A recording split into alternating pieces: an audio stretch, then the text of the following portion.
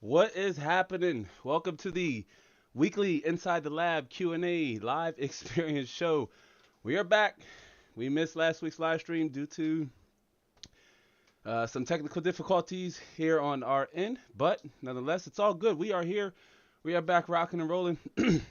Excuse me. For those of you who are new to the channel or new to the stream, we go live once a week, every Saturday, right about this time. The live stream got off to a slightly late start, but nonetheless, we are here. And for this weekly live stream, we are discussing, water versus air, or some of the ways to keep your computer cool as a cucumber, which I found an interesting fact about cucumbers too, that we're going to talk about in the live stream. But let me jump over to the chat really fast.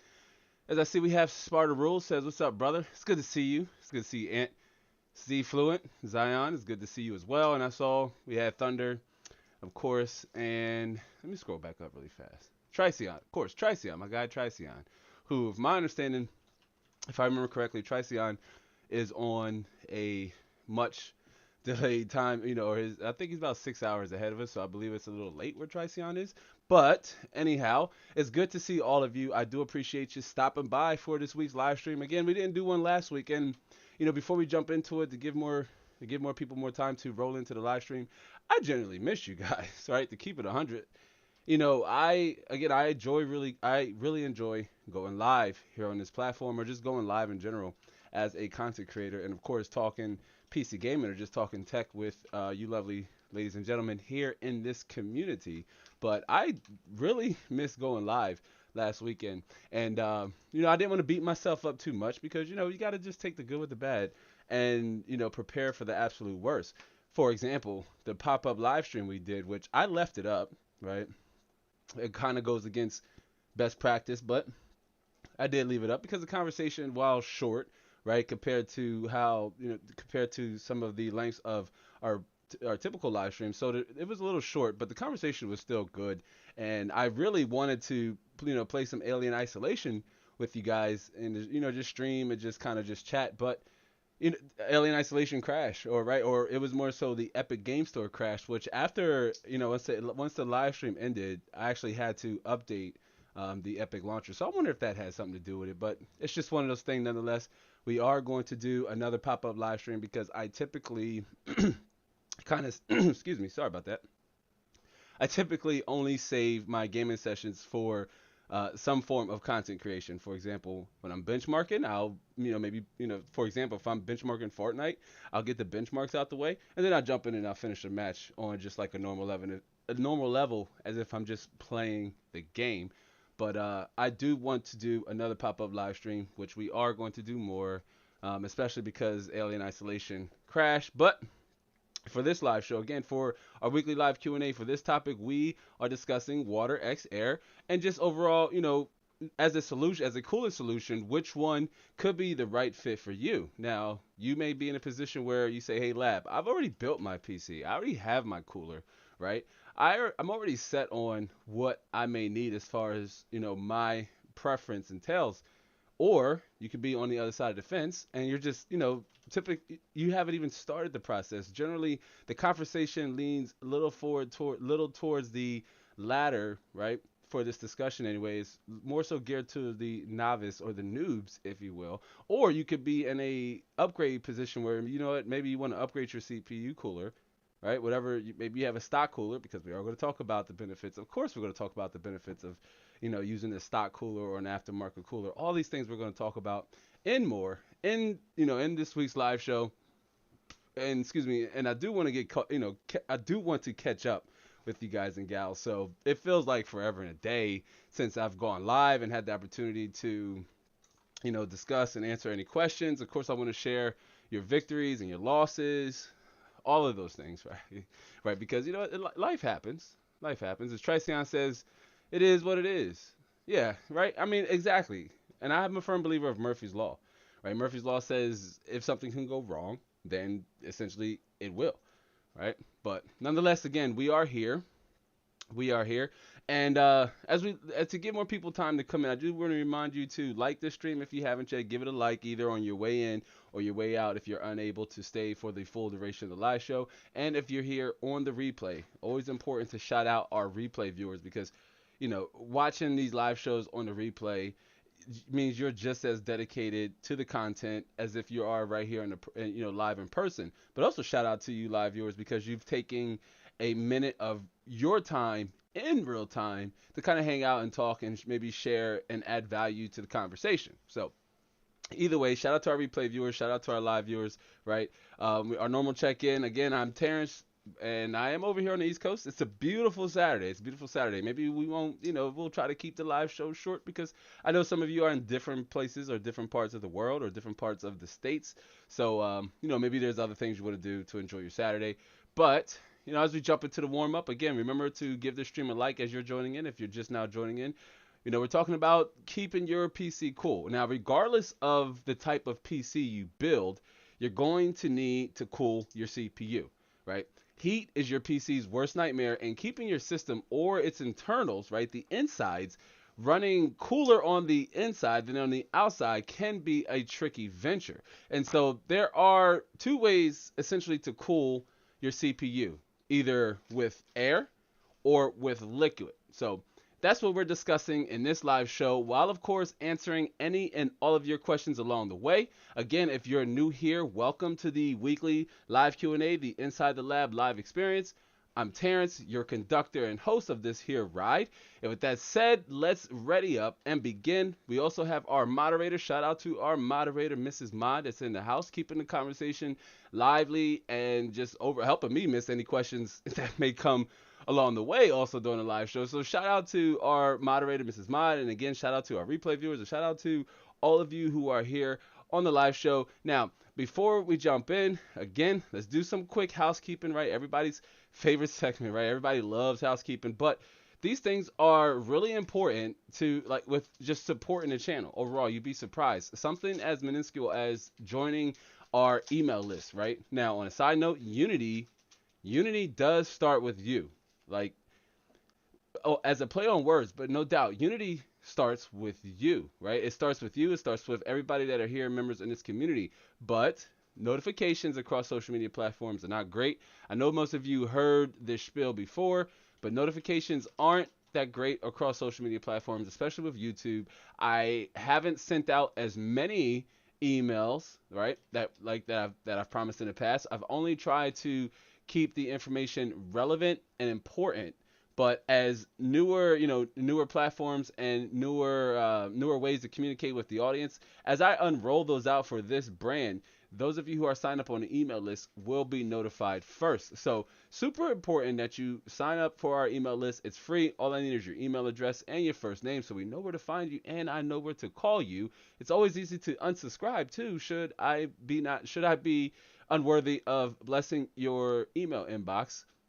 But this is going to be especially important for when, I'm rolling out memberships and the Discord, which is coming, I promise. There was some interesting news that came out about Discord over the week as I was preparing the Inside the Lab Network Discord, community Discord. So it's still very much coming in the back end, and coming up this week, or in the middle of next week, not this week, but the following week, email subscribers will be notified first to sign up before the Discord is closed off and behind a paywall, essentially, with our channel memberships. So don't go there now, or it's perfectly fine if you do want to go there now and then come back.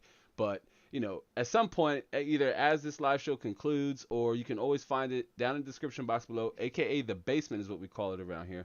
But you can always find it down in the description box below. And if you're here as a replay viewer and you made it this far, you are likely able to find it in the pinned comment down in the comment section below. Now, also, another way to support this channel, support the hustle, support the mission, that is with merch. And guess what? If you weren't following me on Instagram, and well, most importantly Instagram, because I shared it over on Instagram, you should be following me over on Instagram, right? Let me get that shameless plug in here right now during the housekeeping segment. But you should be following me over on Instagram, because I've been sharing a lot of behind the scenes content. And as I'm going out doing PC parts hunts, or as I'm going to Micro Center and Best Buy, or just maybe going out casually doing some PC parts hunts, I may even jump on the IG live and go live and maybe even engage with the followers that are over there on Instagram. So you do want to make sure you follow me on Instagram. I did share some of these pictures before, but guess what? We are slowly rolling out the spring lineup of Labware merch. We have a few new designs, and I'm still adding more, fam. Like, I'm still adding more. But we have a few designs, right? I like this one here. This one's pretty cool. It's the I Test Meme edition, where you have it's geared around if you ever wore glasses, or you ever had to take an eye exam, maybe for the military or for your your job or what have you. It kind of looks like this. So it just spells out I am a PC gamer. And again, it's all about representing the hobby, representing the brand, and representing the community and the channel.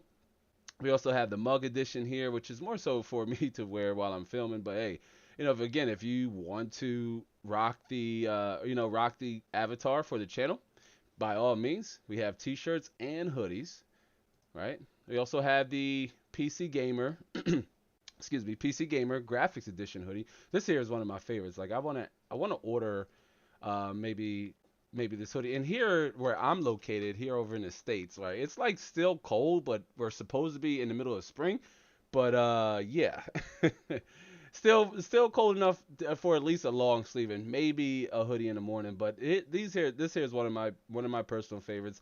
If we're getting on, I also like the Plug Graphics Edition here, which yeah, we're rolling out more colors other than gray. Like I was talking to the moderator, Mrs. Ma, and I'm like, hey, we should probably have more designs other than just black, right? Like no, like real talk. But here we go. We have some gray editions, and we also have the I test is also in white, which is exclusively only available in white, and then the Plug edition, graphics edition, which is also exclusively available in gray with the USB support. Because USB, it's so important to anything you plug into your computer. It's likely going any peripheral anyway. It's likely going to come, through the form of the universal serial interface. I see Purple Alien says, hey, it's Bryce. What's happening, Bryce? It's good to see you. Bryce, BC, finally made a live stream. It's good to see you. Interesting name, by the way, Purple Alien. And Zfluent says, what happens if you don't use a CP cooler? Well, you won't have a CPU. That's for sure. In fact, well, I mean, if you try to turn your computer on without any form of cooling, even passively, so that's like just maybe a heatsink on top of the IHS, and there's no fan spinning at all. But if you're talking just like bare bone, no cooler at all, your system won't even power on. It'll automatically spike, the temperature spike, and the system will shut itself down to protect the CPU and any other components, i.e. your motherboard. Purple Alien says, "Oh yeah, start a Discord." Yeah, fam, it's definitely coming. The Discord is definitely coming. It's long overdue.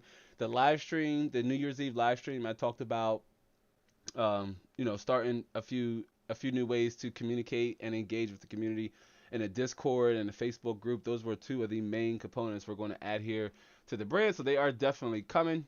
And Purple Alien answered the question exactly, right? Like Purple Alien, like Bryce said, your CPU will just fry itself in seconds, and it's absolutely true. Like you can't do it. You just can't do it. Unlike a graphics card, right? Like your graphics card can even, some graphics cards, especially modern graphics cards, have what's called like low or silent mode or low power mode, and where the fans won't kick on until it reaches a certain temperature threshold. So your GPU can even just perform passively without fan blowing heat off of the radiators, but your CPU simply cannot. It just can't. With no form of heatsink attached to the IHS, right?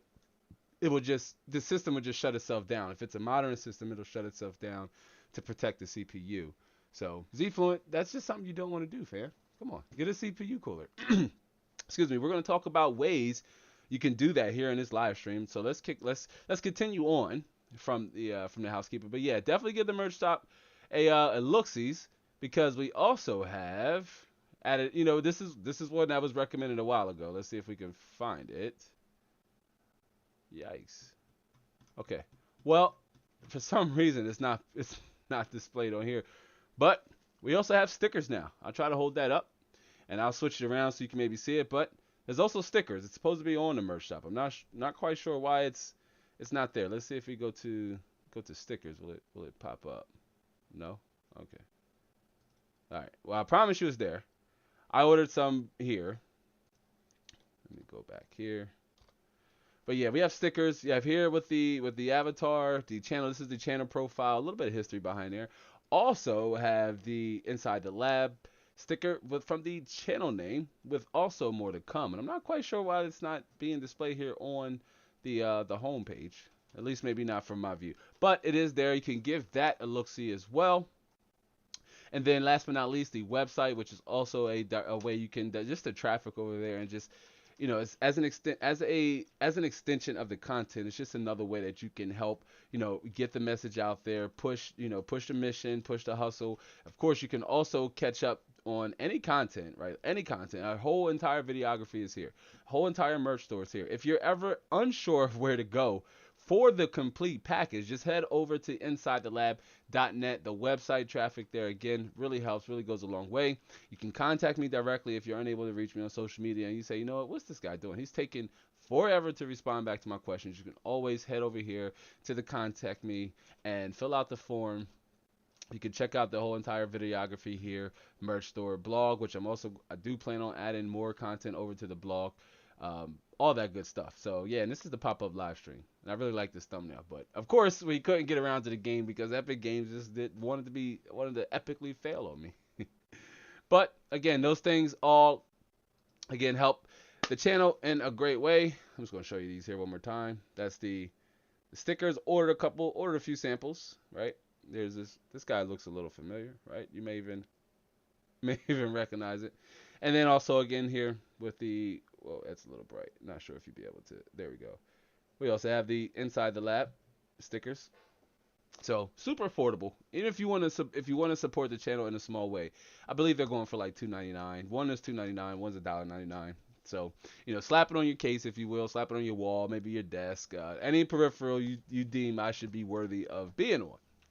Now, with that said, we got a housekeeping out the way, right? We got our housekeeping out the way. It's back to the topic at hand, and that's water versus air. Now, let me give you a quick question for those of you who are here on the live, and if you're here on the replay and you made it this far, if you're here on the replay, I want you to tell me down in the comment section. I always ask, regardless if a viewer leaves a question down in the comment section post live stream or once the live show concludes, but tell me down in the comment section below this specifically, and more importantly, what cooling solution are you using? Are you using an air cooler? Or are you using a water cooling solution? Tell me down in the comment section below. But on top of that, replay viewers, if you have any questions about anything we discussed during this live show, also please leave a timestamp at the the point of the live show where you have a question about something I might have said or something somebody else might have said during the live chat, and I will be glad to further elaborate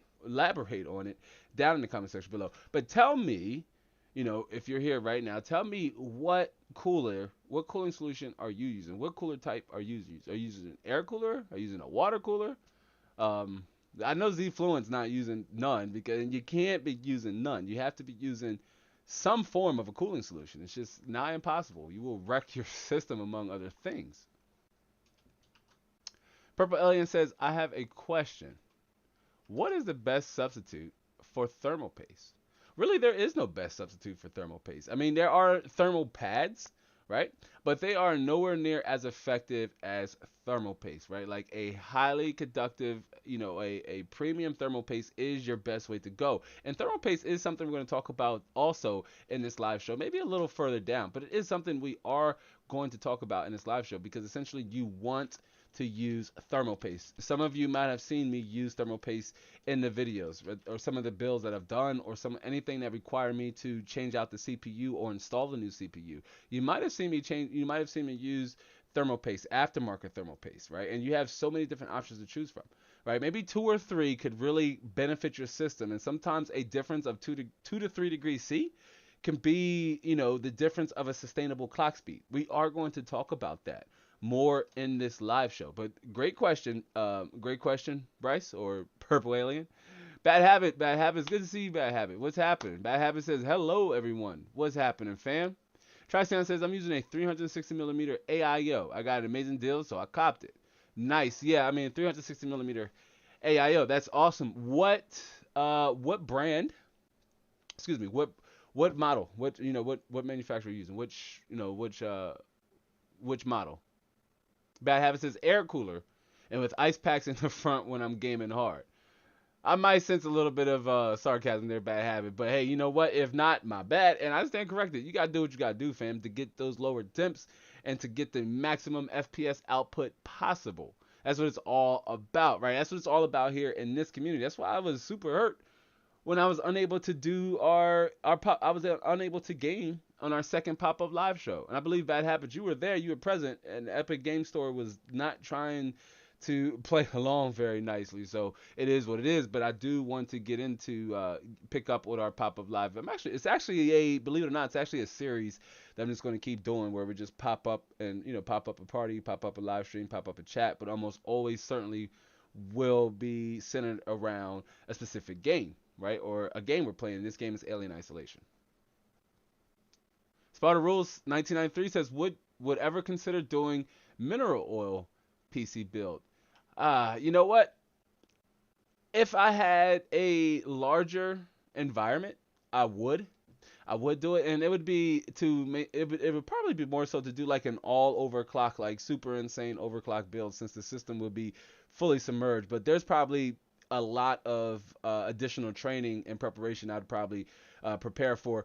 But with that said, I do more so want to, take. I'm a firm believer of baby steps, and I'm a firm believer of, slowly working your way up to a certain point, and maybe around that time after, we explore doing custom loop based content to some extent, if that's something this audience wants to see, this community wants to see, because there are there are plenty of knowledgeable larger tech content creators. Maybe they're not as cool as me, right? But they are well more versed in water cooling and could, likely present that context or that content in an easier digestible format, right? But if that's something, if water cooling is an area we want to dive deeper into, maybe how you can even do it in a budget friendly or budget conscious way, because water cooling, as far as a loop, there's no getting around it. It's just an expensive endeavor getting all of the necessary components and parts to complete the loop, from the tubing, from the cooling, from the fittings, from the water block, from the radiators, right? From your pumps, from your reservoirs. It's such a large packet, and fans too. There's such an it's like an extra build added on top of it. Fam, I couldn't almost couldn't get the words out, but it's almost an extra build added onto it. And I've already priced these things before I even wanted to get into creating content. As far as, I said, hey, maybe I want to do a water cooling build. This is pretty cool. But mineral build, maybe we'll see in the future. Sparta rules. Great question, Ant. And Ant, you know what? We still we gotta get you set up to get your PC rocking and rolling, right?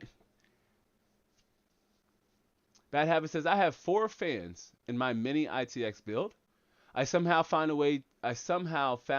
way to put 4 fans in a mini ITX build. Yeah, so that's awesome. Let me go ahead and limit and say, what is those? Probably 120 millimeter fans. So one in the rear. However, the form factor of the case, I'm gonna assume that's one in the rear, maybe two in the, one in the front, two in the top, or two in the front, one at the top, and one in the rear. But that's awesome stuff, man. Hey, more fans, the improved airflow, right? The better your chance of keeping your system cooler in the inside than the outside. That's what it's really about. And interestingly enough, as this title implies, cucumbers are significantly cooler in the inside than they are on the outside, right? So I found that very interesting, because with your computer, that is the end game. That is what you want to strive for, right? How you want your inside of your system to operate, cooler in the inside than the outside. Your computer, your PC needs to breathe. Triceon says it's Cooler Master. Oh, I love their 360 millimeter AIO. Nice. It's Cooler Master. Forgot the exact name. I was using the Cooler Master Hyper 212 before. Okay, so the Cooler Master Hyper 212 is the air cooler, and ironically, it's one of the choices for a budget conscious or budget friendly. You're gonna hear me say that a lot. It's one of the choices, one of the options that we're going to run through during this live show, because even right now, even to date, even in 2021, it's still a very much viable air cooler. And at the time, I had a 7700K. I was even cooling on a Hyper 212 Evo. I wasn't overclocking, right? So I just let Intel Turbo Boost do its thing, and it would boost up to like 4.5 gigahertz on all 4 cores and 8 threads. But still very much a capable CPU cooler for $20. It was like 20, 21 bucks at the time. So that's awesome stuff. But great 360 millimeter AIO cooler. I'm a little jelly. And Bad Habit says, no, I really put ice packs in front of the intake fan so it can pull cooler air in. I mean, freezer packs, you can find them at Walmart. Yeah, absolutely. So again, like I said, you got to do what you got to do. At one point, I had an AMD laptop, and it got really, really hot. Like this was a few years ago. I had an AMD laptop, and it got really, really hot. And I would do something similar to where I would either take like a frozen food, like a frozen food box or something like that, and I would put it underneath the laptop to maybe do for extended sessions, or just find any alternative ways to pull cold air into the system. But hey, it's an affordable hack, right? Like you said, you can get ice pack at Walmart. Right, good stuff. Zfluent says, I ended up going with a GTX 1050 for $89.88. Okay, so I believe the GTX 1050. I could be wrong, but I believe it has 2 gigabytes of VRAM. But please, Zfluent, please confirm that you know, because even now, even 89, even $90 for a GTX 1050, that's an incredible find. That's a good find right now, given the take, you know, given that even a GTX 1050 last I saw, they were selling for over $129. So, you know, again, so long as it's from a reasonable seller and it's a seller you can trust, then that's a solid deal. It should pair well, which I believe you told me you're getting an i5 over on the IGDM. But good stuff. And Purple Alien, Bryce says that's a pretty good steal, Z Fluent. Yeah, so exactly. If it's legit though, again, Z Fluent, because you know I talked to you after 2 live shows ago, and I was concerned about the eBay listing you were sharing with us on a live show. And again, it did turn out to be fictitious. So you want to make sure you're buying from a reputable seller. Unfortunately, there are good people out there just as there are bad. So you do want to make sure you're not getting hosed and screwed over, and you are getting, you know, what you paid for. And I see you said that it's coming on the knife. Awesome. Okay. How many other parts are you waiting for now, Z Fluent? And Triceon says, nice, my man. My 1050 broke about a week ago. About a week ago. And then the fan literally fell off. Almost 5 well spent years. Yeah, I mean 5 years. 5 years on a GPU may not seem like a lot, but it is. I mean, especially for a GTX 1050. You know, like Triceon says, almost 5 well spent years. I mean, it survived what, almost 3 generations now, almost 3 NVIDIA generations. So, good stuff. Yeah, it's Purple Alien said, nice. Spider Rule says, sound like you need to change your case if you got to do that. Well, maybe the case, maybe it's not the case necessarily promoting insufficient airflow. Maybe Bad Habit is trying to find an inflow, like just to introduce more cold air into your system. Because if the air around the system is hot, for example, like if the ambient air isn't still very much cooler than the air that's in the PC, then your computer is just breathing hot air. So that's why even when you're overclocking, and when I overclock, I always try to show what the ambient temperatures are in the area that I test in, because ambient temperatures play a significant role with cooling your system as a whole, because it's always going to rely on the air that's around it. So in Bad Habits case, it's kind of like, well, the case doesn't necessarily have bad airflow, at least in my opinion. I don't know. I never used the case. But from my perspective is, if I wanted to do that same thing, and I would more so do it to achieve higher overclocks, me personally. But if it's to introduce cold air specifically into the case, then you know it's a hack well worth partaking in, not necessarily switching out your case, because even if you have a case with exceptional airflow, and it's a mini ITX case, so there's not a lot of space to begin with. But it's a mini ITX case, so it's not a lot of space to begin with. The components are so on top of each other, the heat really doesn't have anywhere to disperse and go unless you can push cold air continuously, into the system. Bad Habit says, I have an N-Win Mini 904, so the intake fans go to the bottom. Okay, so yeah, air is coming. So your 2 fans are on the bottom. Okay, so air is being pulled into the case up to the GPU's using that air to push it off of the fins. And you say you have 2 Corsair 120mm fans as intakes and 1 Noctua 80mm outtake and 1 more Corsair behind the Noctua. Okay, interesting configuration. And Z-Fluent says, trust me, Z-Fluent, I'm not laughing with you, bro. I'm not laughing at you. I'm laughing with you. Hey, listen. Z-Fluent says, trust me, this one is legit. I just sent you the pictures for proof.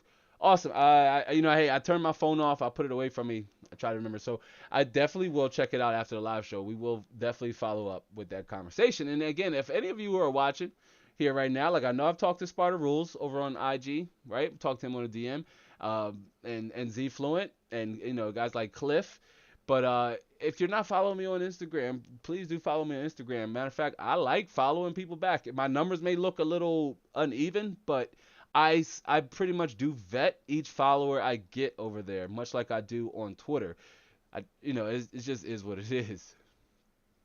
And Spider Rule says, yeah, true. So I mean, yeah. So it's like, I'm pretty sure if Bad Habit didn't do that with putting the cold air, it wouldn't affect the system performance so much, right? Maybe it would have throttled GPU clock speeds and CPU clock speeds. But I can understand wanting that cold air to to push through. And that's something we're going to talk about, not more so airflow, but why. Why is it important to either cool your CPU and to get that hot air out of your case? Think about, before we jump into it, just think about this for a second. Because the human body can almost be similarly compared to a computer. Your brain being your central processing unit, we can overheat as well. We need to cool ourselves down with, guess what? Water. I don't have a water looking around for a water bottle. We too have to cool ourselves down with water. If we get too hot, our skin will essentially breathe for us and we will begin to perspire. We begin to sweat, right? So we ourselves need to breathe in order to keep our body temperatures down, to keep our body temperatures cool, and to prevent ourselves from overheating and going kaplunk, right? Because you're just like super hot. But we're going to talk about all of that, right? As we kick in and jump into it. Let's just jump right into it. Again, before we kick into it, do remember to give this stream a like. And if you're new here and haven't yet, remember also to subscribe and welcome new members over to the community. Growing this show out, growing this live show, trying to get it, double-digit congruent viewers is always really makes me, like, oh man, this is awesome. We have a strong community. The guys and gals of both parties decided to come out, right, and join into the conversation. Once again, add value to it. Bad Habit says, yeah, my configuration is silly. No, your configuration isn't silly. It's for you. That's what one of the things about a PC, a personal computer, which makes it so awesome, is that it's not so much, it's mature enough for me or mature enough for Purple Alien, right, or Sparta. It's silly, but the configuration it's right for you. Bad Habit says, I just like doing silly things when I build. I'll send you a picture on Twitter. Yeah, absolutely. Send me a DM, right?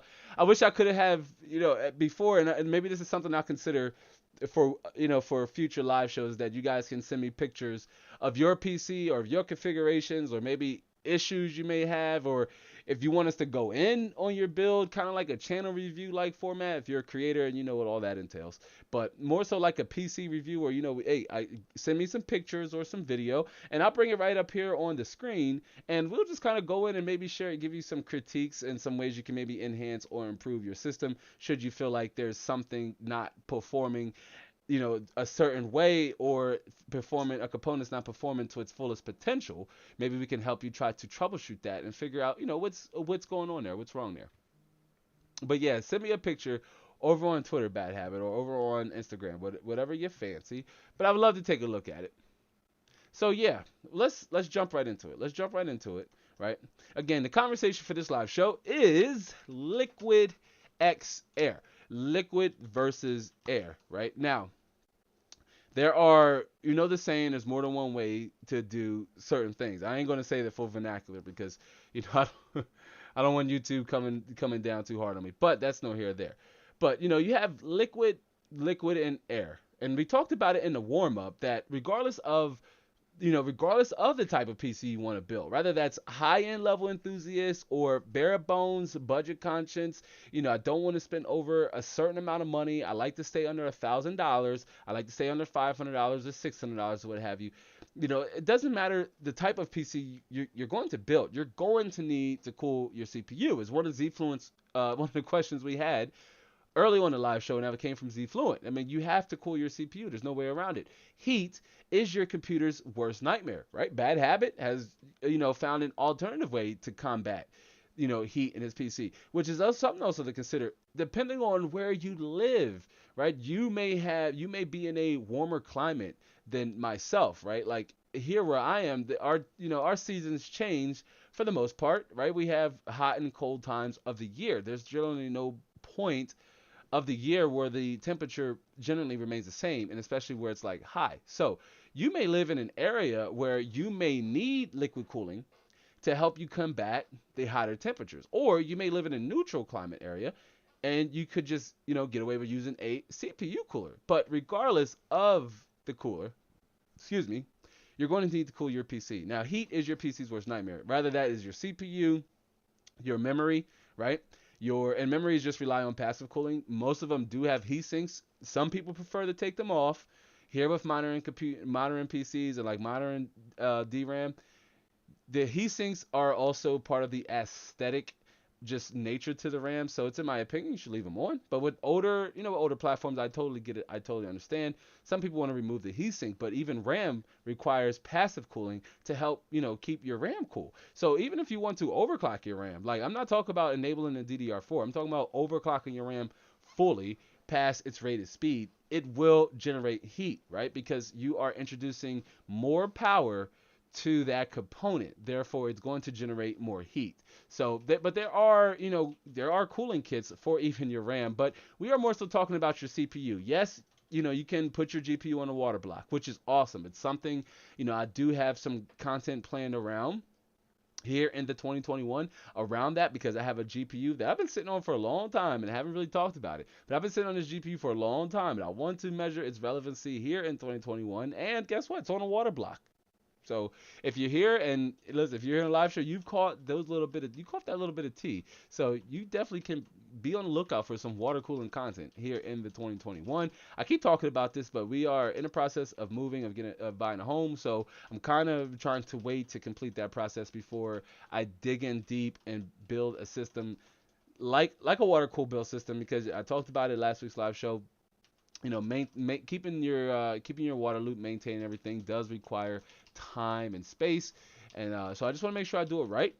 But we are more so talking about CPU, and essentially there are two ways to cool your CPU, either with liquid or air. Now we're going to talk about the benefits of both, but I sincerely think it's important to start with this bit of information first, and that's, well, where does all of the heat come from? It's like, how does your CPU generate so much heat? Essentially, your CPU can run hotter than your graphics card, even if your graphics card is rendering pixels or under some form of graphical load. Your CPU can get hotter than your GPU. Like Z Fluent, this is what we were telling you, that you need some form of cooling on your CPU. There's just no way around it. Your system will not power on. But essentially, your CPU, as you can see here over in this illustration, your CPU and your GPU has these as well. But your CPU has transistors, right, embedded deep inside of their dies, as you can see here. Which this one may be a little hard to see because there's thermal paste right in the inside. And again, this is why, if you weren't familiar with delidding with Intel CPUs previously, enthusiasts would delid the CPU. So they would take the IHS off of the PCB to reveal the die. They would remove the thermal paste that comes from the manufacturer, which is Intel, and it's not that great, right? Who would have thought? Of course it's not that great. You have people who believe your CPU should be soldered, which AMD CPUs are, and that it's supposed to help, but that's an argument we'll have to save for another live show. But your CPU has tiny transistors inside the GPU dies. And so when they begin to work, when they begin to move really fast, for example, when you begin to calculate any complex math or geometry in your games, those transistors begin to move really fast. So what happens then is that those transistors begin to generate heat, right? All of that heat being generated from all of that commotions within the transitions, that heat has to go somewhere, right? It has to go somewhere. So enter your cooling solution, right? So again, this is why Z-Fluent, you need a CPU cooler. There's no way around it, okay? There's no way around it. So enter your cooling solution. This is when having a cooling solution, or the purpose, the functionality of your CPU cooler lies there within. It is the goal to remove as much of that heat as possible off of the IHS onto the radiator or the heatsink, which is then blown off or blown to the side or exhausted off of the heatsink by your CPU fan. Now, that's if you're using an air cooler. If you're using a liquid cooler, your pump is going to be doing all of that work. Don't worry, we're going to talk about more of that. If you're not familiar with, say, what the heck is a pump? Why do I need it for? What is lab even talking about? Don't worry, fam. We are going to go in on all of this and more. So even if you are a well-versed building super veteran, do be sure there will be value derived from this conversation, even if you are able to add to it, right, and supplement with some of your experience, right, and expertise. But for the most part, and for those of you that know, this is the inside of a CPU. This is essentially all you have, right? You have the glue, right, around the side, which is meant to also, keep the heat kind of centered underneath of the IHS, right, and not blowing off. And then with your IHS, some people prefer to go with copper or to replace the IHS for better heat distribution. Definitely an option. Some super enthusiasts like great stuff. But for the most part, this is the inside of your CPU. And I just wanted to start here. I wanted to even start with why does your CPU get so hot to begin with. As you can see, the die, which is smaller than it even actually looks. It's smaller than it actually looks. That die generates a lot of heat, fam. It generates a lot of heat. So you want your cooler, albeit air or water, to be competent enough to dispel that heat, right? Because lower temperatures can help improve or sustain performance. Zfluent says, I have one already. I'm going to take that as you already have a CPU cooler. So Zfluent, what CPU cooler did you go with? Because I remember last time, if I distinctly remember, you were still waiting on your CPU cooler. So I'm curious as to know what brand and model you went with for your CPU cooler. But, lower temperatures can help improve or sustain performance. Bad habit, I'm going to use you as an example, as far as putting ice packs in front of your mini ITX build, for example. The benefit of that is, help keeping your CPU, right, and your GPU in that case, helping keeping your CPU and your GPU breathing cold air, more importantly, because I'm not sure how long bad habits your gaming sessions are, or Sparta rules how long your gaming sessions are. And you all know my gaming sessions. We play Alien Isolation for about 2 hours, which is a long time for me. But if you're playing your system over a long period of time, the air around you is getting hotter and hotter and hotter. So your system again is breathing that hot air, that's all that ambient air that's around it. So introducing cool air continuously into the system will help improve or sustain performance, and by that it will help sustain those clock speeds, because anybody can overclock a CPU, run a Cinebench test, and it'll pass. You'll maybe see, CPU temperature spiked up to 85, 86C. But let's say you dialed in on an 8700K. I say 8700K because one of my favorite CPUs here as of recently. But let's say it was 8700K, and you're doing manual all-core overclock to 4.8 gigahertz. It may pass the CPU, the Cinebench test, doing the Cinebench run, the 2-3 minute run. But let's say what happens when you fire up IDA 64. Or it's a longer rendered test. So the CPU running for 85 or 88 degrees C continuously is detrimental to the CPU's lifespan.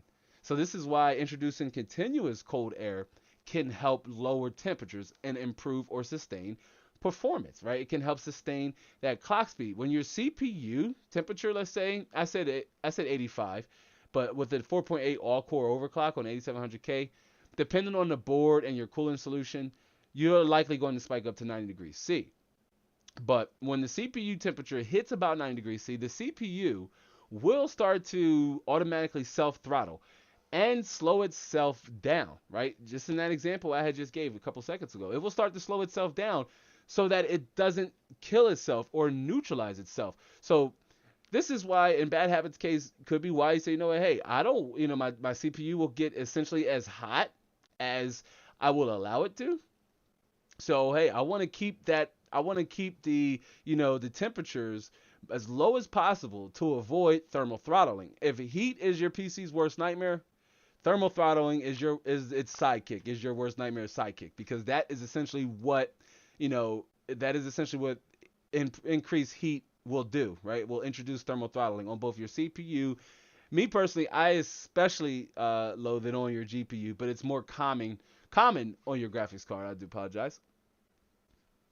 Let me get caught up in the chat. Triceon says, my PC makes my room so hot. My PC may be cool, but my room gets hotter than the average summer day in winter. Yeah, totally understand that. And the configuration I have now, I don't do the benchmarks in this part, right? I don't do the benchmarks here in this part of the lab because it generally gets really hot in this room. So I do it in an open area where there's more available air to breathe. But Triceon, that's why we had playing on the words again in the title. Excuse me, keeping your PC as cool as a cucumber, right? You said my PC is cool. but my room gets hot. So long as your PC is cooler on the inside than it is on the outside, then you're winning the battle, right? The battle is half won. But just keep in mind, just do continue to monitor your temps because your PC is always going to rely on the air that's around it to breathe, whether that's hot or cold. If it's just breathing hot air continuously, so if your system is exhausting hot air and it's just turning around and pulling that hot air right back into the case, it's not doing your system a service. You are likely going to experience some form of performance degradation depending on what you're doing, on your PC, what you're doing in your system. But I'm normally not a fan, Tricion, of the cold, but funny joke, I especially like it now because obviously in the wintertime I just throw the window up here in this section of the lab and it just doesn't get cold in here at all. Like we have my system and we have the mod system, her computer. And so with two computers in here, it gets hot fast. Like it gets hot fast, and they're both on it. She's on her system too right now, but it's fairly cold right here now in Maryland, so it's not as bad. But that's interesting though, Tricion. You're also using the AIO, so with an all-in-one liquid cooler, you're getting away with it as opposed to with a air cooler. You're with an AIO, you're relying on the coolant being cool versus the air, if that makes sense. Is regardless, the fans are going to push off the hot air off of the radiator and not really so much rely on cold air to keep your CPU cool. And Zfluent says, I just sent the pics of the cooler. Yeah, I think I got him. I maybe will jump over and grab my iPhone here and give it a look see. Champion mode. John says, peace family. What's happening, John? It's good to see you. What's happening, fam? Spider Rule says, when I get my PC build done, it's going to get a lot of cool air. I'm going to have it 6 feet away from my window AC unit. Nice. So that's awesome. And I tell you what, your PC is going to thank you because if you can have a central air, a Windows AC unit in the room that your PC is in, that's also going to benefit your system and your performance. It's something we consider doing here, but we like our view, we like our window that's here, so we didn't really want to cover it up. And so I maybe considered getting just a portable chiller, just a portable AC unit, but then it'd be like loud. But we are coming up on the summertime here, here in the middle or beginning of April. We have the summertime coming up, so it's something I might even have to take into consideration too. Some of you might even notice, as embarrassing it is, but I'll bring it up because I like to keep it 1,000, right? I sweat on the live shows, right? And there's been times where my shirt will be like wet, or I have stains underneath my arms, or I'm like wiping or using the cloth, and it's normally around when it's hot. But even then, as our live shows continue, Snow White itself gets hot as a system, right? Like Snow White itself gets hot as a system, so it begins to just get hot overall in the room, even as I'm sitting here live streaming. So. But awesome stuff, Sparta Rules. And again, any way I can help you with your build, do please, hit me up and let me know. And I do want to give apologies now, fam. My apologies if I don't get to the DMs fast enough. No excuse, but I work also and full-time parent, husband, all that good stuff. But I do make sure I try to check my DMs at least once a day. John says, Champion Mode 3 and 4 says, have you built any water-cooled systems yet? So no, as far as a custom loop, and that's something, John, we were talking about before you jumped into the live show, where I have a GPU that's on a water block right now in the lab that I've been parting out radiator and soft tubing because for a test bed situation, I'm not going to go with hard tubing, obviously, but for the upcoming test bed series we're going to do, I am going to do start a loop, if you will, starting with cooling a GPU and then introducing a loop on the CPU. But I do want to reserve as much details for that series as to not spoil anything, but it will be fire, bro. Like, it will be fire. No, that's going to be the first time I jump in and actually doing a loop, like doing a full loop, right? Starting with the GPU, and then I'm gonna put the CPU under a water block as well. Tricion says, yeah, that's true. But at the end of the day, the air keeps their hardware cool. The coolant is just what moves the heat energy. Yeah, I mean, that's true. Like you said, the air keeps the hardware cool. passive air, right? Like passive air keeps the hardware cool. And with an AIO specifically, though, the coolant is what you want to remain as cool as possible, right? And I like AIO specifically because it helps reduce GPU temperatures. There's nothing wrong with the air cooler. We're going to talk about the benefits of air cooling, and there are a lot of them, believe it or not. And some I didn't even go in because they're self-explanatory.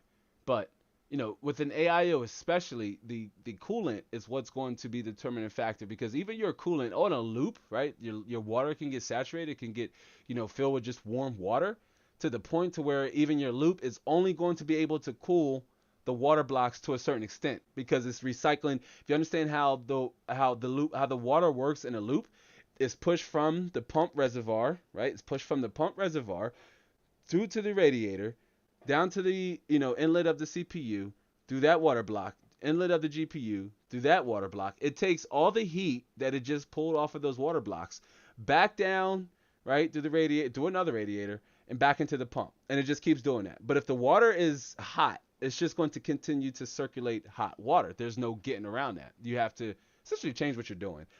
If it's an overclock, then quite obviously you have to maybe lower your voltage, lower your clock speeds, help maintain the temperature.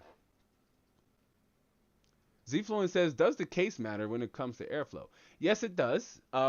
Absolutely. Yes, it does. The case does matter, and just some good general rules of thumb, right? When trying to determine what's considered, a good case in terms of airflow quality.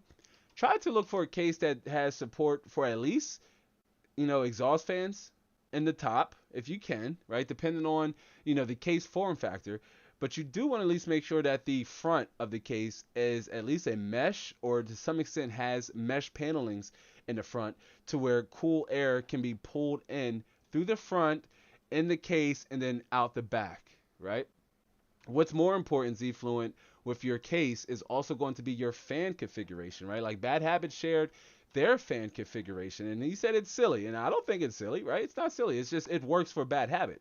So, Zfluent, when it comes down to, say, your case, because unless me and you have the same case, our fan configurations, even down to components, unless me and you have the same components, our fan configuration and temperature needs may be very different. So again, it's really down to your preference and what you may need, right? Now, Bad Habit uses a mini ITX case. Maybe you want to use a full-size ATX case, right? Maybe you don't want to use a mini or just a mid-sized. Maybe you want to use a mid-sized tower. Like I know Purple Alien, Bryce, if you're still here, Bryce uses the Cooler Master. I believe it's the Master Box 311Qs. The video we did with the best $900 under $900 gaming PC to build in 2021.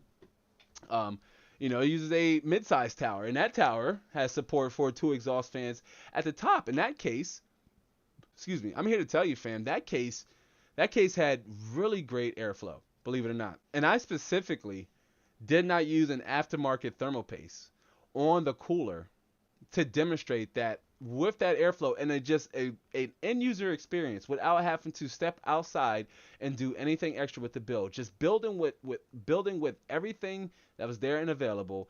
This is the performance metrics you can expect with that system. And it performed really well. I mean, the temperatures hit a max at 73 degrees C in some of the games.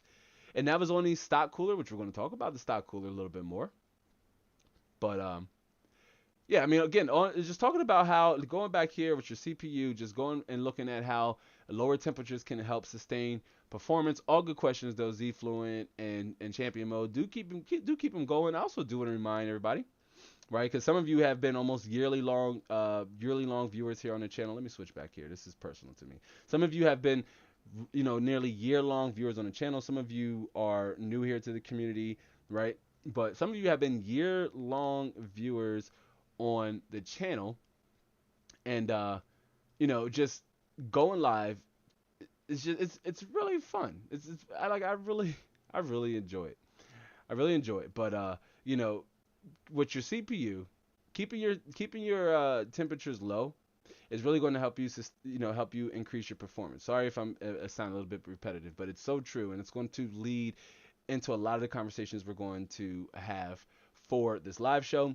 But where I was going with that a couple seconds ago, I was saying that our live shows do double as Q&As. And some of you have had the opportunity of watching me talk either here in this live show or in the VODs for almost a year now. The first ever live show was August 15th. That was the first live show we did. And a lot of you were very much present for that live show coming up on a full year. So you had the opportunity to get to know me much more. And so this also doubles as a live Q&A. So anything, even if it's not about PC gaming, that you want to ask me on a personal level as your host here on this channel, or even as a content creator, if you're a content creator yourself, please feel free anytime. If I don't want to answer the question, I'm going to tell you, but I will do my best to answer any and all of them that come in, so long as that they are respectful, right? Because this is a family-friendly environment here. But yeah, just looking back at Z-Fluent's question, it reminded me to remind everybody in the audience that, yeah, do feel free to ask any questions you may have. And if you're on the replay, if you're here on the replay, at any time, do drop the timestamp and ask your questions about anything we talk about in between our content blocks. Now, your graphics card also, your graphics card is typically used to thermal throttling, right? You're used to seeing your GPU speeds fluctuate especially over extended gaming sessions, right? Like with your GPU, if you're playing like The Witcher 3, right? I'm thinking about games that you could just jump in and play, just get lost in time. The Witcher 3 is one of them. Tell me, begrudgingly, The Witcher 3 is only one of the games that can come to mind. If you're here in the chat, in the live show right now, tell me, what's a game you can play? What's a game you can play for like an hour or more and just get lost and not even realize an hour time has passed, right? The Witcher 3 was just a blanket example I just, kind of lashed out. Because even for myself, when I can sit down and I have more than an hour to play a game and I'm not streaming or not creating content behind it, it's between The Witcher 3. I haven't played Fallout 7. It's been a while since I played Fallout 76. But it's usually The Witcher 3 that does that for me. And at one point, even Dying Light. But for you, even if it's not a PC game, even if you play on consoles, tell me what game that you could play hours at a time. And I gotta jump in because I see somebody say one of my favorite genres, and that's Arkham City. Tromboli, that's a dope name, by the way, Tromboli. Tromboli, I don't believe we had opportunity to engage with you here on the live show, so welcome to the live stream. But Tromboli says Arkham City. Man, the Arkham series, I'm first of all a big Batman fan, right? I got the Batman mug. I got, you can't see it, but there's a Batman poster there. There's a Batman figure and Batman poster there, Batman poster there, Batman poster there. A couple Batman action figures on the top. I got a lot of Batman stuff like all over the place. Now, Arkham, I have the Deadpool, which I wonder if I can pull it off my wall here without creating. There we go. So here we go. I just pulled this one off the wall. My favorite Arkham game, one of the most underrated Arkham games. Arkham Origins. I love Arkham Origins. I would play Arkham Origins again, but the Arkham City especially because there's a little bit more to do with the city kind of being a open world sandbox, if you will. But Arkham Origins, man, I played this game on, I believe, Xbox 360, I believe it was, and I almost enjoyed this more than I even enjoyed playing Arkham Knight. But Arkham Knight was dope, but Arkham Origins inspired me to go out and get the collectibles. I have the Batman, I have the Joker, awesome stuff. But I'm a big fan of the Arkham series. I also have the wanted Batman poster from the Arkham game. Whoa, that's crooked. Hold on, I gotta fix that. All right. I also have the wanted poster from the Batman Arkham game. And there's in the All About Me video. You can see the poster in there, but love the Arkham games. Tricion says, at the moment, those games are Assetto Corsa, Minecraft modded, and Valorant. Awesome stuff. And Tromboli, I'm imagining that's a joke, because I've never played that game, nor have I never saw it. And Tricion says, that's for me. Yeah, I mean, no, trust me, Minecraft, I can see the appeal in playing Minecraft for an extended period of time. Me, I'm not a boomer, I'm not like an okay boomer type dude, but I got an old spirit, old soul. Now when I play Minecraft, I can't memorize all the recipes and just trying to get into it. I'm like, I just want to just jump in and explore. But my kids play it. I have older kids that have played Minecraft. I probably bought Minecraft like 8 times between a Wii U and 2 tablets and an Xbox 360 and an Xbox One and a PS4. I bought Minecraft so many times it's ridiculous, right? And so, but I can see the allure of of playing Minecraft for extended time. Valorant, I tested when I was troubleshooting a client's PC. I gave it a try. And I'm like, it's okay. It's not really for me though. But again, tell me, and all good stuff, guys. And we got a lot of people on the show. Tell me what games can you play that you get lost and just lost track playing time. Maybe you don't even play games. Maybe you use your computer for other things. If you create music, or if you're a 3D animator, or something to that extent, if you're a photographer, maybe that's your time lost on your PC. And Zfluent says, what do you think about the GTX 3090? Zfluent, where you been? We reviewed I reviewed the RTX 3090, Asus ROG Strix RTX 3090. I tell you what, if you want my full, my full rundown of the RTX 3090 as a GPU, I first of all welcome you to watch that video, Zfluent. Don't leave now and watch it, because there's still a lot of helpful information, that could benefit you as a newbie, into, sorry to label you that way, but it is what it is. We all started somewhere. Like 2 years ago, I wasn't doing this, right? I had to learn and understand the concept of, running a live show and going live and delivering for a live audience. But Zfluent, I reviewed the Asus ROG Strix RTX 3090, and Tromboli and Zfluent, if you guys haven't seen it, right, or gals, if y'all haven't seen it yet, at some point, if you have to buck out and leave this live show, you can find that video down in the description box below, or the pinned comment too, right? But you can find that video down in the description box below. It's a bomb. It's a banger video. Like, it's straight fire. One of my favorites I've produced here as a content creator to date, right? Like, I just enjoy how it was packaged, from the audio, from my on-camera presence, to just the production and how everything was presented. But in a nutshell, the RTX 3090, what do I think about it? I think it's a super expensive graphics card, but it's also the fastest graphics card in the world. You have to watch the video to find out why and how fast that is. But I do have more content planned around the RTX 3090. So again, if you haven't yet, one, like this, give the stream a like, and two, subscribe if you haven't yet, to catch that content in the future, because we're going to be looking at all of what the RTX 3090 has to offer.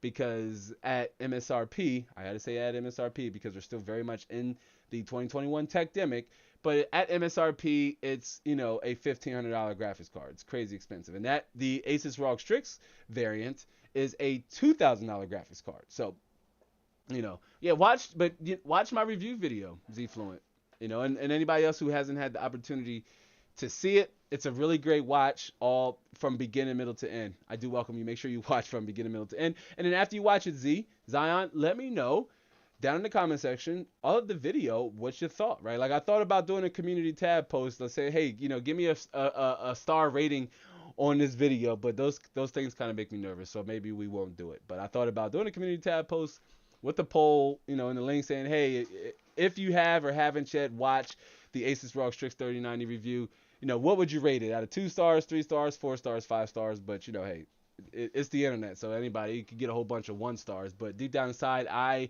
personally am very proud of the video, and I think it's just packaged really well. So give it a like, or we'll definitely give it a like, but give it a watch, Zfluent, and let me know what you think, down over at the comment section below of that video. Tricion says, I am not good at memorizing recipes neither. But most mod packs have a mod that shows all recipes. Nice.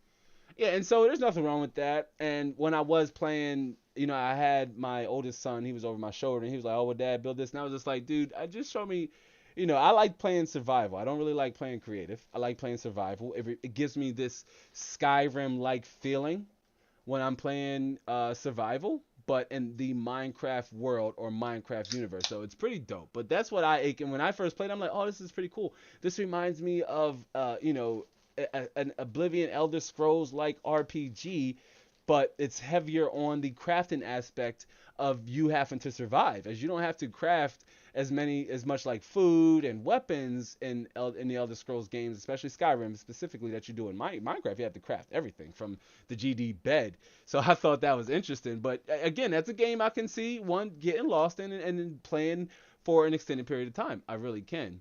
I believe my kids plays for an extended period of time. And my daughter, my son, they all playing vehemently, wanting me to buy packs and mod packs and everything. It's all good. It's all good stuff.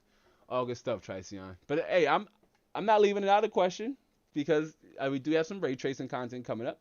And ray tracing, I believe it's out of beta over on Minecraft. So maybe like to give that a try over in Glorious 4K.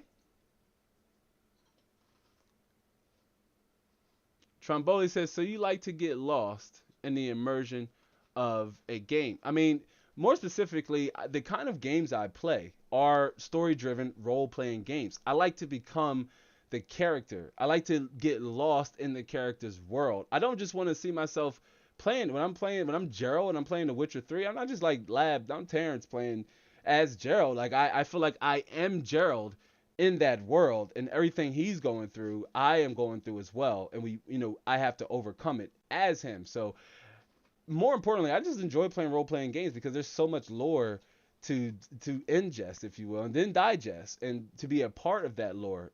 Skyrim and Witcher 3 being two of them. I mean, now that I think about it, I have most of my hours. If I brought up my Steam right now, most of my hours allocated to gaming would be in those two games. Previously, it was Dying Light. For some reason, I just love playing Dying Light. Like, I paused beating the game just to continue to run around and do more side quests. And my weapons were so OP'd. I was like smashing zombies like just one swing.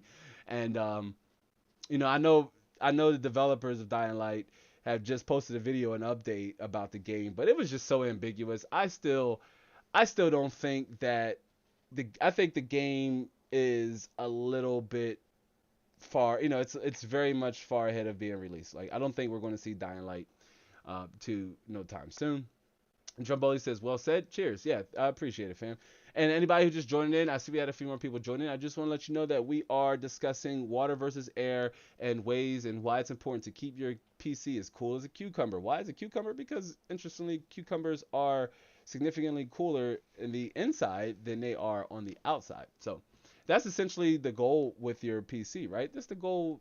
That's the strategy here. So we were talking about, how lowering your temperatures can improve or sustain your performance in the games we play, right? Like we talked about that, your CPU generates heat due to the tiny transistors embedded in the GPU die, or the CPU die, I'm sorry. And so what happens is that heat needs to go somewhere. First of all, it latches onto the IHS, right? The IHS, the cooler, is then to pull that, push that hot air off of the IHS and away from the CPU die onto the heatsink. The fan at this point pushes that heat away. If you're using the air cooler, AIO, the process is a little different, but water is the cooling variable in that situation. Now, stock versus aftermarket. That question has become less relevant with the addition of the Ryzen lineup of CPUs when Zen first launched, and AMD gave us stock coolers and essentially their whole entire lineup. And not only were they affordable stock coolers, like, right, it didn't raise the price, or it made the first generation Zen CPUs incredibly valuable, or offered a lot of value for the money compared to what was available at the time, which was Kaby Lake, right, which was 7th generation, between 7th generation and 8th generation. So Kaby Lake and Coffee Lake CPUs, it was somewhere in between there.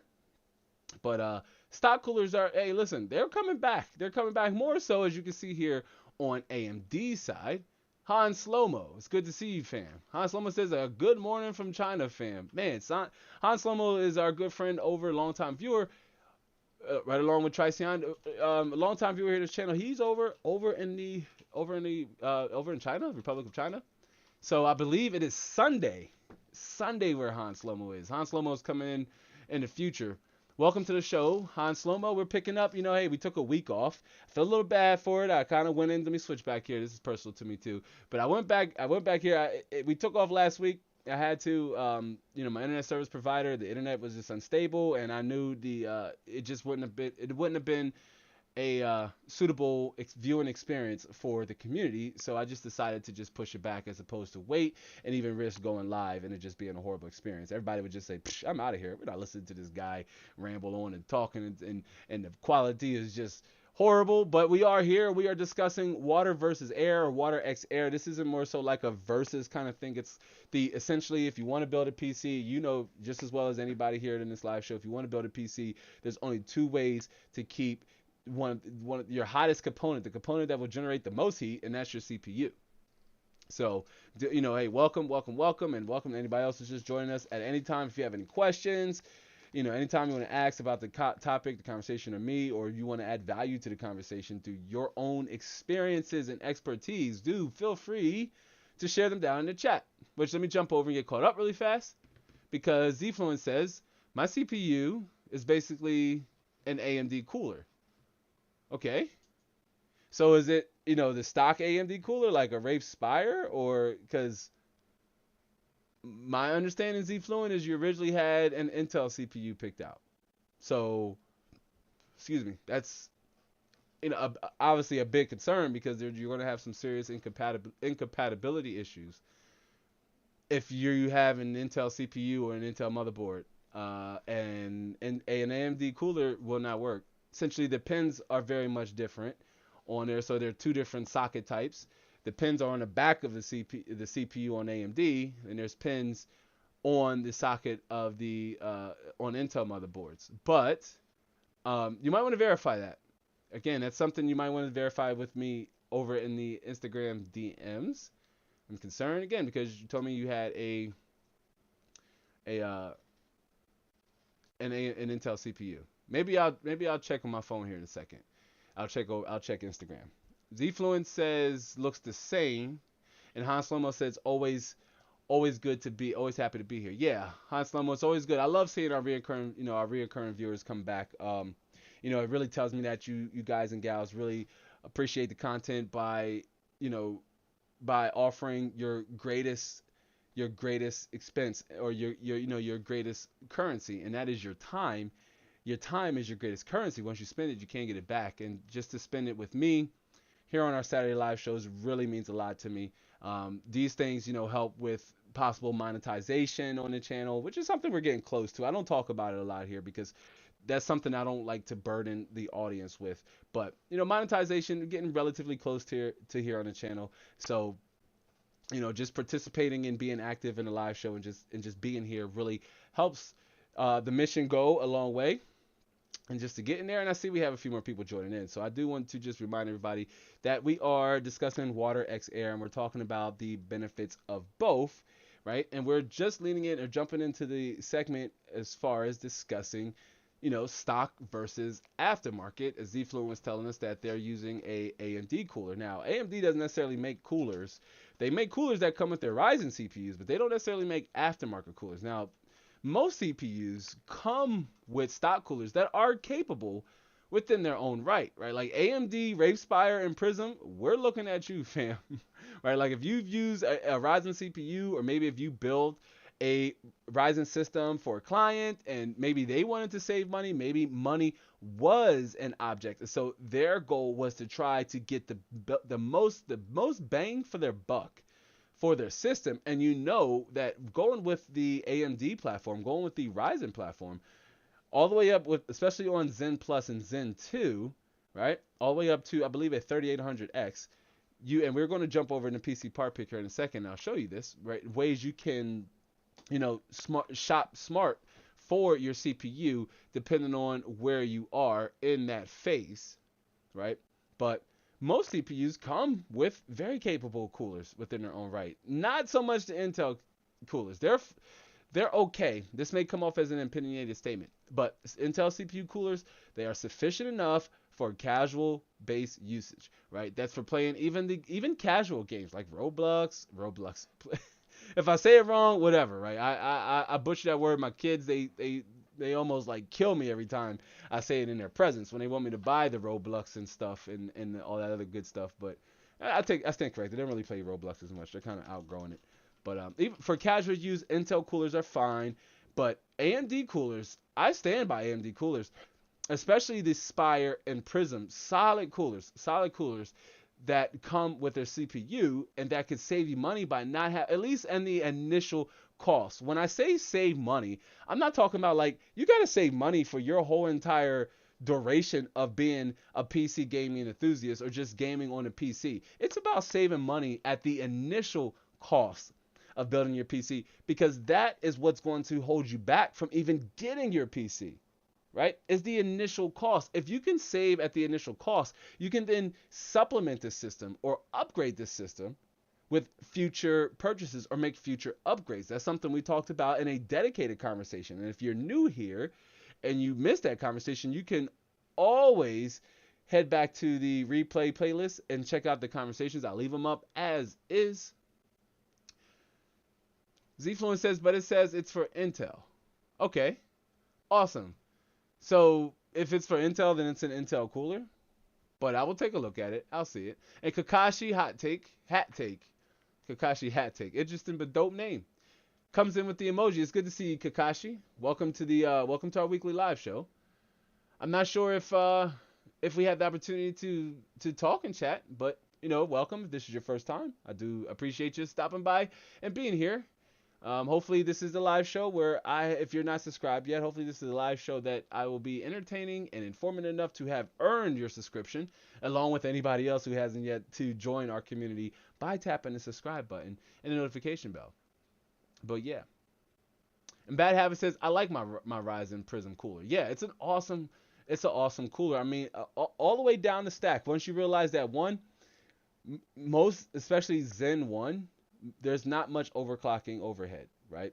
Especially with Zen 2. We didn't really, or Zen Plus, and then Zen 2. Really, the overclocking improved with Zen 3, right? But even then, like, the first generation coolers were definitely adequate for PB01, right? Precision Boost Overdrive, just boosting the highest cores based off of the available temperature overhead, or how much, overhead you had in terms of your temperature. But awesome cooler. Zfluent says, bye humans. Oh, Zfluent, don't go yet. You're going to miss so much, Zfluent. But I will talk to you over in the IG DM, right, to answer your questions and to make sure you are progressing through this journey of, transition over into being a PC gamer. And when you get there, you're going to be like, oh, man, I waited so long for this. Let me switch back before you leave, Zfluent. Or I see you already left. But this is for anybody watching. Like, if you're waiting, once you make that leap over to PC, you gaming on a PC, and you've done nothing but maybe either gamed on older hardware or on a console for the last 5-10 years, once you make that switch, it's like almost well worth the wait, well worth the initial cost, right? It's just well worth it. And almost every client that I build for, I do my follow-up conversations to make sure their system is running, optimized, and it's running the way that, they intended it to. I always ask them, I say, hey, so when's the last time you played your console? When's the last time you touched your Xbox? When's the last time you touched your PlayStation? They almost got to do like this. Not since you delivered the PC. It's very true, right? Once I got it back into modern PC gaming, I left, like, my PS4 had collected so much dust, it just became a media device at that point. But yeah, it's all good stuff. And Kakashi says, thanks to our mod. Yeah, shout out to our mod. Again, welcoming new viewers.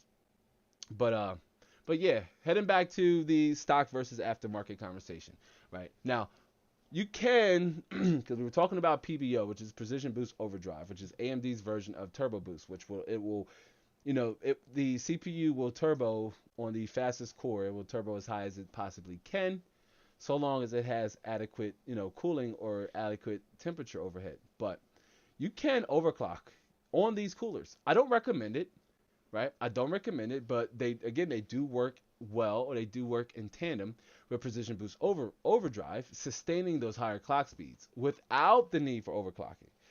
That is what's key here. Okay, that is what's key here, is that you can overclock on them, but you shouldn't. There's two reasons for that, and we're going to talk about it more throughout the duration of this live show.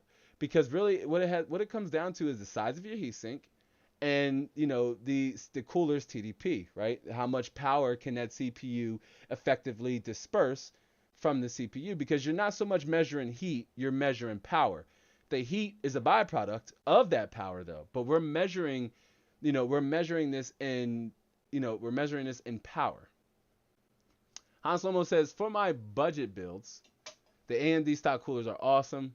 Never had a complaint. I personally use AIOs for better temps and cleaner looks.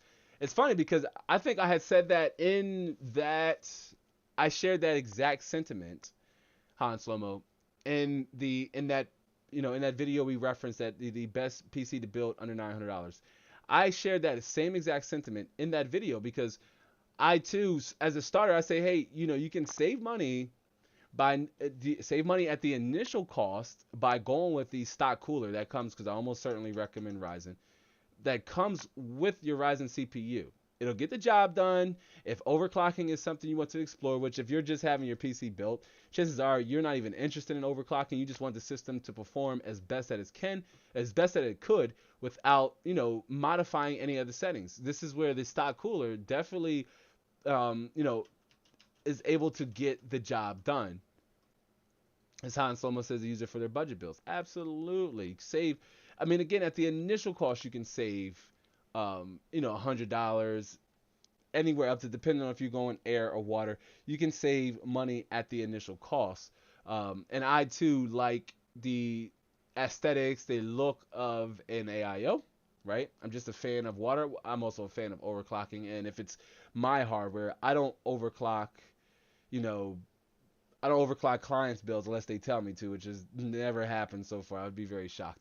But me personally, I like to overclock my hardware. Like if it's for myself, I will overclock it. And so when it's coming down to a CPU, I almost certainly want to do that on an AIO, simply because water transfers heat more efficiently than air. So and we're going to talk about why that is. We're going to talk about the benefits of overclocking. Not so much the benefits of overclocking, because that could be a whole nother live show, and it's just not as popular as it is now with like turbo boost and GPU boost technologies, becoming more refined, and clock speeds are boosting higher without the tinkering and having to go back and forth. It's like you almost have to enjoy the tinkering to enjoy overclocking, because there's going to be a lot of crashes. There's going to be a lot of back and forth. There's going to be a lot of crashes, and just trying to find the right combination between clock speed and memory speed. So it's a process, and I understand it's not for everybody. But in terms of, stock coolers, they're suitable for casual gamers. But PC gamers, we tend to go with the aftermarket solution, right? Just like Hans Slomo was talking. All right, an AIO is an aftermarket solution, although it be a liquid one. But we tend to go with the aftermarket solution for improved efficiency, and because they tend to be the centerpiece of your build, right? Putting the personal in computer, PC, putting the personal in computer. As Hans Slomo said, it just looks better. It just has a cleaner look. And so that's why it goes back to your cooler can be the centerpiece of your system. And in my opinion, that can be either water or air. It's just water tends to look a little cleaner, right? Which is a good way to put it, as Hans Slomo put it. Water just tends to look a little cleaner. But even if that is an air cooler, right? Some of the stock air coolers, which I believe it's the Prism that has RGB, the AMD, the Wraith Prism has RGB. Some of them can look pretty decent. Not the Intel stock cooler. It looks like straight up trash. I said it. Intel stock cooler needs an update, fam. It looks like straight trash. And but for the most part, Ryzen's coolers, AMD's coolers have come back in a major way. And then you have stock coolers that obviously just look better than your stock coolers, aftermarket coolers that look better than your stock coolers, just because, well, you're paying for that premium, right? But they definitely will and can get the job done. Now, it's important to note that not all CPUs are packaged equally, right? Speaking of Intel's CPU, I thought this meme was funny and I wanted to share it with the fam. But yeah, it's like you and then the guy, she tells you not to worry about it. It's an old school meme. If you're not familiar with it, it's just a matter of, you have something that's inferior to a juxtaposition between an inferior and a superior product or person, or insert any, pronoun or noun, if you will. But in this case, it's a CPU cooler, and it's just, it's very true. I mean, like, that's it'd be your right, I believe, my left. But the Intel cooler, I mean, this is the stock cooler that comes with Intel CPUs. And I believe that's the Wraith Stealth. I believe that's the Wraith Stealth, which comes with the Ryzen 5 and the Ryzen 3 CPUs. But enthusiast SKUs, right? Enthusiast SKUs like The higher core count Zen 2 and Zen 3 Ryzen 9s, the 59, the 3900X, the 3950X, 5900X, and the 5950X, excuse me, and the Core i9 10900K, and i7s like the 10700K that all came before it, those don't come with CPU coolers. They don't ship with CPU coolers. So, if you're in the market for a higher end CPU, right, like an i7 or an i9 or a Ryzen 9, then be prepared to invest some money in an aftermarket cooler. And there's a reason for that. For starters, the 3900X is a 12 core, 24 thread CPU. The 10900K, 10 core, 20 thread CPU, which is with an insane TDP. That CPU gets toasty, fam. That CPU gets hot. And but it's not to assume, because we all know what happens if you assume. But not to assume. But if you're in the market for a CPU in that class or price point, then you already are well aware of the importance of keeping all of those cores and threads running at optimal temperatures, especially like a 10 core, 20 thread 10900K, which, hey, tell me if you've been watching some of the 11th generation content on Intel's 11th generation CPUs. It's been a rough rollout. We'll have to see how this play out, Cotton, right? We'll have to see how it plays out. I don't know, but it's been a little rough, and there's actually, I resonate with, I believe Brian over at Tech Yes City did a live stream where he was saying that there's actually, or his latest video, he was saying that there's actually value now in 10th generation Intel CPUs, and that's just very true. Intel has a lot of CPUs on the market right now, and I mean, it's just flooded. So do believe that large retailers like Micro Center, B&H, maybe even Newegg may even run sales on some 10th generation CPUs. So like an i5 10600K or a 10700K on a Z590 motherboard could really set you up pretty, really well in the future. Just something to keep in mind. But with your mid-tier CPUs like your Ryzen 5s and your i5s more specifically, I have a Ryzen 5 and a Ryzen 7 here. Classic CPUs, in between. First of all, when the 2700X and the 2600X came out, I thought those CPUs offered insane value for money, and they still do at an 8-core, 16-thread solution. If you have a workflow that extends beyond gaming, if you create music especially, that CPU is going to help your workflow. If you edit videos, things like that, it's going to help your workflow. And so the key though is getting it at an affordable price, finding that value at an affordable price. And Ryzen 5 and Ryzen 7 at the time emulated that because it came with stock coolers. It saved you money on your initial cost of your build. But those CPUs that come with the Ryzen 5s and your i5s, the stock chillers, they're suitable for casuals on both ends of the spectrum. Like if you want to go in, if you're a PC gamer, you say, nope, I spend maybe 20 hours a week. That sounds paltry maybe to what some of you are used to, but maybe you say, hey, I spend 20 hours a week playing games. I spend 30 hours a week playing games, but I also do schoolwork. I have virtual learning. I'm a college student, or I work from home. So, my system has a dual purpose to, functionality behind it. A stock cooler is more than suitable for both ends of the spectrum, right? It'll get done on both ends. Now, I resonate with Han Slomo, where Han Slomo says it's good for when you're doing client builds, when you're recommending builds for clients, because cost is always a concern, at least from when I'm dealing with clients here in my local area. Cost is always a concern. They have a specific amount of money. Maybe they want to build. And I always try to hear them out first. Like, I want to know, what are your needs? What do you need out of your system? Even if you have $900, let's say you say, hey, I just want to play Minecraft. Let's say you say, hey, I just want to play Minecraft. That's all. I really like the game and I want to play it. I want to run mods, or I'm not sure if you can, somebody correct me if I'm wrong. I'm not sure if you can run mods on console, but maybe you want to mod your Minecraft and you want to go in and really play it at a higher resolution, higher frame rate, maybe even. And you say, but I have $900. So what kind of PC can I build with $900? Well, you don't need, maybe you do now because graphics cards are a little wonky, but you don't need $900 to build a Minecraft-like PC. But you could stay well within that though and save money and put it in other places. For example, you would be perfectly fine with a stock cooler, right? If your goal was to only play Minecraft. You don't need an AIO unless it's purely aesthetic, which is fine. I resonate with that. I'm all for spending a little bit more because it looks good. I know it's an unpopular opinion, but I'm I'm all for spending more just because something looks good. Now, I understand it's not for everybody. Some people could say, nope, no RGB, no lights. Just give me a bare bone black and white system, black and gray system, monochromatic system.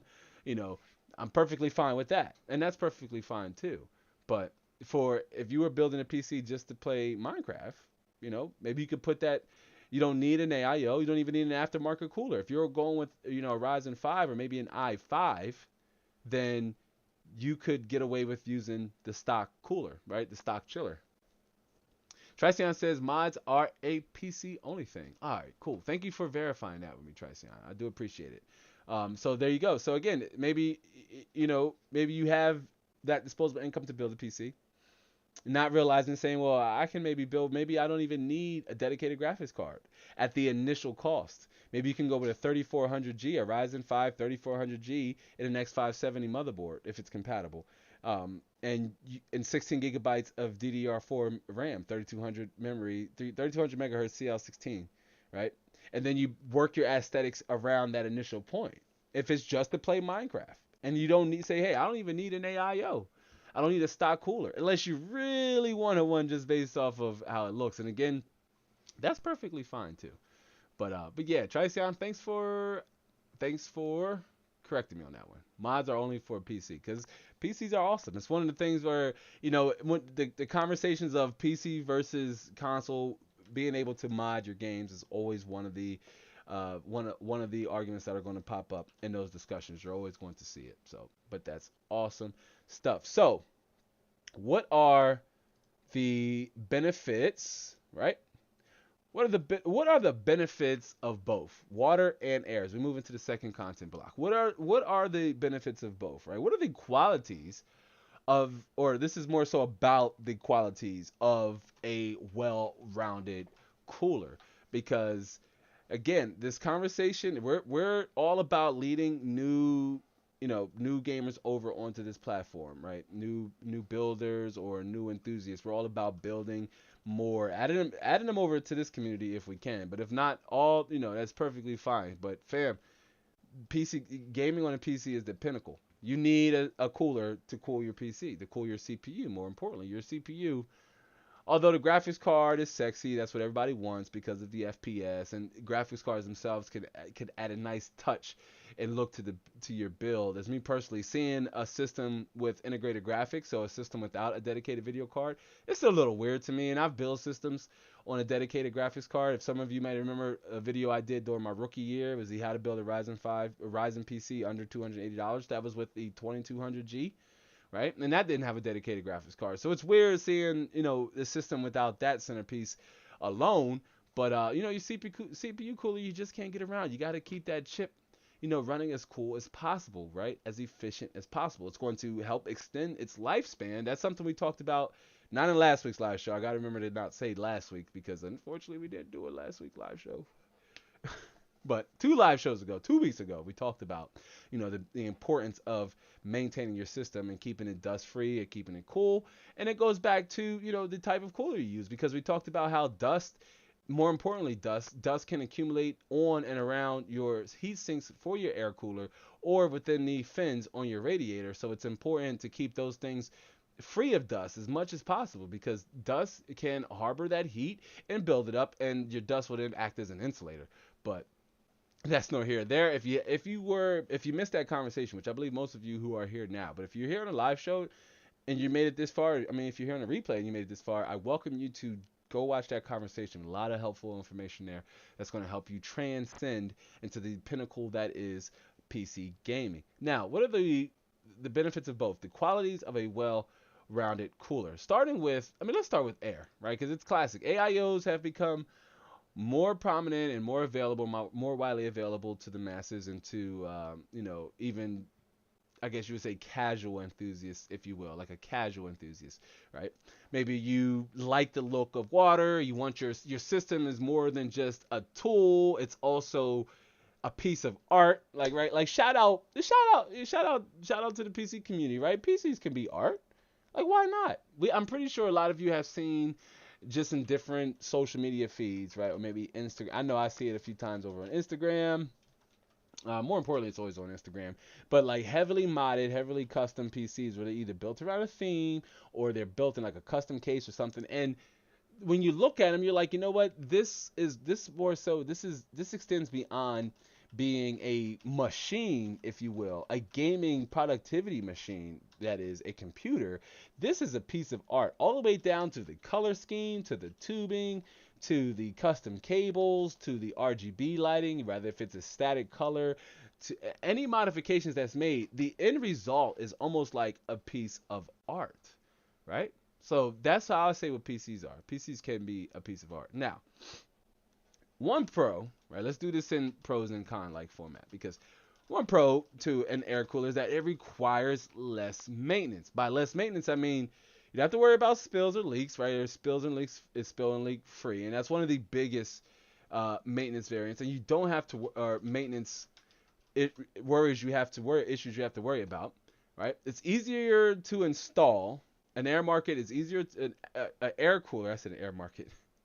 An air cooler, or an aftermarket cooler, can be had, or an aftermarket cooler especially, because you can buy, stock coolers. I see Wraith Prisms and Wraith Stealths and, what have you, for sale on the used market here and there. And believe it or not, they're still very expensive. They'll be like 25, $30 in some cases for those coolers. But, you can pick up an air cooler. In most cases, most of them can be had for under $20 or about the $20 price point. Now, if I remember correctly, the Hyper 212, the Cooler Master Hyper 212, was $20 a few years back. I'm not sure if that's the case now, but we will.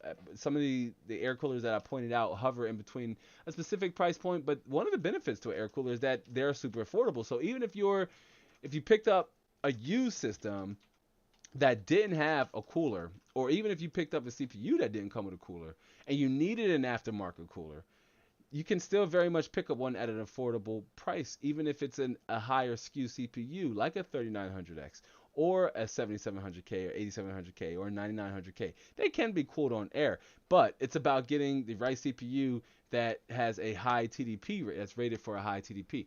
Very important, and we're going to talk about why that is. But aftermarket air coolers, especially aftermarket air coolers, provide improved air quality, or airflow over stock air cooling solutions, because most aftermarket coolers, and I wish I had a better illustration to show this, but most aftermarket cooling solutions use copper base plates, right, and copper heat pipes that spread from the fin array down to the IHS. So this is going to help improve, heat dispersion, pushing the hot air off of the CPU and onto the cooler. So that's one of the biggest benefits of going with an aftermarket cooler. If you are uncomfortable with using the stock cooler, and you don't want, I don't want you to feel like, as a builder, whether you're here or you had it before in the past and you didn't use it, that you have to go with the stock solution just because your CPU comes with it. That's just not necessarily the case. You can very much still, upgrade to something that either performs slightly better, right, or looks slightly better. And in most scenarios, you'll be able to, capture both of those in one package. But one con, though, to air coolers is that they're typically louder, right? They're typically louder, and they do rely on adequate airflow to cool your CPU. And that's because your CPU, right, is relying on the air inside of your case at that point. And so if your fans in the front aren't, bringing in enough cool air, then your CPU will begin to thermal throttle. Remember we talked about that, excuse me, at the beginning of this live show.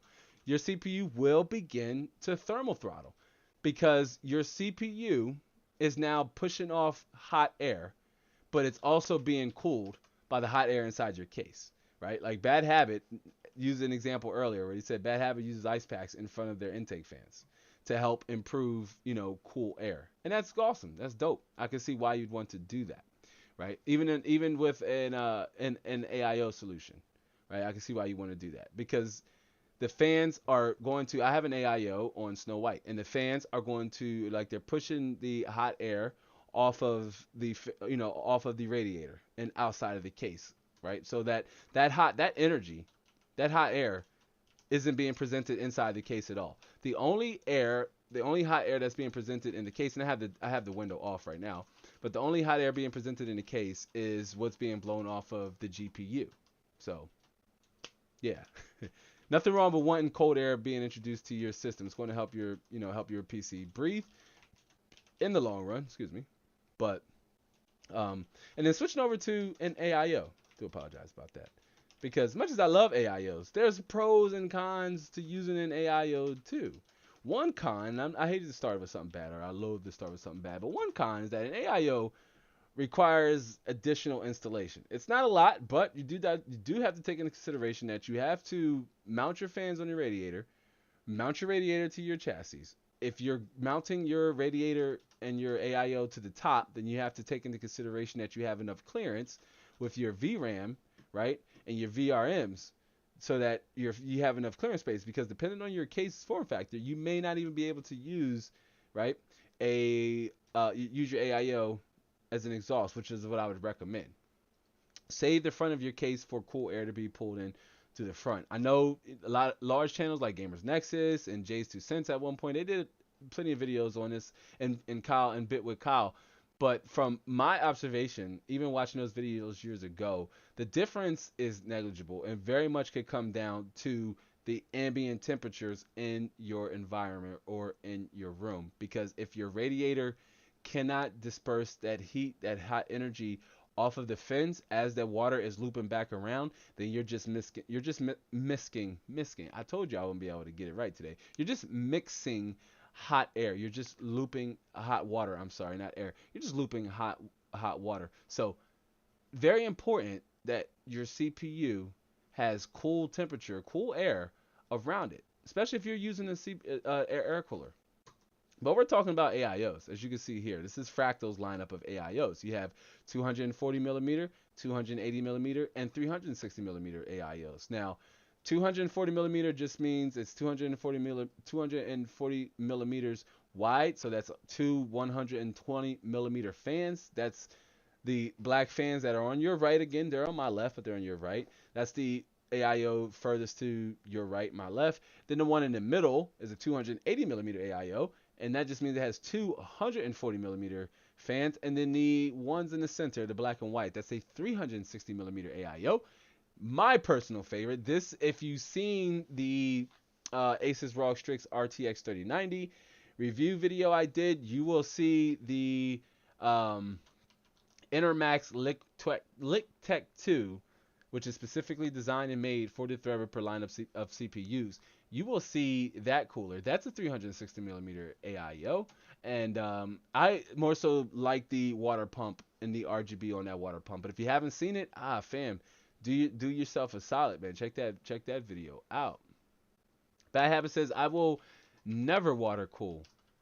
Okay, you know what, Bad Habit? Believe it or not, I totally respect and resonate with users who are uncomfortable with overclocking, right? I'm sorry, overclocking. Well, overclocking too. If you don't want to overclock too, I get it. I love doing it, but I can understand why it's not for everybody. And arguably, almost, I don't dare say it's a waste of time, because I do feature it prominently in the content and in our videos, especially if I'm doing a CPU review or a GPU review. I will test its overclocking potential for those who are interested, even if you're not interested in overclocking yourself. Maybe you just want to see, well, that RTX 3090, how far can it overclock? And on that special note, really fast, to get back into Bad Habits' reasoning for not wanting to water cool, the RTX 3090 overclock, I do want to make a mention that overclock, because I know a commenter had mentioned to say, oh, that's not a big overclock, essentially, in so many words. I'm paraphrasing here, but I didn't let that person know because I thought they would see it in the video, but the GPU's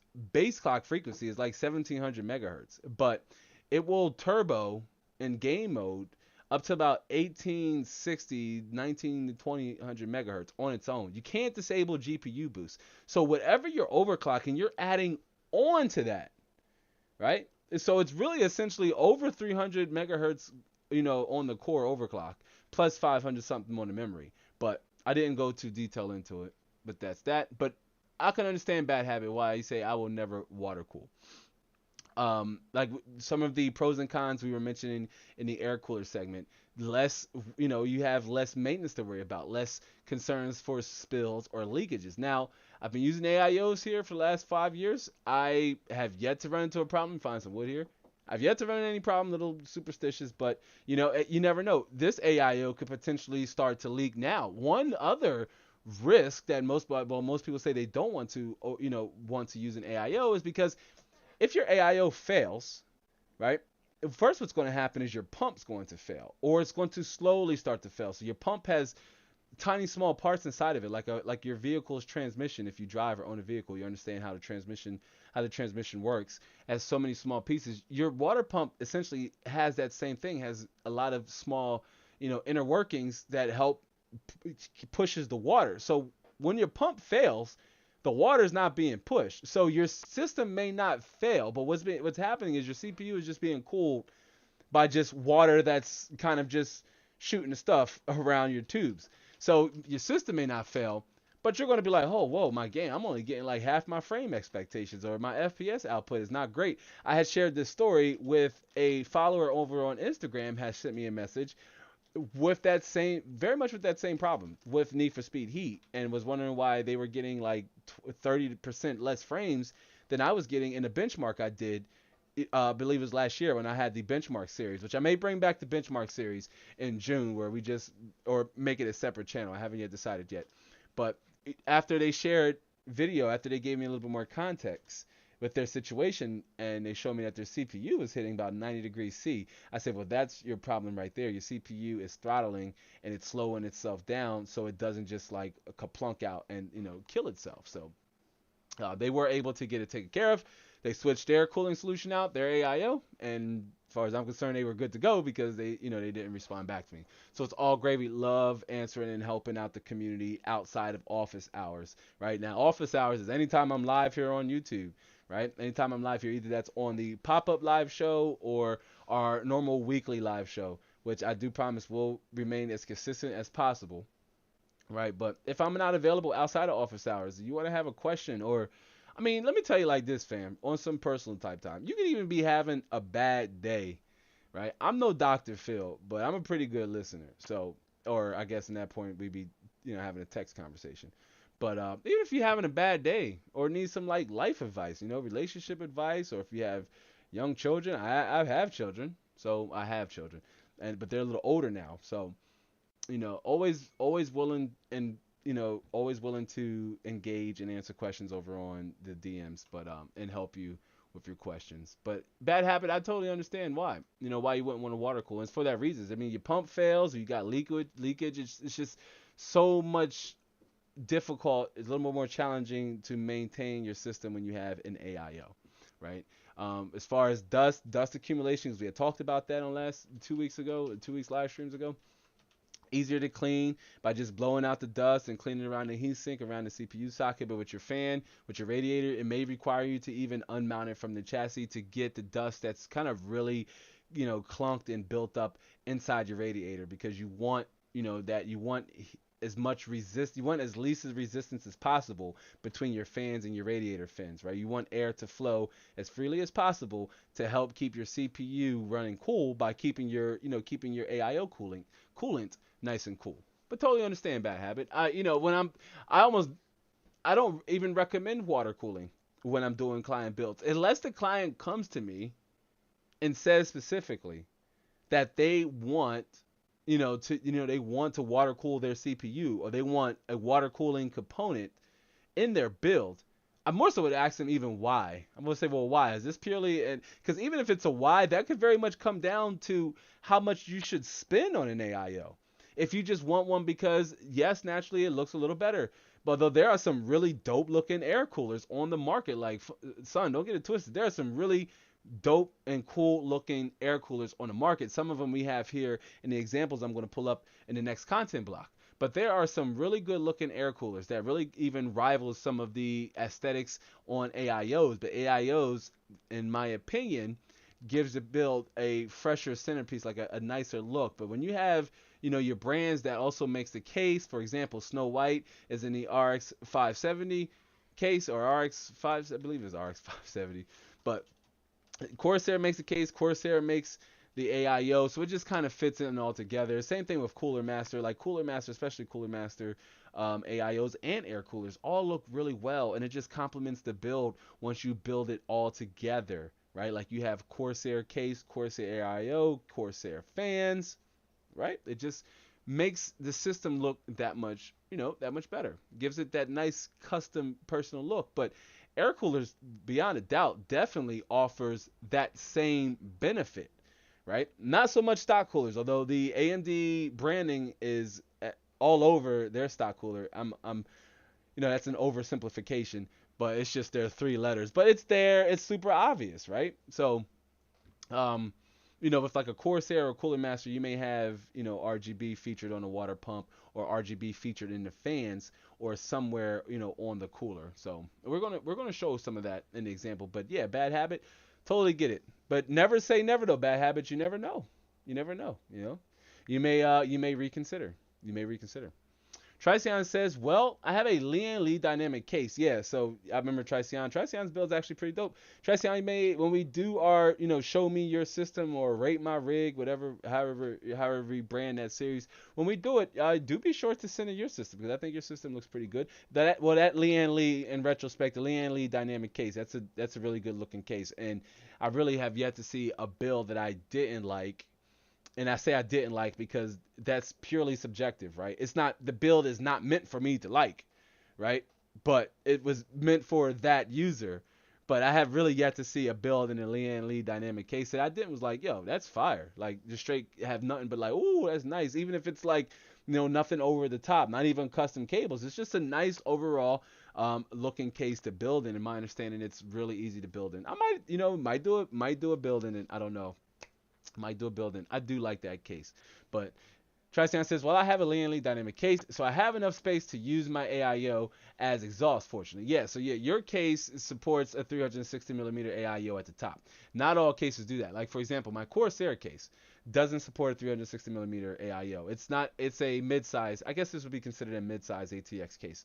The Cooler Master H500M, the mesh though, that's the case that's in the EATX build, the X399, my Threadripper build. That's the build you saw, or if you haven't checked, again, don't leave now, but give that video a watch. Check that video out if you haven't seen it. But that's the build, I've been building and doing the core shredder build in. I really, really love that case, and that was one of the reasons why I was a fan of it, because it had support for 360 millimeter radiator at the top, and believe it or not, a 360 millimeter rad in the front. So like this case will support, a 360 millimeter radiator right here in the front, so long as the GPU is not too long, and it'll extend out. Which this case would even support, would even fit my RTX 3090, the longest, the beefiest graphics card I have here in the lab. It'll fit in this case, even if I ran the put the AIO here in the front, it would still very much be compatible with this case. Tricion also says, easier way to say it, it has a small electric motor. It's definitely really easy to build, and they are NZXT level of convenience. Nice. And you know what? For those of you who don't know, or maybe you don't build as regular, you're not maybe an independent system integrator. Those are people like NZXT and iBuyPower, things like that. Maybe if you do it as a business or a side hustle and you built in a lot of cases, you will know among so many things, especially if you're building a system as a business, as a service, because convenience can be a super time saver and to help you out. Like, I'm not sure, Tracy, on how you base your prices, but I don't charge by the hour. I don't charge by the hour. I charge a different kind of way, but it's not by the hour. And therefore I try to make, even if it's a case that I didn't recommend, I personally prefer it. I like it when they say, oh, well, I don't know what kind of case. I just wanted to have RGB and a glass window, and that's about it. I'm like, holy cow, that's cool. That's really dope. I know what you're looking for in a case, and I know how much money you have to spend. Now you're relying on my knowledge and expertise in this field to make sure, I choose a product that's going to capture both of those things that you're looking for, right?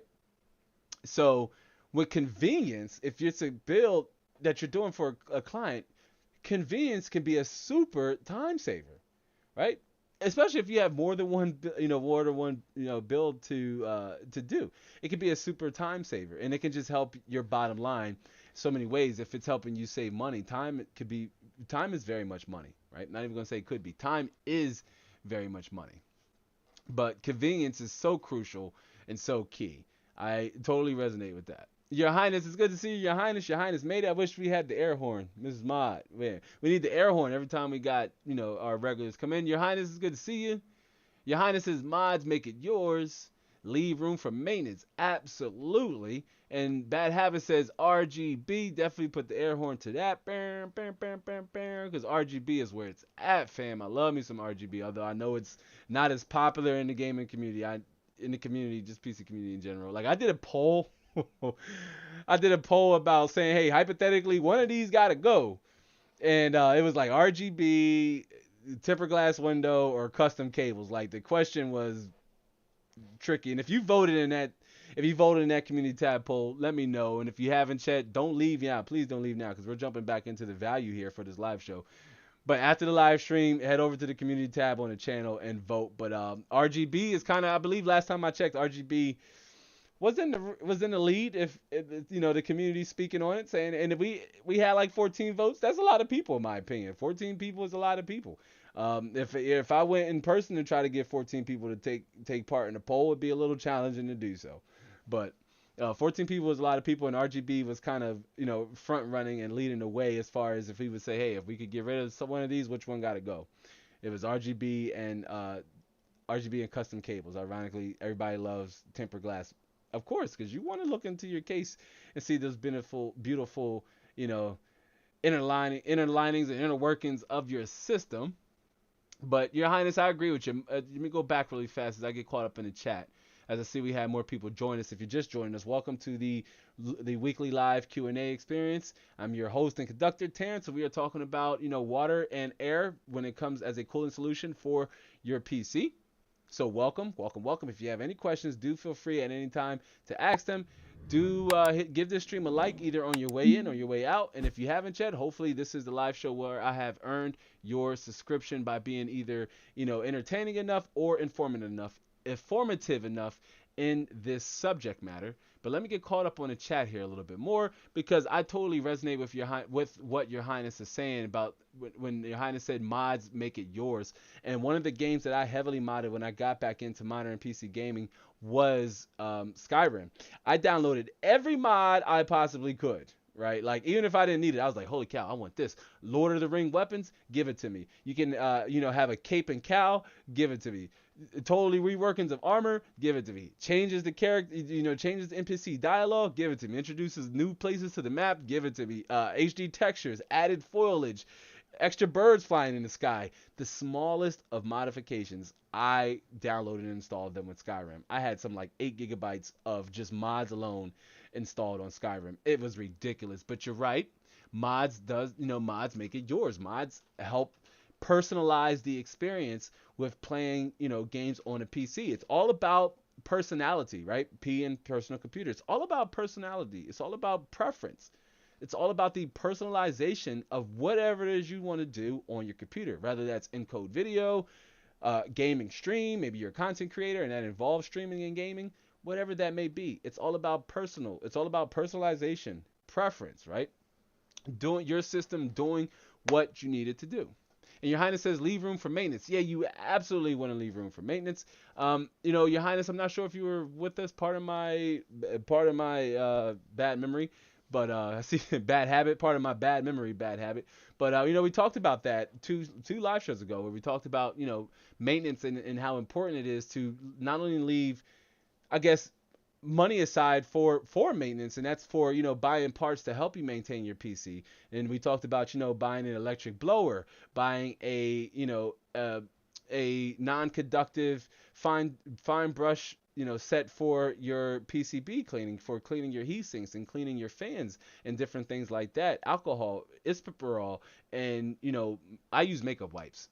I don't use paper towels and I don't use coffee filters. I use makeup wipes. That's my secret, man. It comes the thermal paste. You take the makeup pad and dab it on the isopropyl and just wipe it. Comes off easy, fam. No problemo. But your highness is absolutely right. Save room for maintenance, right? Leave room for maintenance. And bad habit again says RGB. Do we got the air horn going, Mrs. Mod? Do we got the air horn? No? Okay. Well, RGB anyway. Bam, bam, bam, bam, bam. Do apologize. We're going to get the RGB going. We're going to get the RGB going. Tracian says, I don't charge by the hour either. I charge depending on the price of the whole PC. Right. Yep. I use a very similar model. I pocket save money because I have low build fees. That's absolutely true. And, I resonate with that. It depends on the client because I don't take tips.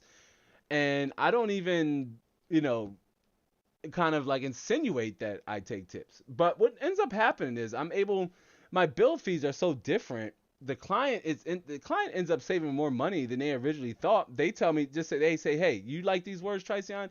You build. If you're a system integrator, you might have heard this too. They say, you can keep the rest. Right? That is your tip. And it's so amazing because you sell yourself, sure, you charge by the hour. They're like, oh, by the hour. He charges $20 an hour. He's saying it's going to take him 5 hours. But how do you know that? You may run into problems. And should that come in an expense to the customer? I don't personally believe so. So that's why my business model outside of YouTube is kind of built around that. It's built around customer satisfaction. Everything is with the intended. I am a consumer myself. So as a consumer and a producer, I know what I know what the consumer is looking for, so I know how to go about producing it, and I know what to look for in productions because I'm all about consuming it too, and I've been a consumer for quite a while now. But yeah, absolutely a very solid model. And like you said, you can pocket some of that save money. Tricion adds and says, Tricion says, I charge less for a cheap PC than for an expensive one. And that's why, as I get caught up in the chat here, that's my reasoning for the model I use. Is because I don't want to say, if you charge by the hour, and there's no static to anybody who does, like, you got to do you. Some system integrators, because they have employees or what have you. But if you're a one-man bond man, and it's just you, or maybe you have another person, or maybe you got a small unit, small team, you can sell yourself short by charging by the hour. Right? Because it doesn't make sense to charge. You say, well, it's going to take me 5 hours to build this $300, $400, $500 PC, and it's going to take me, 5 hours to build this $1,000, $1,200 PC. Right? Maybe there's more involved. Maybe there's you have to set up and configure the ARGB controller. Maybe you have an AIO to install. Right? Maybe you have custom cables to put the cones on, which is a little bit more intricate than I even realized. And I've done it 3 times now, and I'm like, the one night I did it on 2 sets of cables. So, and it made me wish, going back and looking back, I probably would have went with the more premium cable comb versus the one that comes with cable mod that you saw in the Asus ROG Strix RTX 3090 review. I would have went with premium cable combs, but I went with what, that's a lot of W's. I went with what came with the custom cables, and it still looks pretty dope. But yeah, it doesn't make sense to charge. I charge the same thing. Like if it costs you $500, then I charge a certain percentage off of that build price. But if it's $1,000 PC, I have to touch more parts. So quite naturally, your price is going to be different than somebody who only has a $500 PC. Bad Habit says custom cables will go. If you have RGB, you need a glass case to show it off. So RGB and glass case goes together. Well, yeah, but even with custom cables, think about it. You still would even need, a glass panel to even see your custom cables, or it's, all for naught. It's null and void. Which even myself, I contradict myself here because on the Cooler Master H500M, on that case, you can't see the cables in the back of the case, in the rear of the case. I have the panels that come with the case mounted on the rear of the case, so it conceals a lot of the cords, even the custom cables, which all of the cables in there are custom minus one of the 8-pin cables. But all of the cables on there are custom, but you can only see the 24 pin ATX cable, the 4-pin CPU, which is 8, the 8-pin CPU cable, and then the GPU cables. Those are the only ones you can see. But I guess one would imagine all would go, right? Like no RGB, no glass window, no custom cables. Definitely shouldn't have custom cables if you don't have a glass panel. It's just, that's redundant. You can't even show it off. You can't even like snap a picture and throw it up on the Facebook groups, but or share it on your socials. But I guess to each their own, and that's one interesting one interesting aspect I like about our community tadpoles is that it really gives me an idea of the mindset of the members here in this community anyway, because we're all destined to like and enjoy different things, especially being PC enthusiasts, right? That's part of it, comes with the territory of enjoying this platform, right? Remember, you guys and gals remember my example, right? Story I told a while back. If I build 5 of you PCs, if I build Your Highness and Bad Habit, Tricion and Blue, Blue Dragon and Purple Dragon, whatever if Bryce's new name was, if I build 5 computers, chances are, and I said they're all $1,000 budget. Chances are all 5 of us are going to have 5 different configurations. But if I bought us all 5 PS5s, we're all going to have 5 PS5s. The performance is going to be the same. Heck, they're even going to look the same. There's not going to be any distinguishable, traits to each of our consoles, unless Bad Habits decides to put cool inside the lab stickers on. Which, if those of you who missed the housekeeping segment, we got stickers. I'm not sure where our guy XLRA Cliff is at, but Cliff has said that brought up stickers. But we got inside the lab stickers, right? And they're low price, guys, like $1.99, $2.99. So if you want to support the channel and you maybe say, hey, I'm not ready to rock the merch yet, you get a sticker, slap it anywhere, slap it somewhere, right? Maybe I even do light giveaways in between live shows and maybe give some away. But yeah. Your Highness says, I'm just getting caught up in the chat, fam, before we jump into the next content block. But Your Highness says, yep, shout out to our mod. And Tricion says, yeah, that's always a good thing to hear. I might have missed that, Tricion. Your Highness says, what's up? Oh, good stuff, man. See, loving the vibes when the community can just come together, and that's what it's all about with this community anyway. Like, you guys and gals are awesome. This community is just crazy cool, man. Crazy cool. Bad Habit says, I got some custom cables, but it couldn't fit them in my mini ITX. Where'd you get them from? Were they cable mods or a different brand? And what'd you end up doing with them? I have another set that I'm gearing up to use for Snow White. So when I bought the Red, I didn't want to spoil it, but anyway, if you haven't seen the Asus ROG Strix RTX 3090 review, I bought those custom cables at the same time for the custom cable kit for Snow White. Once I just kind of redo Snow White, maybe new fans, maybe even new platform. GPU will probably stay the same, but custom cables kind of gives your system a nice, nice unique look and just an extra personalized feel to them, especially when it matches the theme and overall aesthetic of your PC. I see we have a few more people who just joined us. Again, welcome to the weekly live Q&A experience. If this is your first time joining us, welcome to the show.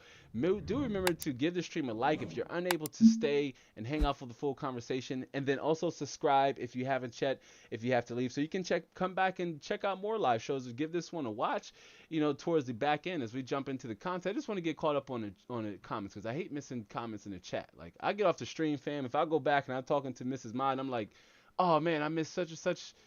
I miss Blank's comment, or I missed that comment. I really hate it, but I feel like I let myself down, or I let the community down. Your Highness says ha to Bad Habits Cables, and Crazy 1K says, yo, give away a PC to me. Crazy.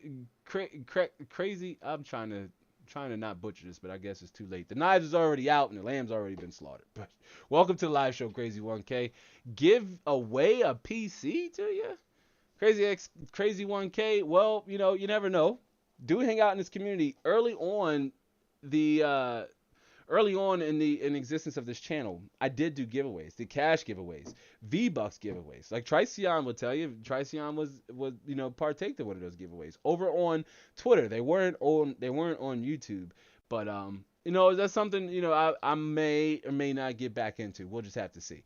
I considered reaching out to brands to kind of help alleviate the cost of that, because to give away an entire PC and then to also ship it would be a huge cost to undertake, and it just would be really hard, because there would be a lot of people who would probably want to benefit from winning a PC. But you know what, Crazy 1K, you never know. You just make sure you remain an active participant in this community, and you never know what may come out, right, of the socials, right? And follow me, first of all, Crazy 1K. Let me do the shameless plug real quick before we transition to the content block. But Crazy 1K, make sure you're following me on Instagram and on Twitter, because any form of giveaways that I will do, if you're not an email subscriber, which again, sign up to our email list. It's down in the description box below. Don't do it now, but at some point at the conclusion of this live show, because email subscribers will be the first ones to get notified of any giveaway. But also those on the social medias, right? Instagram and Twitter would also get first consideration, not just subscribers here on the channel. Because I don't necessarily want to reward you for being a subscriber on the channel, but more so an active participant here in this community, and hanging out on the socials especially would definitely like put you in that, oh, whoa, I'm there. Now, Crazy 1K, we're also going to start a Discord.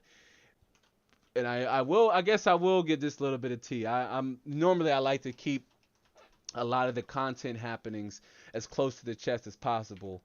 I have like a very MCU like approach with that, not spoiling too much and shaving as much as possible for, the reveal of the content. But in the Discord, we will do monthly giveaways in the Discord. So if you want to be one of the first members to sign up for the Discord, do make sure you sign up for our email list, because email subscribers will get first notification on the Discord before it goes behind a paywall, and it will remain exclusive to the exclusive to the community, right? And it's not going to be open where people just come in, right? You're either going to have got the invitation through the email list, or you sign up through our Patreon or channel memberships right here on YouTube, should I be able to unlock them.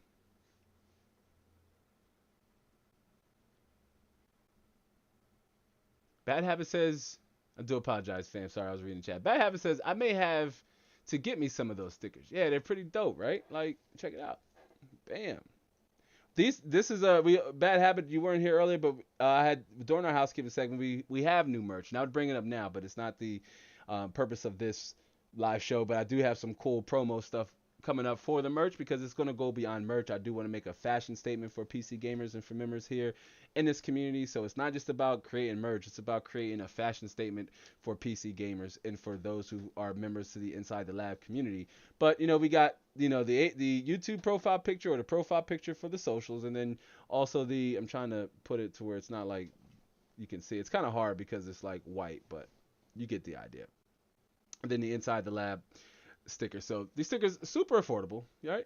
I believe $1.99, $2.99. So if you even want to support the channel in a super small way, head out to the description box below down in the basement and check out the stickers over on the Lab Store. Pretty dope, and they look really cool. I just want to put these all over the place, and maybe on the test bed for the upcoming test bed series. But there's new merch even with my face on there. So definitely check that out after the live show. Bad Habit. And Your Highness says, got a shirt. It's nice. Oh, okay. Dope, Your Highness. Appreciate that. Let me say this too, guys. When you buy Inside the Lab merch, take a picture, mention to me on social media. I will definitely retweet you, and I will share a personalized video reply on your merch you're wearing. So that's pretty dope. So that's just that little plug there. If you ever, for those of you buy merch, and Your Highness, yeah, let me know what shirt you got. But hey, just take a picture and say, hey, boop, say, look, hey, picked up a Lab shirt. I will reply with a personalized video reply saying thank you. So and retweet it, of course. But awesome stuff, man. Really, really warms my heart. Crazy 1K says, nice. Yeah, definitely Crazy 1K. Crazy 1K, man, get into the community, fam. Get you one. And I will be doing, merch giveaways too. So that's one thing if you haven't bought it. But that, again, will only be available to Discord community members or channel membership members. And while this isn't the subject, I do want to say that I have some really fun ideas put in place for channel memberships, things that other creators aren't even doing. I'm talking about your million subscriber plus creators. I'm talking about them. I have some fun stuff in place for channel memberships where we're going to pull this. We're going to get so much personal. If you're going to be willing to invest in the channel in a subscription model, you best believe you're not just going to be invested in me. I'm also going to be invested in you in either some form of information or entertainment. So I'm telling you, we got some really dope, fun plans in place for the for channel memberships. Good stuff there. Tracion says, yeah, I won too. Still grateful for that, bro. Yeah, you know what, Tracion, I appreciate you for still being a part of this community. I know the stigma with giveaways is most people just leave after the giveaway commences and or, don't stick around for too long after that. And, just to my recent memory, I know you're one of them who stuck around for a giveaway even after it ended. You know what I mean? So, hey, I appreciate you. And Bad Habit says just Amazon. Antec power supply sleeve cables, some white ones, and there is no way to fit them in my Mini. I have too many things in there. Yeah, I mean, you have a lot of things in there, but you also don't have a lot of space. But you do have 4 fans, so I imagine that's probably a trade-off you're perfectly okay with, making that trade-off with in terms of having the slightly improved cooling versus, the mini cables, mini ITX cables.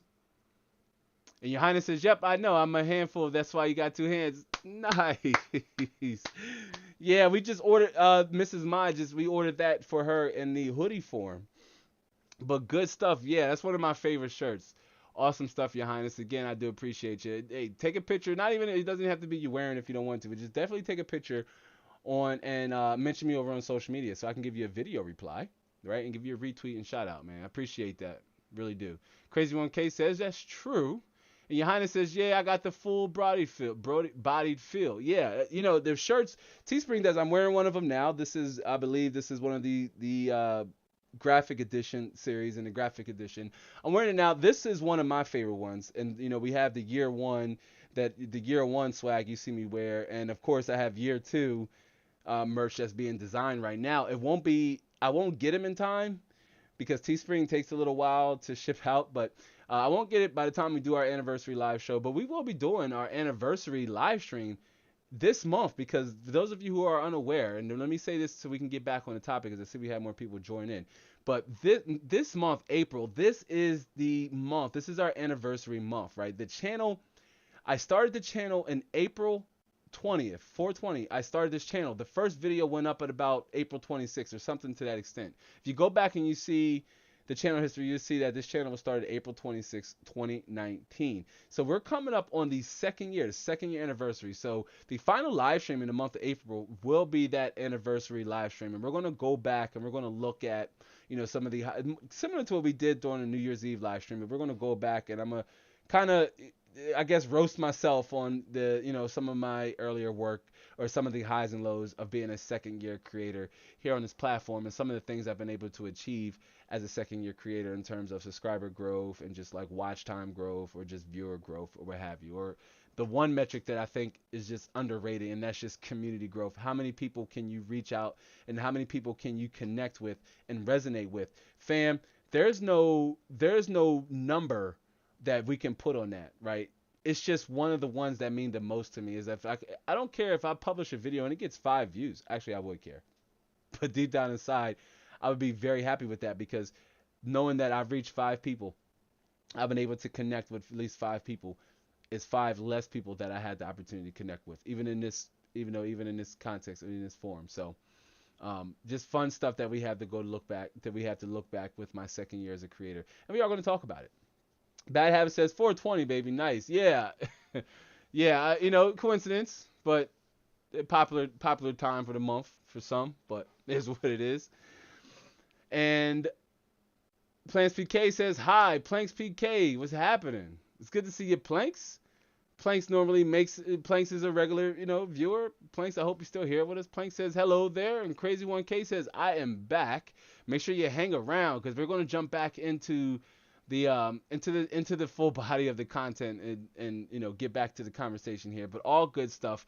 Again, this is what makes live streaming fun, in my opinion. This is what makes it worth or just creating content is going live. I sincerely miss you, fam, last weekend. Like, I really did. I was feeling down about it. I was even feeling bad the fact that Alien Isolation and Epic Games was crashed during the pop-up live show. I was like, oh, what is this? Come on, guys. We were supposed to play some Alien Isolation, get some jump scares in, get the conversation brewing, live stream and chill. But don't worry, it's April and we will, have more pop-up. We will continue to pop-up live series because it didn't go as according to plan, but we kept the conversation going and I left that video up.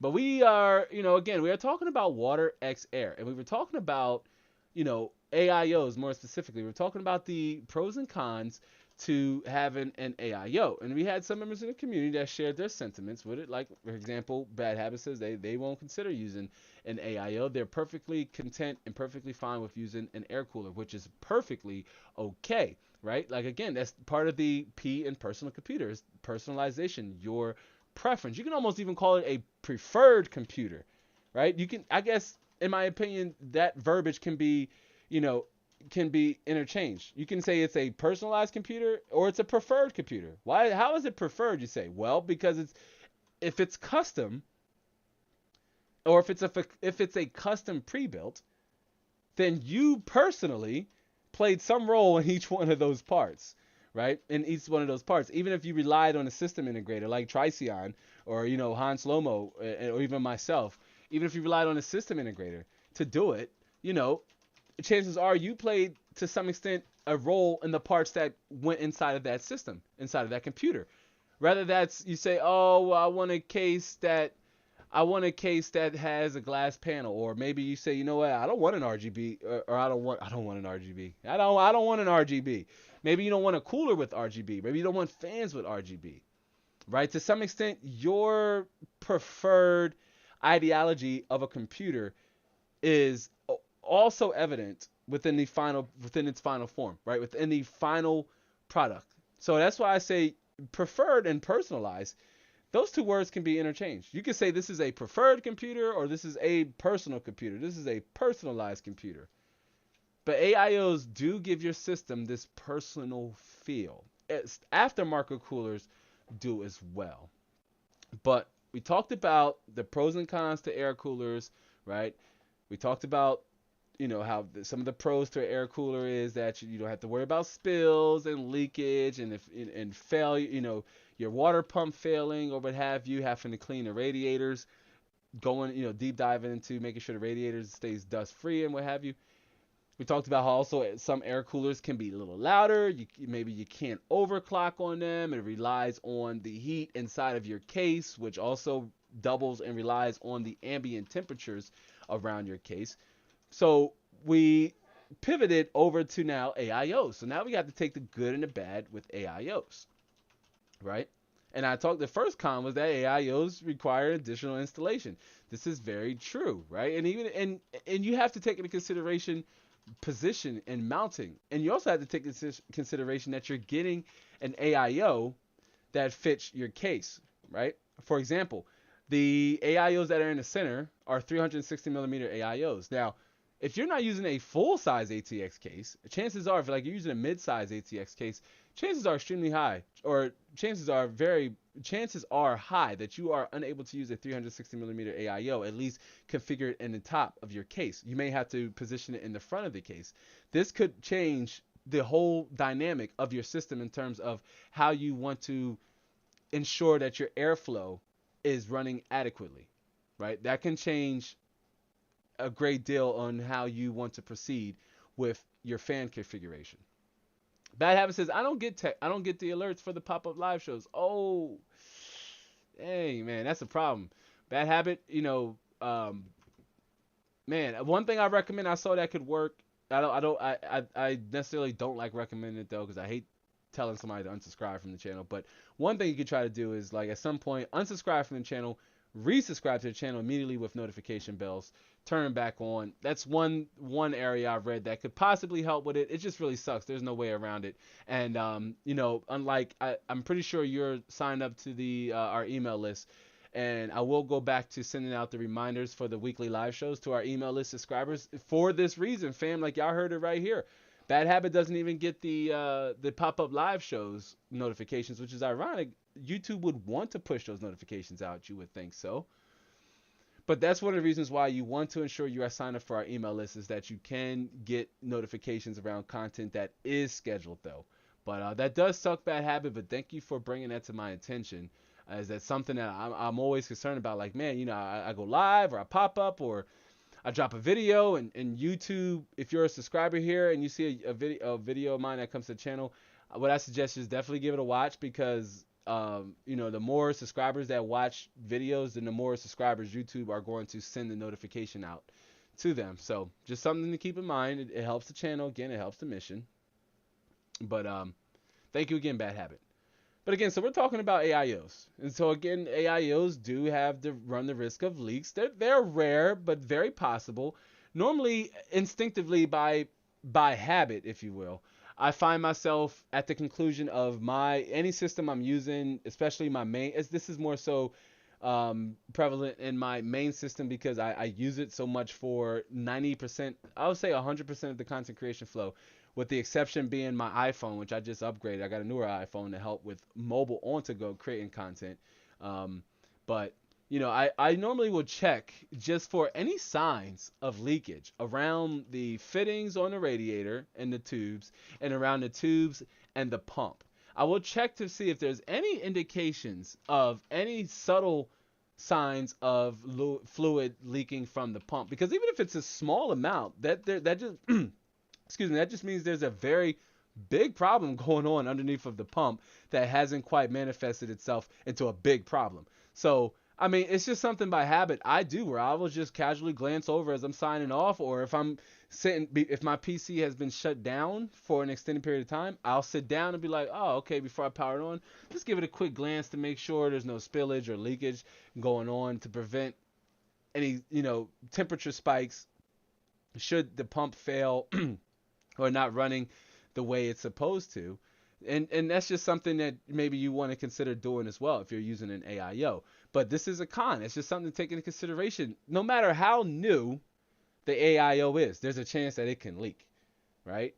Now, I'm using the Corsair H100i V2, right? This is a seasoned cooler, a seasoned 240 millimeter AIO, and I have no complaints with it. Like, it's a great AIO. It gets the job done. Although my 5 gigahertz overclock is starting to show its age on this cooler. So, but that's something again we're going to revisit when we do the series and I upgrade my editing rig, or my content rig, if you will. I guess we'll call it the content rig, but it's Snow White.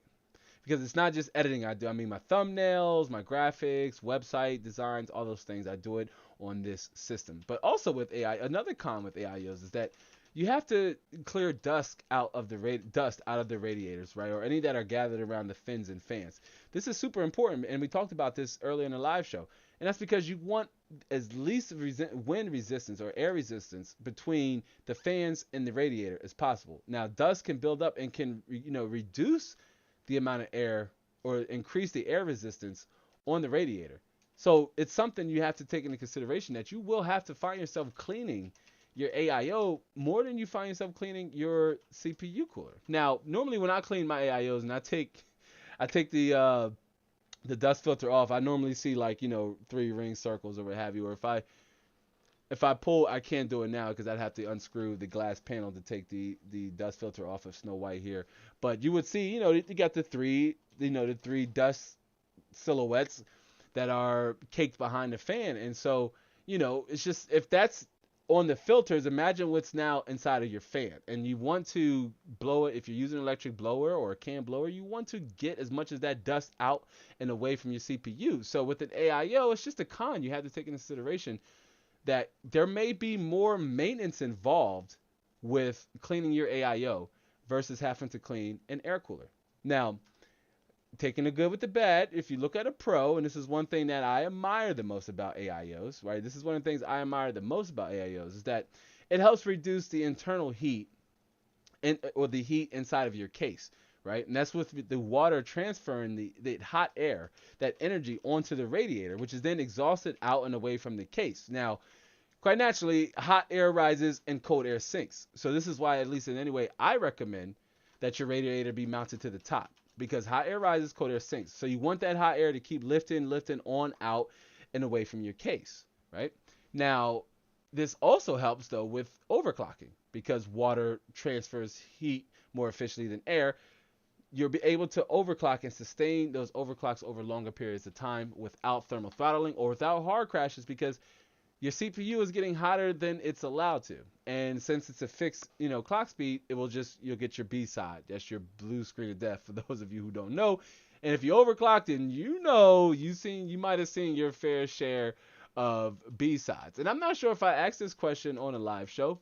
I might have asked it, but you know what? I'm gonna ask it again on the community tab post, because I see we had a few people check out, which is fine. But if you let me know if you're interested in overclocking, because I've had comments that have come across on other videos that suggested some viewers have been asking for like an overclocking masterclass. And while I am feel confident enough to do that, there's just so much that goes on with overclocking. A lot of it is just a matter of that silicon luck.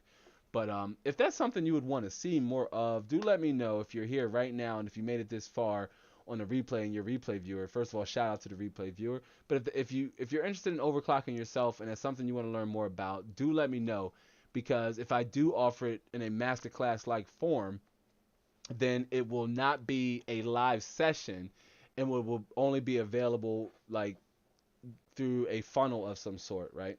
So let me know if that's something you're interested in. If you're interested in even the idea of overclocking. Trician says, I'm going to go, man. It's getting late. Hey, I definitely understand. I believe, Trician, you're like 6 hours ahead, so I'm not quite sure what time is that for you, but I'm pretty sure it's late. But we're going to continue straight on as we move on into the third content block. Trician says, was a nice stream. Yeah, I do appreciate it. You know, I wanted to hang out for as long as I can to make up for not being live last weekend, as I realized there have been, viewers coming in and coming out. Nobody can dedicate multiple hours to watching me, stream, but I do appreciate you, those who make the sacrifice in doing so.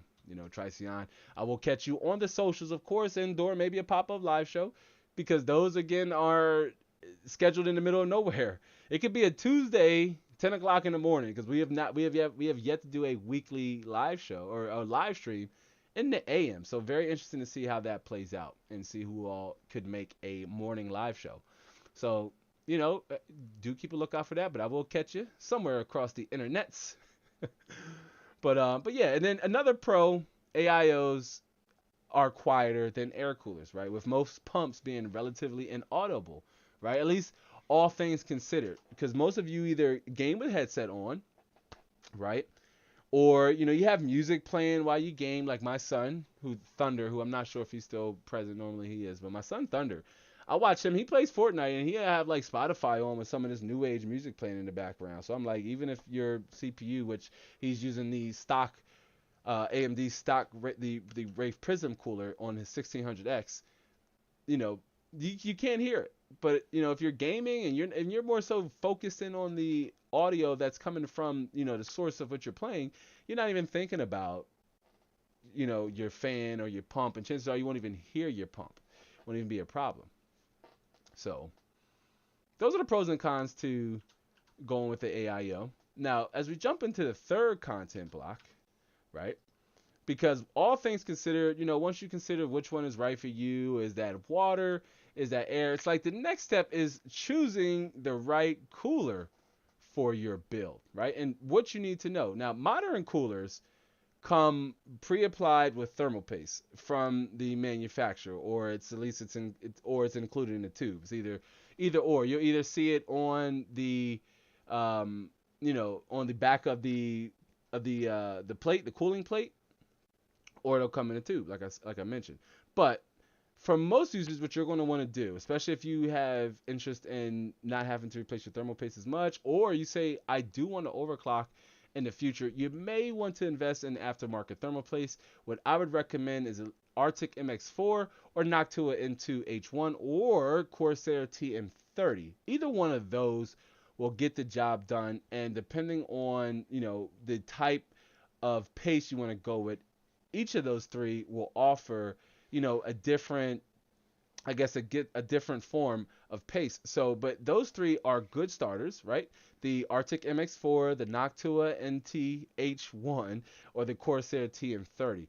And at most you can look this, it's inexpensive. At most you'll pay about $20 extra for thermal paste, and you're going to get multiple usage, especially if you don't swap out parts as frequently, say like I do, as if I'm doing videos, or if I'm testing coolers or what have you.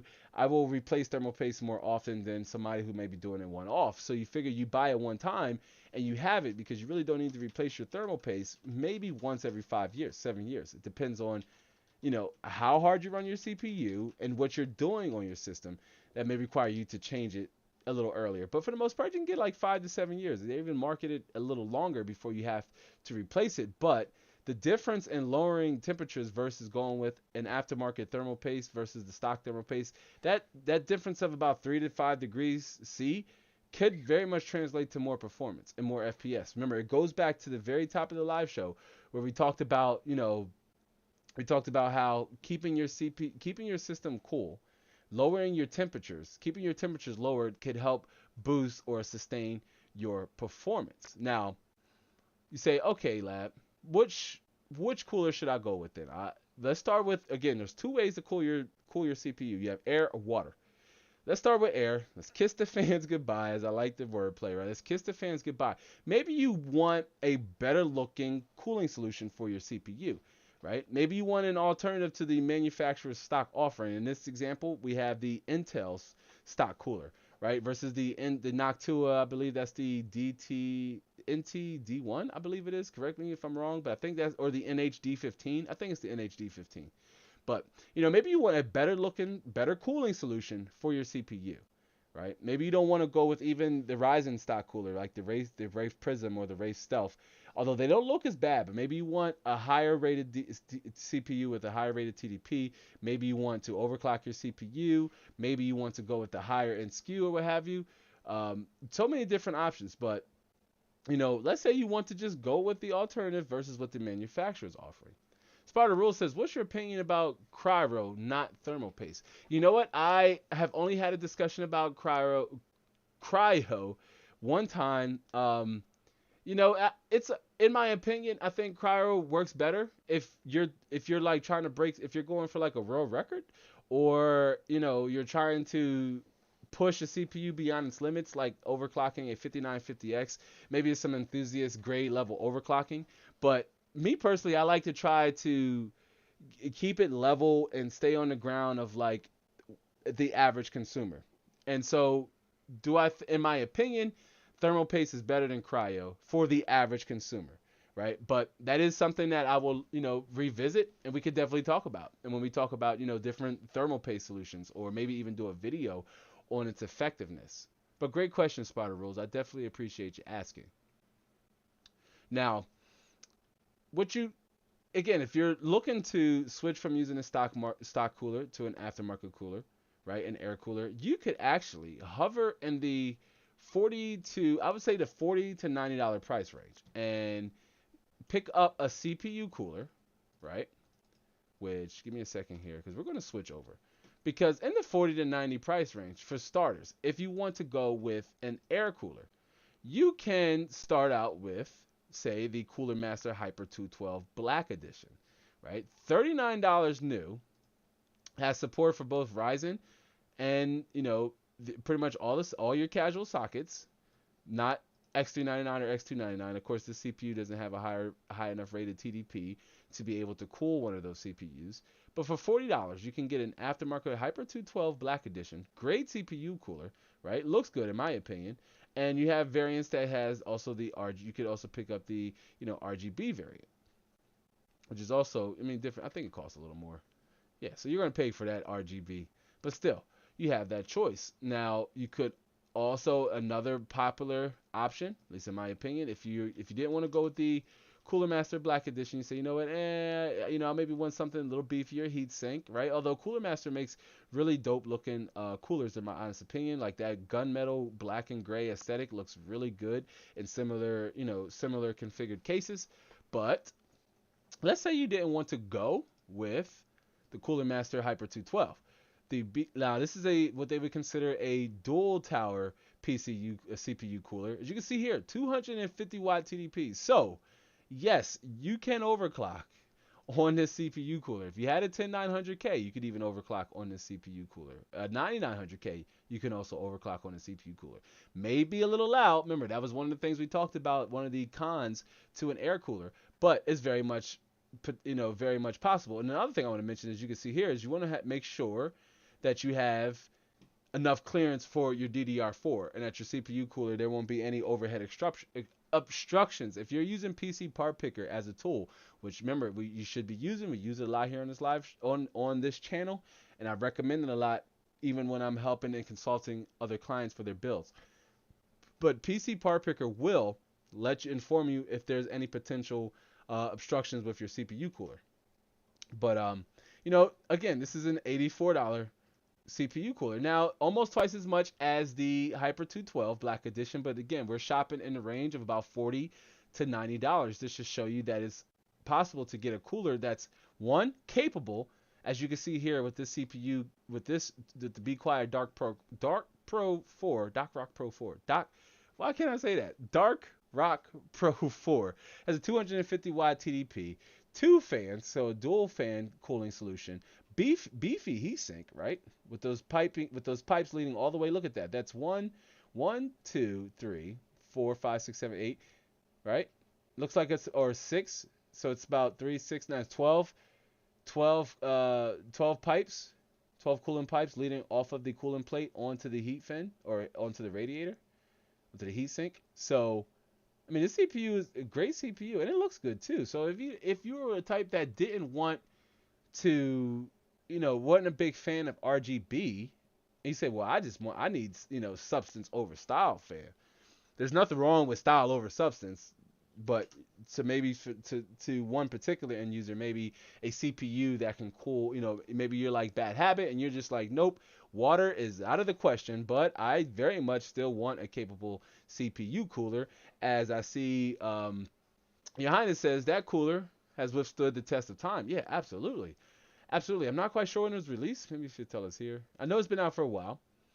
But it has, it gets the job done. And you have different variants. If you didn't want to go with, with a Threadripper, if you have a Threadripper, if you want to go with a slightly smaller 120 millimeter variant, you have one that's $65. So again, you have choices that could fit your budget in terms of an air cooler. And you have options, or you have coolers in this price range that have quality features that you would want in a CPU cooler, especially if you weren't going with the alternative that is air, or that is a water cooler. Maybe you say, well, no, I still want my cooler to look good, right? Maybe you still want it to have RGB, or like the Cooler Master Hyper 212 Black Edition has this gunmetal black, like aluminum. What am I? I'm American, so it's aluminum to us, but it has this gunmetal aluminum like aesthetic feel to it, and RGB. It's very subtle, right? And you can also pick it up without the RGB. You can just get the regular variant without the RGB. If you said, hey, you know what? I don't even want RGB in my system. Very much an option. And again, look at that. $40. $40 for a very capable aftermarket solution. The stock coolers that come with Ryzen especially have about a 65 watt TDP rating. So you figure with the Cooler Master Hyper 212, I believe has about 125 watt rating. So you will be able to even push your CPU further on this $40 aftermarket cooler, should you want to. Even if you say, you know what, I don't want to manually overclock. I just want Precision Boost Overdrive 2.0 or 1.0 to do its thing. I want adequate overclocking headroom so that the CPU will overclock itself. I don't want to do it myself, but I also want it to be able to draw and cool, have a higher rated cooling TDP. So you need something that's slightly rated higher than that 65 watt TDP that most of the lower end Ryzen CPU coolers are rated for. I believe this Hyper 212 has 120 or 125 rated CPU power draw, right? Much like this Dark Rock. See, here we go. Dark Rock Slim. Man, fam, I can't get it out. 180 watt TDP. So again, you can overclock on the CPU cooler, right? You very much could. Depends on the CPU, quite naturally, right? But especially if you're on a Ryzen platform, which you'll only be able to overclock your CPU so far, this CPU will get the job done compared to the alternative stock variant, right? And again, it's all about choosing the title card for this content block was all about choosing, the right CPU for your build. As you're going to hear us wrap up with that. That is going to be the key determining factor, the preference and the P for your PC, the personalization and the preference for your cooling solution. We talked about some of us prefer air. Some of us prefer water, right? If you're a Z Fluent, they prefer no air, no cooler, which is just not possible. We tried to explain that to Z Fluent, but you need a CPU cooler.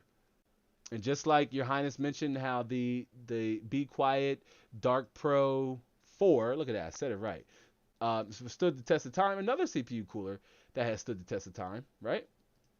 And that is the Noctua NHD15.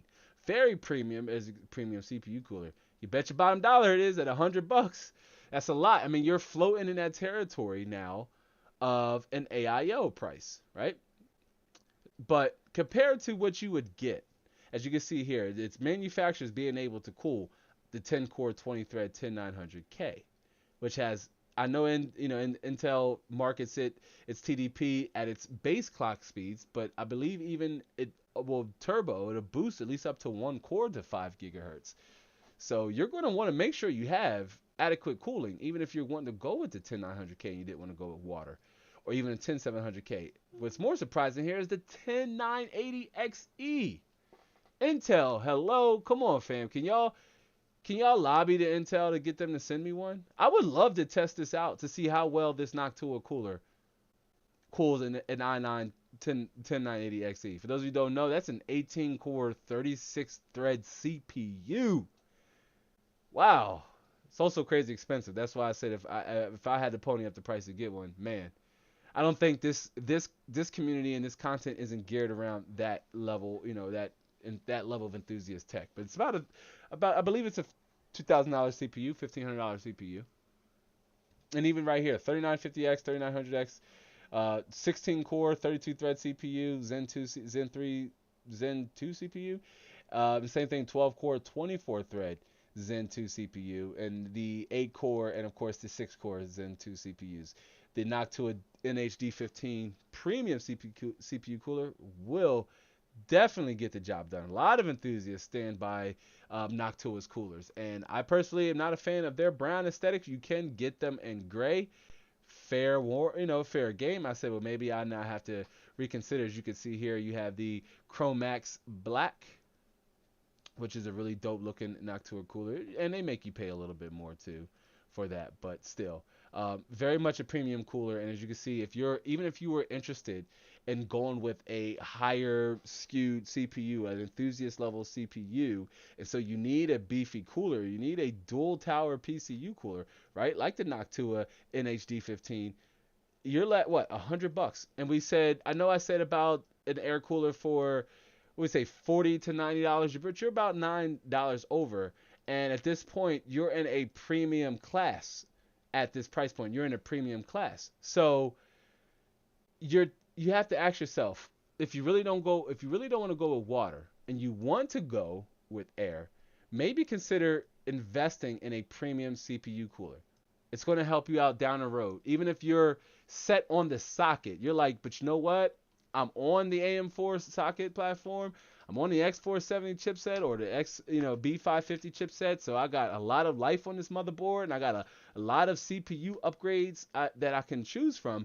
If you invest in your CPU at the initial cost, it's going to help ensure that you won't have to do it again when you're, say, ready to upgrade your CPU, if your budget allows you to do so.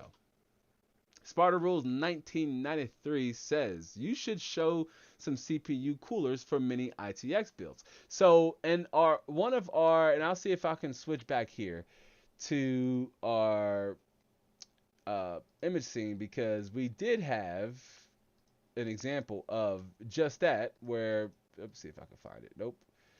Nope. Right here. Okay. So it's funny you say that, Sparta Rules, because you can get a low profile CPU cooler, and that's what you're going to want. And as you can see here in this visual aid, in this visual card with this, I believe that's a Be Quiet Dark Pro Be Quiet low profile CPU cooler. But you can get a low profile CPU cooler if you're going with a mini ITX build. Yes, very important you brought that up, Sparta Rules, and I do appreciate you reminding me to mention that, because if you are going with the mini ITX build, chances are that you will not be able to use like your standard CPU cooler, your slim CPU cooler, and your dual tower CPU cooler. And this is why when we were talking to Bad Habit about their configuration, this is why they're using an air cooler, right? Now, chances are Bad Habit may have had to compromise on that to, compensate for the lack of space, right? Internals. Now I have, the mini ITX build case here that we're going to do in our mini ITX series, but it's, you can fit I believe you can fit a standard CPU cooler in this case. So, but yeah, if you're going with a mini ITX build and you need a CPU cooler, consider a low profile CPU cooler for your build. But again, if you're on PC Part Picker and you're, you're listing out your build, chances are PC Part Picker will notify you of the incompatibility issues that you're running into with going with say a CPU cooler that won't fit your case. But very much something you want to take into consideration. Again, Spotter Rules, thank you for bringing that up for us. But yeah, so again, you want to kiss the fans goodbye, and by that, not saying go to it. I know that's a little redundant because you should be saying that with going with an AIO, but kiss the fans goodbye and pick up yourself a premium CPU cooler about, let's say, $40 to $100 range, simply because this Noctua NHD 15 CPU cooler, and these aren't by means, CPU coolers I'm saying, oh, and definitely go with these, you got to go with these. This is just a ballpark figure to put you in. If you know that you have a CPU cooler that may have RGB features or just a color scheme that fits your preference, your personalized, your personalized style, then stay in this price range, right? Stay in that $40 to $100 price range, but it's very much possible to achieve. Now, switching over to, right, once you say you kiss the fans goodbye, sure. And we talked a little bit about overclocking, but it's like to overclock or not to overclock. Like that is the question, right? Bad Habit says, yes, the Prism is somewhat big in my case, but it works. Yeah, so the Prism is the AMD cooler, which I thought I had a visual aid for AMD coolers. I should, right? But the Prism is the AMD stock cooler. I believe that's the one with the RGB. But it does kind of have this low profile look. So even kudos to AMD designing their CPU coolers to fit in a low profile like form factor, right? That makes it, build friendly for many ITX builds. And Intel CPU coolers are the same way, as they are more flat and level as opposed to vertical and up. So, but yeah, like you said, hey, it's somewhat big, but it works. And sometimes that's just as important, right? As if you're going with the style over substance, sometimes it's just important that it works, as opposed to how it looks, right? Style over substance, depending on how you are, depending on where you want to put your eggs in the basket. But to overclock or not to overclock, that is the question. Now, when overclocking, especially a CPU, a GPU, you can do it on air and get away with it. But when overclocking, especially a CPU, what I recommend is that you definitely do it on water. Again, water transfers heat more efficiently than air. But with AMD's Precision Boost Overdrive 2 and Intel's Turbo Boost technology improving each generation, you may not even need to overclock your CPU, right? Tiger Nation 87, it's good to see you, son. How you doing? Says extremely late. No, that's over dramatification. Tiger Nation says Tiger Nation says I'm extremely late, but better late than never. What's popping, everybody? How's everyone doing? It's good to see you, Tiger Nation 87. Yeah, it's all good. You came in. We're in the third segment here of the third content block of the live show, but nonetheless, still value being delivered even at this point. Zion, we're talking about, and anybody else who's just joined us, we're talking about water versus air, and essentially the only two ways of cooling your CPU, right? Your CPU more specifically. And now we were on the subject of finding the right, finding the right cooling solution for your build. Now we talked about some different air coolers, some different options you have at air coolers in the $40 to about $100 or $40 to $90 to $100 range. Let's just, for sakes of simplicity, say the $40 to $100 range. And now we've kind of moved over to AIOs, and we're talking about to overclock or not to overclock. And we're talking about the benefits of Precision Boost Overdrive 2 and Intel's Turbo Boost Overdrive technology that's improving with each generation. You may not need to overclock, or the gains you get from an all-core overclock may not be a significant improvement versus, say, letting the CPU boost on 2 or 3 cores and then letting the other cores kind of top out to a sustained clock speed that doesn't interfere with the other 2 cores boosting up to the higher clock speed. But, hey, increasing the clock speed, I will say this, I'm a fan of overclocking older components. So like 5th generation Intel CPUs, or 5th generation Intel CPUs, 4th generation Intel CPUs, your Haswell, your Broadwells, Kaby Lakes, increasing the clock speed to compensate for a lack of IPC on an older CPU can help improve performance with a newer GPU. Sorry, I kind of fumbled that. Let me let me clarify. If you have an older CPU but a newer GPU, if you overclock your CPU, right? If you overclock your CPU, it could actually help alleviate any potential bottlenecks that you may get running an older CPU. So it can help improve performance, but with modern CPUs, it's becoming less and less of a need to even overclock. And my 8700K, as some of you saw in our pop-up live stream series, is overclocked to 5 gigahertz. Now, how much of a gain is that in between video and encoding? I have to do a dedicated deep dive look into it, but I do know some things are sped up with the production workflow. Tiger Nation says, hey to the moderator. Yes, Tiger Nation is our son. and Tiger Nation says, what's up to Bad Habit? Tiger Nation says, hey, never a bad thing to do. As Bad Habit says, I'm just chilling. I'm just here chilling, hanging out with Inside the Lab on our Saturday weekly live Q&A experience. And I do appreciate Zion, Tiger Nation, and you and anybody else. I see we had a few other people join in. Welcome to the live show. I've already gave you the catch up on the run up, but we're going to keep on trucking through as we're talking about, again, overclocking to overclock or not to overclock, increasing the clock speed to compensate for a lack of IPC, essentially, if you will, because IPC is instructions per cycle is just as important as your clock speed. Do keep that in mind. Mr. Zombified, it's good to see you, fam. What's up? Mr. Zombified is in the house. Mr. Zombified says, yo, what up? I made it. TMZ, it's good to see you, bro. It's good to see you. We're discussing water x air. Water versus air, the only two solutions you have when it comes to cooling. Arguably the hottest, and I don't mean hottest cool, fam. I mean the hottest component in your system, and that is your CPU. We're talking about the only two ways we know how to do it, fam, right? At least conventional and what's easily accessible to even the most casual of PC users. But we're talking about water v air, and we talked about the pros and cons to going with the air cooler. We talked about the pros and cons to going with the water cooler, right? We even talked about why your CPU even gets hot. Right? We talked about those tiny transistors beneath the that's in the CPU die that gets hot as your CPU calculates and crunches complicated tasks and what have you, and that heat has to go somewhere. And Zfluent says, "Yo, I'm back." And Bad Habit says, "TMZ is in the house." Yeah, TMZ is always good to see. Again, we need our air horn. Burn, burn, burn, burn, burn. That's a horrible air horn, but I promise you, next week's air horn, we will have the air horn, right, Ms. Ma? We're gonna have the air horn. So when we got our regular viewers and hopefully future Discord members, right, and channel ship members, because I'm really excited about what we have coming for channel memberships. I really do. But the Mrs. Amfi, it's good to see you.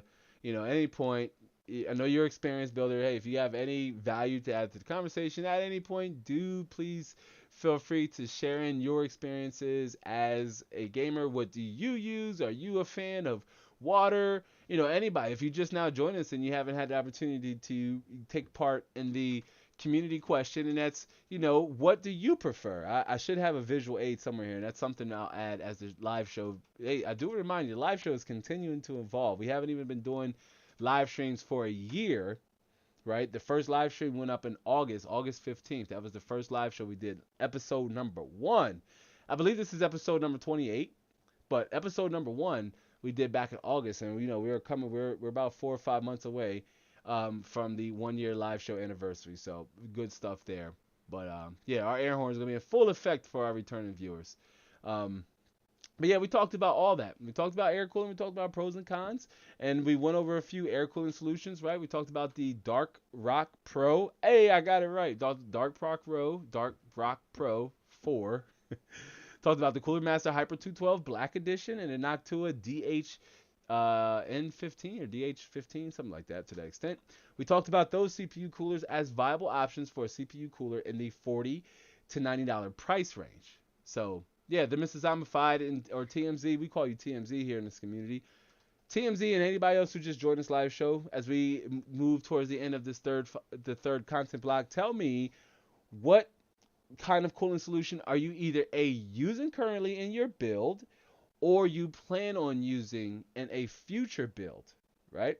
Let me know here in the chat or in the comments section in the live chat as we continue on our discussion and we will run through a few AIOs you can choose from. Because if you expect to run a hot chip, say like an 8700K overclock to 5 gigahertz, all core, that's all core overclock too, fam.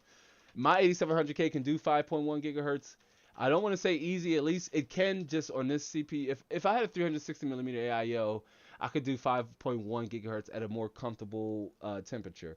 But right now on this Corsair 240 millimeter H100i V2 with the 5.1 overclock, 5.1 gigahertz all core overclock, the Cinebench R15 run temperature will spike to about 90, 92 degrees C. So that's super uncomfortable even for me. And at that point, it probably could even use more voltage, or I would maybe have to undervolt, but I would need a better cooling solution. But, you know, if you expect to run a hot chip, like a 9900K, like a 10900K, any of them Intel Ks, right? Overclock, or you want the flexibility of water cooling without bending tubes or measuring loops, because no shade again to those who are on CLCs, that's a closed loop cooling solution.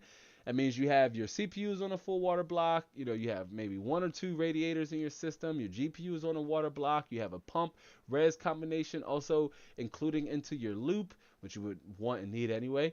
And, you know, you have a full robust loop, right? Maybe you don't want to go that option, right? Which I would totally understand too. That's a route that I'm slowly wanting to work the content into as my content rig, if you will, Snow White, will maybe slowly evolve into that form, right? Like, but I'm in no hurry to get Snow to that point. I am more than content with Snow White, not in this form, because we got the unused 9900K sitting here that I want to do some comparison tests, potentially with 11700K.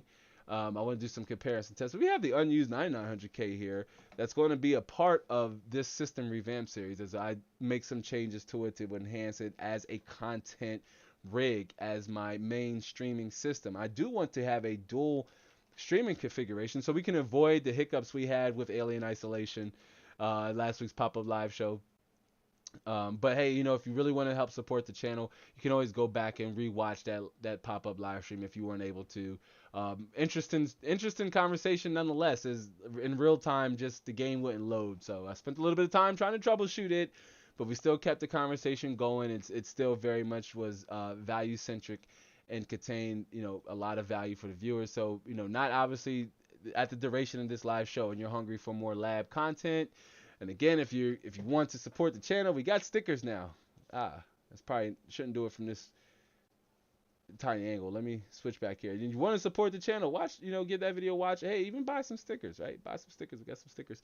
Super low, you know, super cheap. You know, slap them on your wall, slap them on your shelf, slap them on your laptop or your tablet. I do appreciate it. But let's go back, because again, the question is to overclock or to not overclock? That is the question. Getting all Shakespearean up in this place. But if you plan on running a hot chip and you want to overclock, you can consider an AIO versus you say, oh, but I don't want to loop. I don't want to have to bend tubes or measure tubes. And if that's something you look forward to, like I like working with my hands, maybe you are that same way, and that's perfectly fine if you are well within your wheelhouse and you are comfortable with doing that. But remember, the goal here on this channel is to reach the average consumer, or to help the average consumer with their buying decision and to making the transition to the pinnacle that is PC gaming.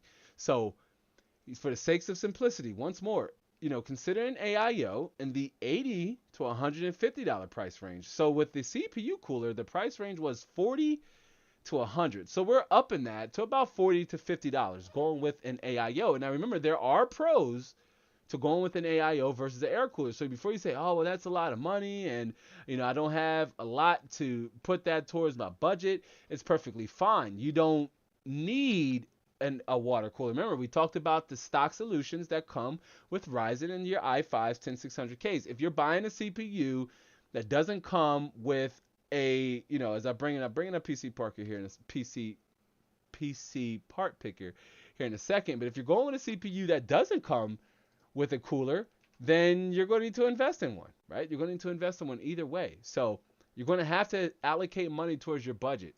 If you want to go with an air cooler, because that's your preference, then consider an air cooler in the $40 to $100 price range. But if you want to go with an AIO, consider one in the $80 to $150 price range. Now, what kind of AIO could that get you, right, in that price range, right? For starters, let's start with the Cooler Master, right? As I see Bad Habit. Speaking of Bad Habit, let me call it up in the chat here really fast, because TMZ says, I don't like the gunk that builds up on water. Running air for now, and I'm cool with it. Hey, I like the pun you put in there, TMZ, about how being cool with running air for now, and being cool with it. No, but totally understand. I mean, again, it goes with, that's very much one of the cons to running an AIO. Now, there are, additives to the liquid that are supposed to help, eliminate that or reduce the buildup of gunk and other harmful, minerals inside of the coolant and like bacteria or what have you, right? Like there's additives that are added to the coolant that are supposed to help with that. But the problem is very much still there. So that's one of the cons to running with a water cooler, right? With running with a water cooler. And like you said, I'm okay with going with the air. But if you're okay with it, you say, you know what, I'm okay with that. I might want to interchange it, or I really want an air cooler because I want to overclock, or like I believe it was Bad Habit that had made the mention of, how AIOs have a more, or just an aftermarket cooler solution in general, just has a more personalized touch, look, and feel to it, or what I would consider your AIO is almost the centerpiece, quite literally, of your system. And I know I said AIO, but I meant that could also, fill in with your air cooler, if it's an aftermarket air cooler, especially if it's a quality aftermarket air cooler along the lines of the $80+ range, then it very much still could serve as a centerpiece of your system. Yes, very much.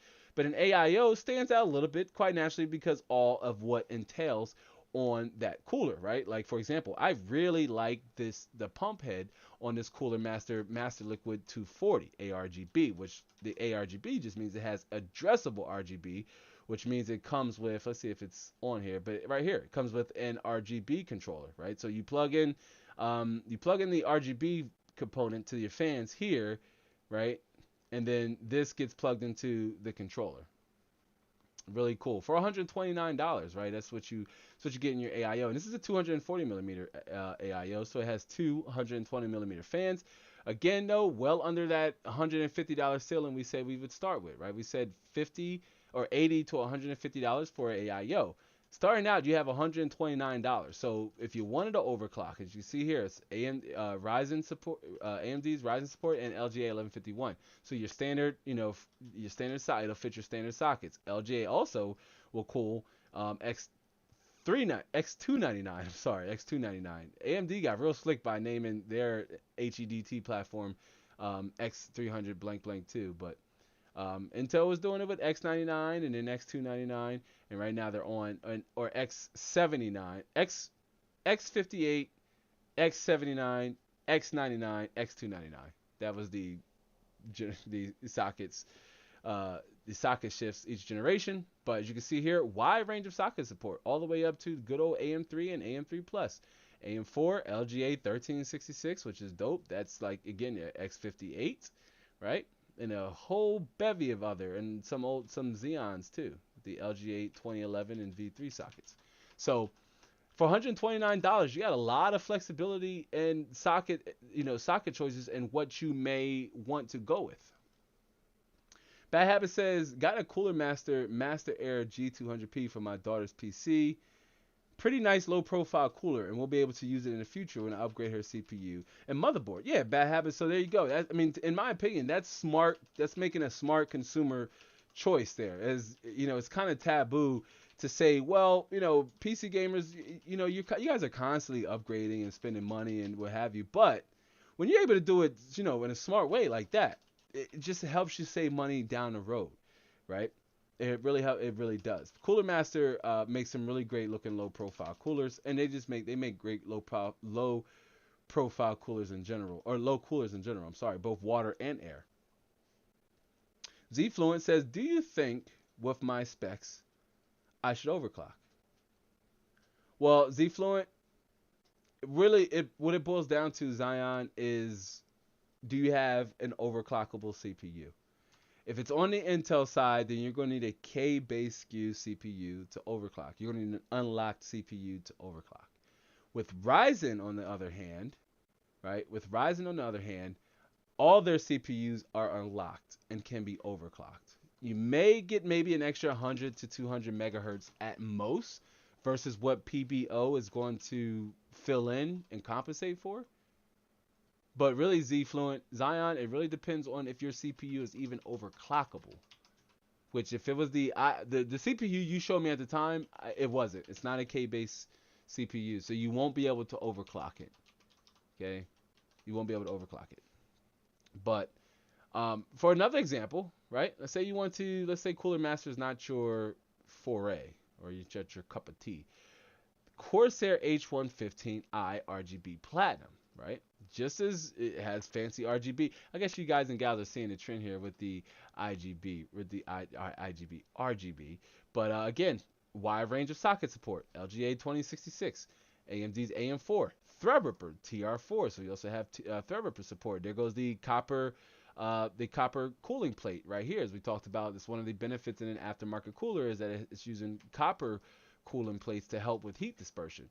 This cooler too, this AIO for $129 is $130. That's not a bad price at all for a 280 millimeter AIO. It may be a little loud because the fans, your fans are slightly larger, but you're going to be able to cool and overclock higher end SKU CPUs indefinitely for $130. So that's even if your CPU comes with the stock cooler. Like if you're on a Ryzen CPU that even very much comes with a stock cooler, but maybe you want, less heat in your case, right? Maybe you want your GPU, you want to cool your GPU down. You don't want your GPU to have to deal with as much hot air, because if you're using a CPU cooler, right, then your GPU is also pushing off that hot air as well. And it's also relying on, air from the front to cool it. So something else to take into consideration while you can benefit from using an AIO.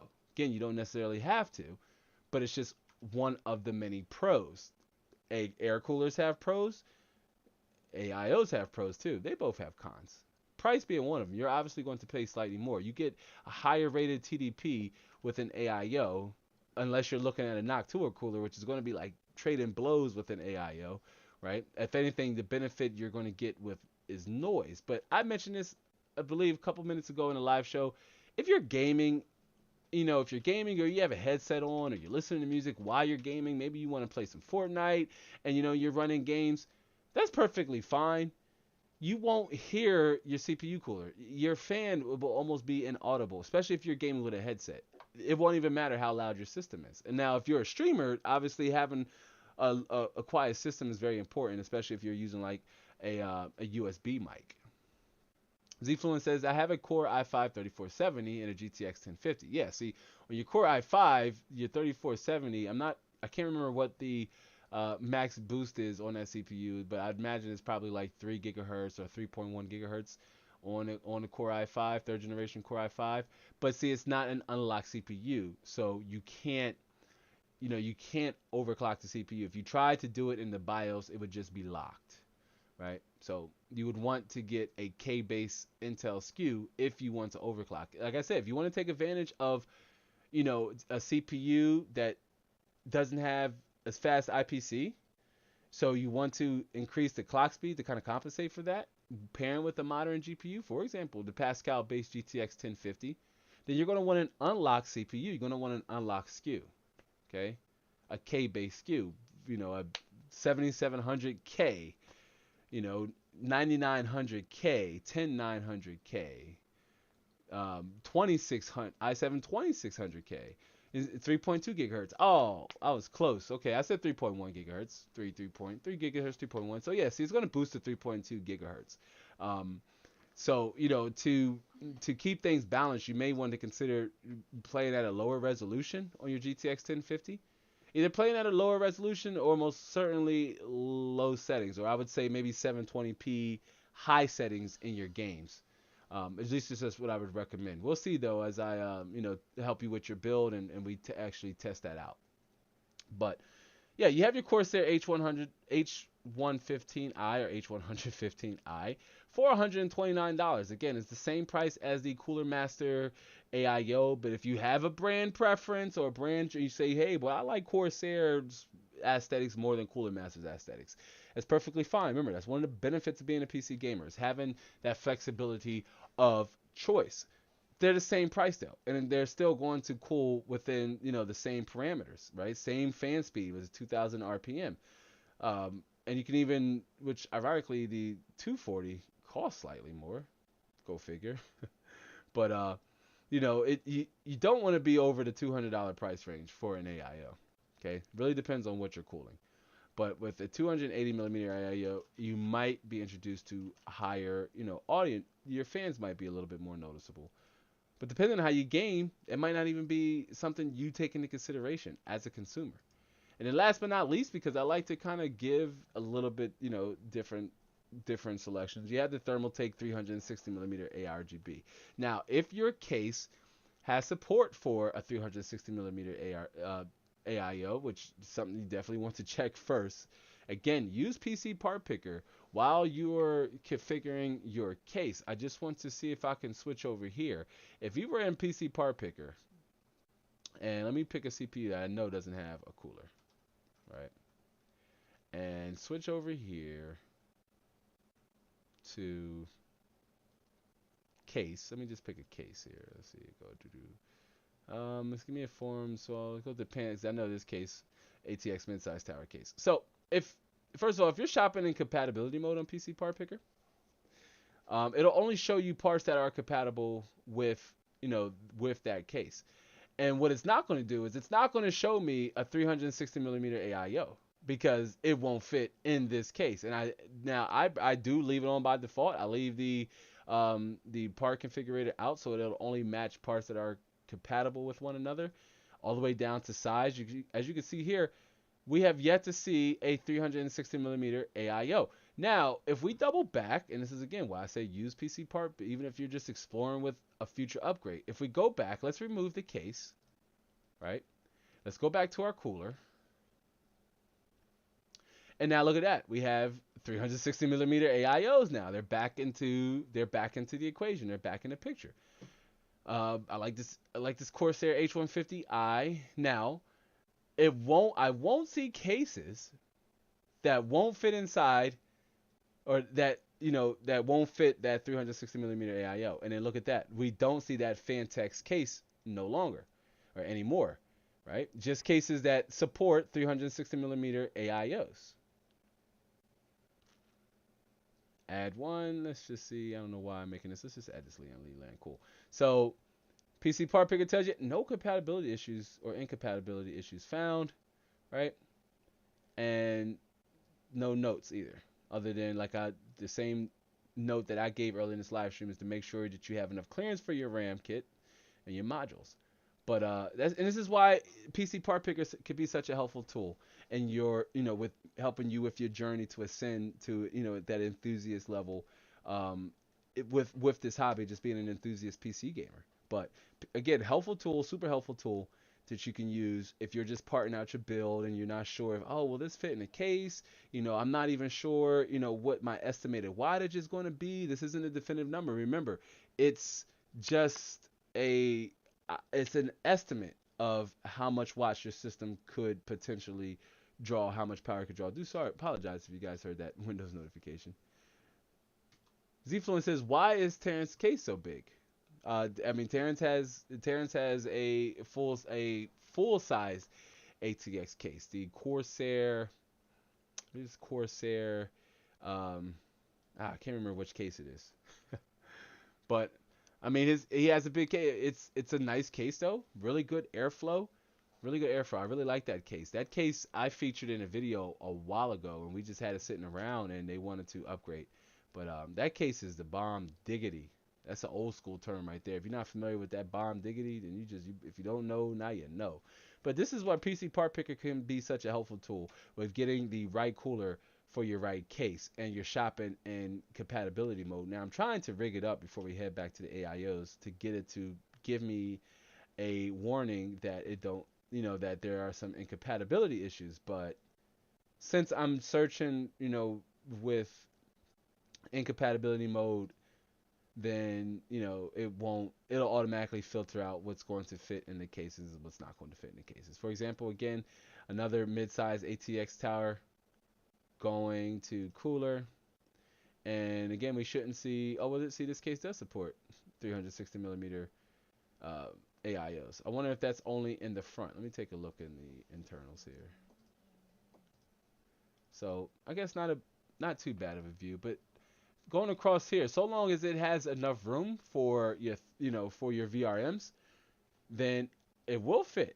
But I'm curious as to, will PC Part Picker give us a warning if we add our motherboard, if it senses that there could be an issue with compatibility with the VRMs? And no, it doesn't. So there you go. Again, classic reason why PC Part Picker could be such a helpful tool. Definitely want to use it when you're making these decisions, when you're making these buying choices, especially with buying an AIO. You want to make sure it will fit inside of your case. As you can see here, again, copper cooling plate underneath of this water block. It's going to help with dispersion, the heat dispersion, and it's going to work better versus aluminum.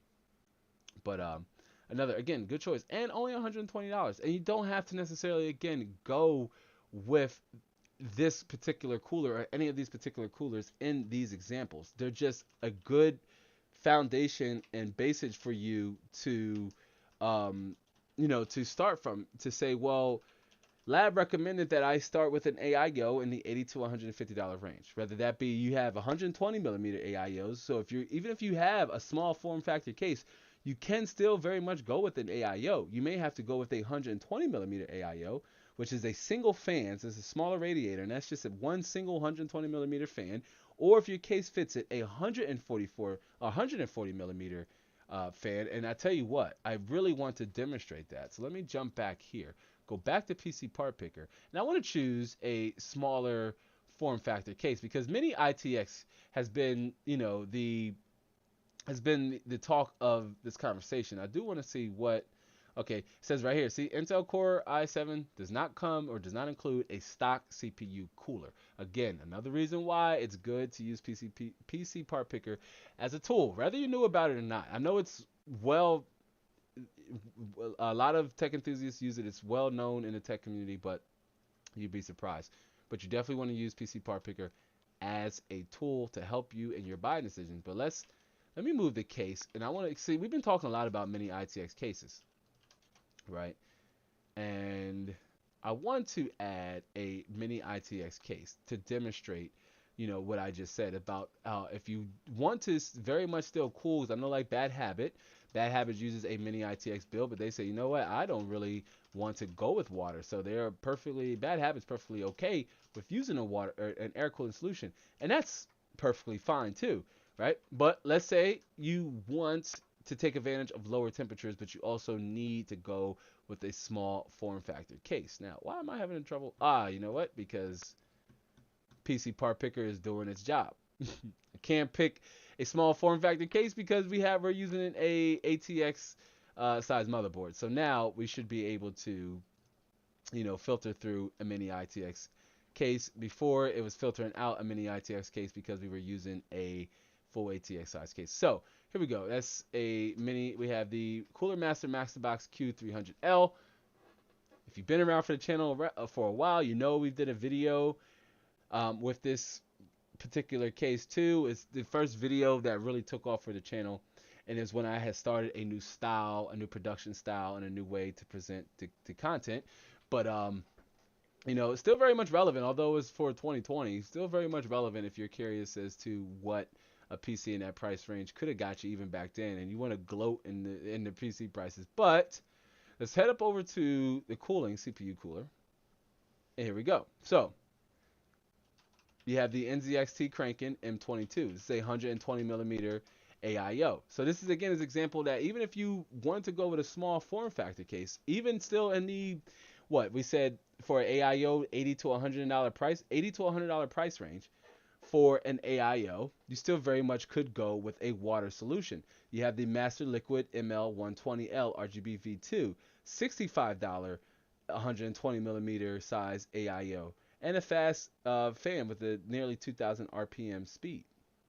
So if you wanted to go, and you also have the H60, although it's a little dated, but if you wanted to go with 120 millimeter AIO for your build, then you very much could for a mini ITX build.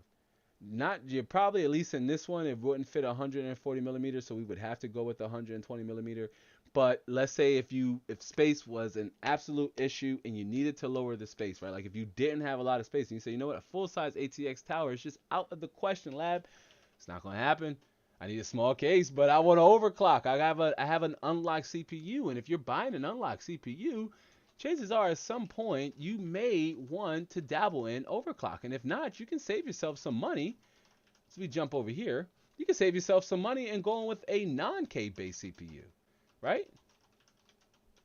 See if we can find 10. You have i5 10400. This is the example of a non-K based CPU. So it'll boost up to 4.3 gigahertz. So long, right, on all 6 cores too, because this has hyperthreading, so it has 6 cores of 12 threads. So it will boost up to all, 4.3 gigahertz on all 6 cores without needing to do any form of overclock, and you won't be able to anyway, right? But if you buy an unlocked SKU, right, line 900K, you're gonna want to get a decent cooler that's going to allow you to overclock, even if it isn't a mini ITX form factor. You're going to want to at least go with 120 millimeter AIO, or even a low profile fan cooler, which we talked about, low profile CPU cooler, which if we go back here, let's see if it'll bring it up, since we are, on a mini ITX tower case. See if we bring it up. Will it bring in? I know I saw one. And I mean, all Intel's coolers are like low profile. As you can see here, it's more down than vertical. Another one, the Thermaltake UX100. Although I'm not, personally not for me, to each their own, no. But the Noctua NH low profile CPU cooler. So again, you could go with a higher skewed CPU, one that has a high TDP, in a small form factor build, and still take advantage of those either high CPU boost speeds, clock speeds, or being able to manually overclock your CPU. Speaking of manual overclocking your CPU, I see we had a few people join in and a few people checking out. I do want to welcome you to, first and foremost, give this stream a like on your way in or your way out if you haven't yet. And if you haven't yet, maybe this will be the opportunity to live stream that I will have earned your subscription. See, Ron Richards says, just got off work. Glad to see you're still going. Oh, man, Ron, it's good to see you. Yeah, we were at the near end of the final content block, though. We were talking about different ways to, keep your PC cool, and different ways to keep, water versus air, if you will, as a cooling solution for your CPU. So we talked about the pros and cons, the benefits to using a air cooler. We talked about the pros and cons, the benefits to using a water cooling solution, an AIO. That's an all-in-one liquid cooler. Right, we talked about the pros and cons to both, and then we did a quick rundown of some of the different options you have in either the $40 to $100 price range for an air cooler. And now we just wrapped up with, if you're you could be in the price range of about $80 to $150 for a quality AIO. Now, in that price range for AIO, you can expect quality features, right? Like different radiator sizes, RGB, right? Bam, bam, bam, bam. Fam, I swear, we're going to get our air horn for those moments, but because that was a little cringe. But different radiator sizes, 120, 140, 240, 280, 360, even, if you will. A lot of different options and socket compatibility in that price range, in that $80 to $150 price range. So don't let anybody tell you, oh, we'll go on water cooling, it's so stupid, it's expensive. Like, no, it's not. Even with a decent aftermarket stock cooler, air cooler, a stock aftermarket air aftermarket cooler. Man, fam, sorry, we've been going for a while now, but even with an aftermarket air cooler in that price range, you can still very much get quality features like a beefy heatsink, RGB, low profile, or standard tower size, or even dual tower size for, if you're in a full if you're using a full size ATX case, and you very much still may want to overclock your CPU, consider the Noctua. What we say, the Noctua NHD15 was that example. Now, excuse me, they're not there in the description box below. But for those of you who are watching on the replay and you're watching now, if you're interested in learning more about these CPUs, I will be sure to leave the links down in the description box below. But for casual PC gamers, the stock cooler will get the job done, and it can help you save on the initial cost of your build. And it's a component, right? Like your CPU cooler, it's a component that you can upgrade at a later date. Now, I know I believe it was Bad Habit we were speaking to, or Your Highness, where we were saying, well, it's good where you can buy smart, right, to avoid having to supplement the system throughout its upgrade cycles, right, while you're upgrading your system. But if you're able to, it's perfectly fine to save money at the initial cost point, right, at the point of the first time you're building your system. That's your CPU, that's your 7 core components. There's 7 core components. That's your 7 core components. And if you don't want to buy a cooler, make sure you're either shopping for a CPU that comes with the stock cooler, right? And you use that because it suits your needs, or you head over into that market, and I said, spend about 40 to 100 for 40 to 80 for, or 40 to 100 for a decent air cooler, and about 80 to $150 for a really decent AIO, and a wide range of price categories. Limp says survive, which, I mean, hey, listen, that's the number one objective for all species, right? Is to survive. I don't know. But either way, welcome Limp. Interesting name. I don't think we had the opportunity to meet you, and welcome to the weekly live Q&A experience. I'm not sure if you're still here, but we were just rounding out. We finished up all 3 of the content blocks, and we were just getting ready to segue over into the wrap-up segment. But we were talking about, water x air and different ways to keep your CPU, or to cool your CPU, because there's essentially only 2 ways to cool your CPU, and that's either water or air. It could come down to preference, or it can come down to the way how personal you want your CPU to look, right? How personal you want your CPU to look. Because I'm going to say this, there is no best method or best way to cool your CPU. As it was demonstrated during this live show, we had a few members in this community share their preferences. Some prefer air, some prefer water. Some don't want the hassles of maintenance in an AIO, and some maybe want the flexibility of overclocking or lower heat inside your internals, right? Inside your case. There is no best way. Going with an air cooler has its benefits and its cons, as does the alternative, liquid cooling, right? You, as the end user, determines which cooling solution or which cooling method suits your budget, your personality, and the way you intend to use your PC, right? That is what is going to make the ultimate determination, right? Your budget, your personality, and the way you intend to use your PC.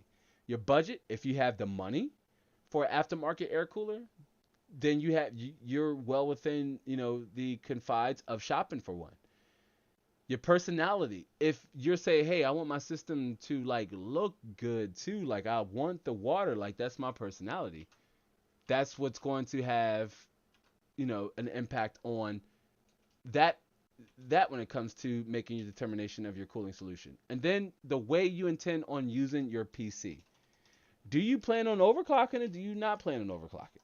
Do you plan on using it for casual based usage, or do you plan on going in hardcore? Are you a gamer? Are you a gamer and a streamer? If you're a gamer and a streamer, then you're definitely want to take into consideration going with an AIO. Why? Because your CPU is now working twice as hard, especially if you're using a single system solution for streaming your content. Okay, your CPU, if you're using the GPU encoder, the NVENC encoder, the NVIDIA's encoder, you're not so much really worried about it. Your CPU just has to process the game, especially if you're running it at a lower resolution. But if you're using, your CPU's encoder, if you're using the H.264 encoder, then do note that your CPU is going to be running hotter than it normally will be for an extended period of time. If you extend for like an hour, if you stream for an hour or more, okay?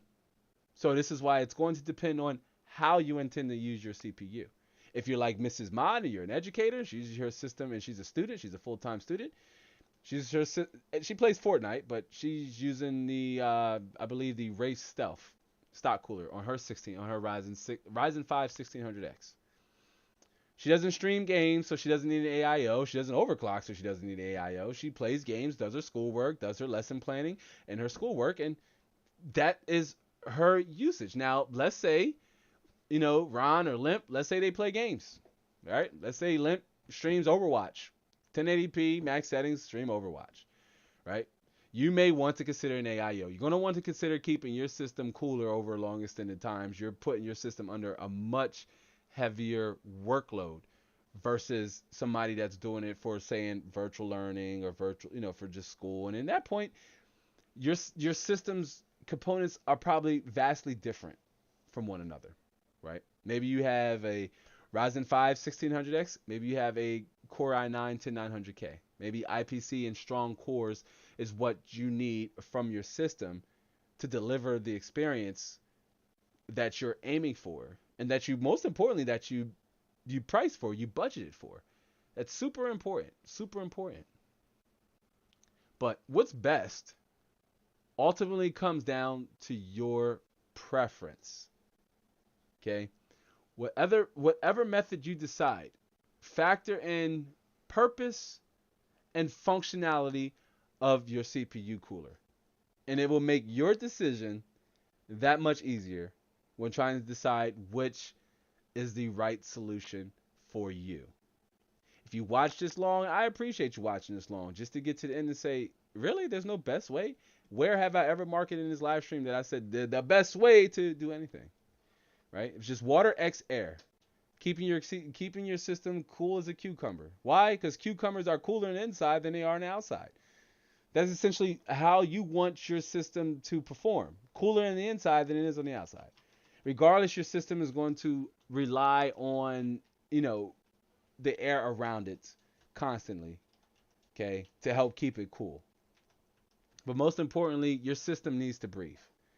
Okay, and it's going to breathe with whatever air is around it. In that case, inside your system. So when you're determining what could possibly be the right solution for you, that's the right mindset to have. Not hey lab, what's the best way to cool my CPU? I'm gonna hit you with a bevy of questions, fam. I'm gonna say, bro, what do you plan on doing with it? What do you plan on streaming? Do you plan on playing games? Do you edit videos? If you do, is it at 1080p? Is it at 4K?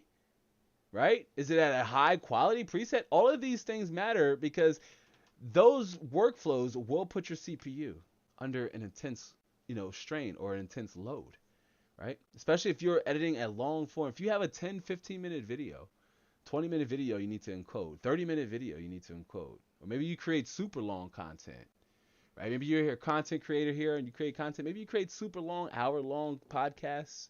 You need to encode those videos if you're not doing them live. That could take a long time.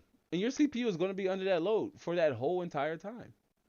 So this is why it's very important you decide on your needs. That is what's going to decide what is the best method for cooling your PC. Keyword there, though, is your PC. Not mine, right? I personally prefer water over an air cooler. But that does no shade at all to an air cooler. I've had some, like for a while there, I did a couple content pieces on a 1600X. We used the Wraith Prism. I believe it's the Wraith Prism, the one with the RGB. We used that cooler. I even overclocked on that cooler, that CPU, and was able to get a sustained 4 gigahertz all-core overclock on the Ryzen 5 1600X. It's not saying much because that's the fastest it can go, right? Like, at least from my experience of the 1600, I've overclocked at least 3 different 1600X. Mrs. Mod has one in her system, and her B450 gigabyte, I believe it's gigabyte B450 motherboard. We did a video on her build too with the Wonder Rig. It's a little dated and the audio is horrible. It was during a time where I thought the my live mic was plugged into the camera that was working, but come to find out it wasn't. The audio is horrible. The audio is not great, but the message, the content, the delivery is very much still there. But her 1600X I've overclocked. The 1600X that my kids are using now in their system I've overclocked, and I haven't been able to get it past 4.1 gigahertz. In fact, I've yet to see a Zen 1 CPU in that class go past 4 gigahertz. They all typically topped out at about 4 gigahertz. And not to get too technical, because that wasn't the focus of this live show, but it really goes into how the integrated memory controller, or the memory chip, works, right, with Ryzen, as it's a one by one ratio with the memory clock speed and the CPU clock speed. So it can only go as far as the CPU clock speed can go. So this is why a lot of times the CPU speed for first generation Ryzen topped out at about 2933 megahertz or 2666 megahertz if you wanted like full stability, right? But again, what's best ultimately comes down to your preference, right? And whatever method you decide, factor in the purpose of your system, factor in the functionality of the CPU cooler. And by the functionality of the CPU cooler, I mean, what is the CPU cooler's function, right? Early in the live show, we talked about why does the CPU even get hot, right? Why does your CPU get hot? Your CPU gets hot because there's transistors embedded in the CPU die. That once your CPU starts calculating and processing, complex math, or running through complex algorithms in AI, games that have complex AI or sophisticated AI, right? Like a Ghost Recon. I don't know why I said Ghost Recon. Please don't quote me on that. Before I get roasted in the comments for Ghost Recon having horrible AI. Just any game that has complex AI or complex geometry, complex building structures. Let me use GTA 5 for an example. GTA 5 is a CPU heavy intensive game. Why? Because the game is constantly trying to process all of the NPCs. It's trying to process the differences in the topography of the environments, right? You go from a highway down to a hill to water to a congested populace or a metropolitan environment within the city. In Los Santos, I forgot the name of the GTA 5 core city, but as you change the environment levels, the CPU is now trying to process all that information. Remember, the graphics card's sole purpose is to render pixels. That is it, right? That is it. The CPU, it has to do a multitude of things, right? It has to process AI, algorithm, geometry, math, all of those things, right? Anything that is in the form of a simulation-based setting within your game, like volumetric setting or shadows or what have you, those are typically CPU-dependent settings. So your CPU very much will still have to work. And the higher the resolution, yes, the CPU very much still has to work a little harder.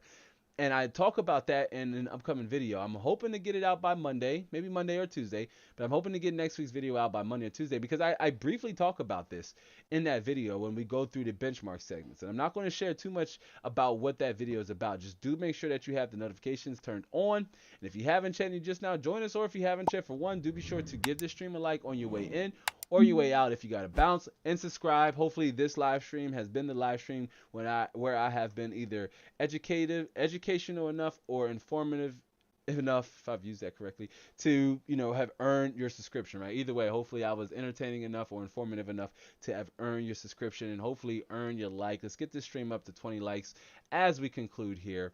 But yeah, I mean, again, buying a CPU cooler, there's so many different things to take into consideration, right? We went over those in this live stream. For those of you who are just not joining us, we talked about water versus air. We talked about the pros and cons to them both.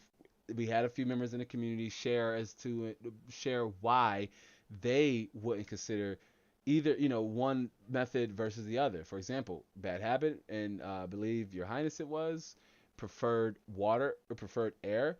Well, we didn't have a lot of water cooling, a lot of AIO users in the house, which is, I don't want to say a surprise. I mean, it's all about simplicity. And again, it's all about your personal preference. And so for them, it made sense for their preference to go with an air cooler, right? Versus going with a water cooler. I'm not sure if they overclock or not, and I'm not going to assume they do. But I've shown some air coolers that are capable of overclocking, right? Who have beefy TDP. I started to say 250 watts because I know the Noctua DH15, I believe, has a 250 watt TDP. But yeah, so many different options. Let me get caught up in the chat really fast here. This Tiger Nation says, I almost forgot how satisfying Mom's keyboard sounding. Right. So for those of you who don't know, Tiger Nation is my son, and he's talking about the time when he came down to visit us and he infiltrated the lab, used my keyboard, but he didn't use the new one, which we still got this one sitting in the box, y'all. I have a lot of stuff sitting in boxes. This is unhealthy. This is very unhealthy. But I still have yet to crack this one open. And my youngest son, kind of gave me a little crap about it because he's like, "Oh, but you bought a keyboard and didn't use it." I'm like, "Well, I'm just waiting to open it. I don't know." But Mrs. Mod uses the K Corsair K70 mechanical keyboard, Cherry MX mechanical keyboard. So that's what he's referring to. And the lights, well, yeah, the RGB. The K70 has really robust RGB features, and right now she has it just on like with what the community refers to as rainbow puke. But you obviously can leave it on a static color and have different modes: breathing, wave, flashing, if you want to change it. I mean, we just leave it in rainbow puke and keep it moving. This keyboard, though, I got because Snow White essentially has a white, like a white aesthetic and feel to it. So that's why I kind of went with the K70. But we're essentially using the same keyboard. She has the black edition, and I'm using the white edition. But great keyboards, and I don't talk about peripherals a lot or enough. But maybe that's something we dive into. And really, I've been on the fence because I thought about doing like a quick primer, maybe like a short 4 or 5 minute video, 6-minute video of unboxing and installing, and maybe even giving you my first take on using this mechanical keyboard versus this old potato keyboard that I'm using. But I'm very old fashioned, y'all. I'm very old fashioned. I believe if it works, stick with it, don't change it, and keep it moving. But yeah, it's been sitting there. I got to do something with it. TMZ says, I gotta go. Thanks, guys. I gotta take off. Yeah, I mean, we're wrapping up. The live show's pretty much commencing, and we're wrapping up. Just doing some last minute talking. I do want to just mention really fast before most of you chunk out or clunk out. If you missed the housekeeping segment of the live show, I do want to remind you that we do have new merch over on the store. I want to show it. The stickers aren't. I'm a little ticked because the stickers aren't showing up here on the shelf, and I do have it to be on the shelf, but they're there. I promise you, they're there. I showed you guys one right here. Here goes my mug right here, and you can see it's on the mug edition shirt we got up here. We got going. Where'd it go? I mean, I'm more so trying to focus on the new merch, but here goes some new merch. We have the plug graphics edition with the USB. Everybody needs a USB, but different. We're coming up with some different colors, y'all. No more just black shirts. You're gonna see different variants. As I'm gonna show you the white ITEST meme edition shirt, but we got the long sleeve. This is long sleeve weather, and this is a shirt that I definitely plan on getting. I really like this shirt. This is pretty dope. It's organic long sleeve tee. I especially like it in hoodie, although we're slowly moving out of hoodie rather. That's why I'm like, maybe I'll get it in long sleeve or even a pull up. So we got the plug USB graphic edition. That's new. What else is new? We got, here it is in like more of a gray, more of like a light gray, right? T-shirt. We got the plug. We got the mug edition, graphic edition, where we got, hey, you might have seen this profile picture every once in a while, but it's the same one here again as the sticker to get that shameful plug in there. I mean, merch really helps support in a long way. And Bad Habit said they picked up I know I'm a handful, but that's why you got two hands. That's really seems to be the favorite once we're talking merch. But this is more so for me to wear in videos, excuse me. But if you wanted to rep the community profile picture, their avatar, you got the mug edition, graphic edition. That's new. This is the only white t-shirt, and it's only going to be available in white. And I'm not even sure how long we're going to leave it up. I might make it like a limited edition rare white version, as we don't have a lot of merch in white. But I do plan on slowly, adding more to it. But you see we have long sleeve white, right? It says I am a PC gamer. So again, represent the community, represent your hobby, what you gotta love for doing, and look good. Fam, I tell you what, it's not so much about merch. It's about fashion for gamers, right? Like fashion for PC gamers. That's what it's all about. Look good, play good while you're doing both, right? Or while you're playing your games. But we have the I am a PC gamer eye test meme edition. So that's dope. You can get a white t-shirt. Summer's coming up, so I believe it's okay to wear white in the summertime. I'm not sure. But you got white long sleeve for them windy days. So that's new. Let's see. Also, the PC Gamer Graphics Edition. This is one of my favorites. I probably will just go ahead and get this in hoodie variant anyway. I really like this too as well. You give this a look-see over. You have it in pull-up version if you want to wear a pull-up and it's a little colder where you are. Not in long sleeve though, so it is what it is. But and t-shirt version you can get in t-shirt variant. That's new. Yeah. So new merch over there if you missed the housekeeping, but this is the shirt that I believe Bad Habit said they picked up. One of my favorites. It's good. Ron Richards says, looking for that Game So Hard hoodie. I know, right? Get a little bit of friendly. I will add it since we're in the live show, and you feel you can hang out or stay if you want. But Myron is referring to the campaign. It was a marketing campaign we led when we were developing games. We were developing PC games, and it was a wordplay on the word "ball so hard" and the homeboys in Paris. I gotta say it like that to keep it PC. But it was a play on words for the homeboys in Paris, the ball so hard, song. And for the game we produced, Magnus Operation Hard Drive, which I'm not going to tell you where to find it. It's still on the internet and it's available. I never took anything down, although our game studio is a little bit in limbo right now because funding a game studio is incredibly expensive. But the game studio is a little bit in limbo right now. But everything is set up and set in stone as to how it was.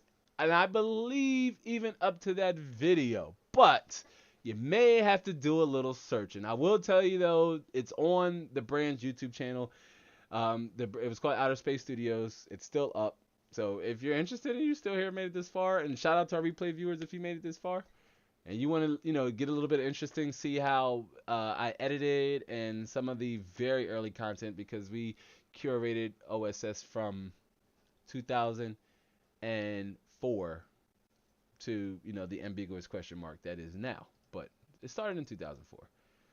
And yeah, Game So Hard was the marketing campaign for the game Magnus. It was a short marketing campaign where I actually made the homeboys in Paris and GarageBand, right? I was like, getting real into the independent fam. I was independent before the term even got popular, right? As far as like creating your own content, we created all the music for our games, and I had resampled, and not even sampled, I recreated the Homeboys in Paris song to just on the keyboard, even just so I can use it, right? And just recorded myself saying "Game So Hard," you know what I mean? Because they said "Ball So Hard" in their song, which I hope not to get copyright claimed. But anyway, not singing the song, just saying the words. But I said "Game So Hard" as an alternative. So and we never got to put it on OSS merch. So again, the labware, the idea, the concept behind labware is not just merch centered around the brand. The merch is centered around being a gamer, right? A PC gamer, even a console gamer. Although quite obviously we're all PC over here, as most of this is centered around just being on PC. But it's not so much about just a brand, having merch just to recognize and just represent the brand. It's also about representing the community and representing the hobby as far as you being a PC gamer. That's what it's all about. So maybe, Game So Hard will make its way onto merch.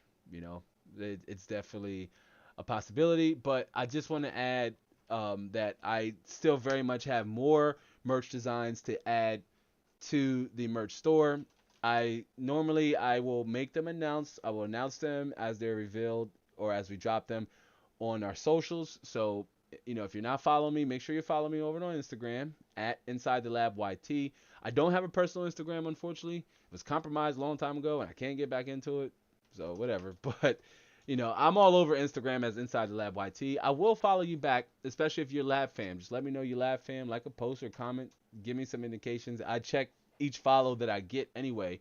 I vet though just to make sure, it's not like a spammy account, or making sure the person has value to offer me as well. And as being a member here, being a live fan member here in this community, you do have value to offer to me, is because I want to know what's going on, and I want to share in the victories and losses with you, because I experience them too.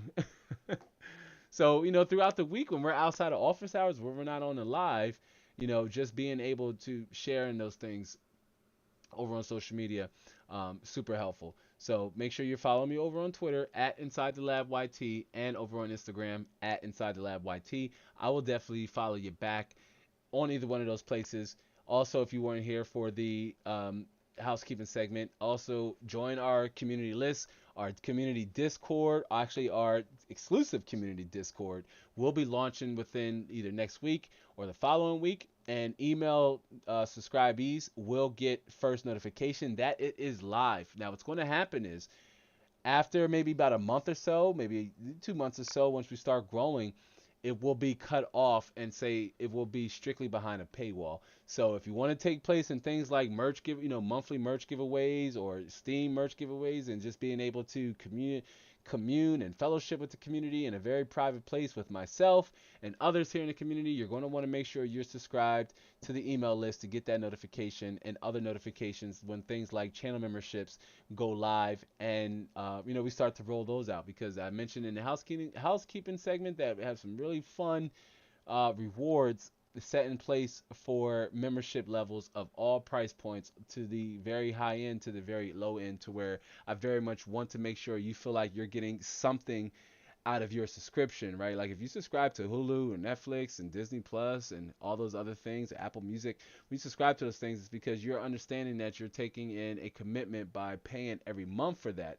But you want to make sure you're getting something out of that commitment, right? Out of that cost. And it's obviously going to come in the form of entertainment. With Netflix, maybe it's exclusive entertainment. Disney Plus, really exclusive entertainment, right? Like you're going to pay for Disney Plus to be able to catch, their shows, which I'm watching The Falcon and Winter Soldier on a side note, and I remember a little different to episode 3. It just felt, at this point, WandaVision was progressing a little better than what The Falcon and the Winter Soldier is. But we don't talk pop culture here. If that's something you want to do, definitely be sure to follow me over on social media. But please, please, please, if you want to head over there now, please do so. Head over there now.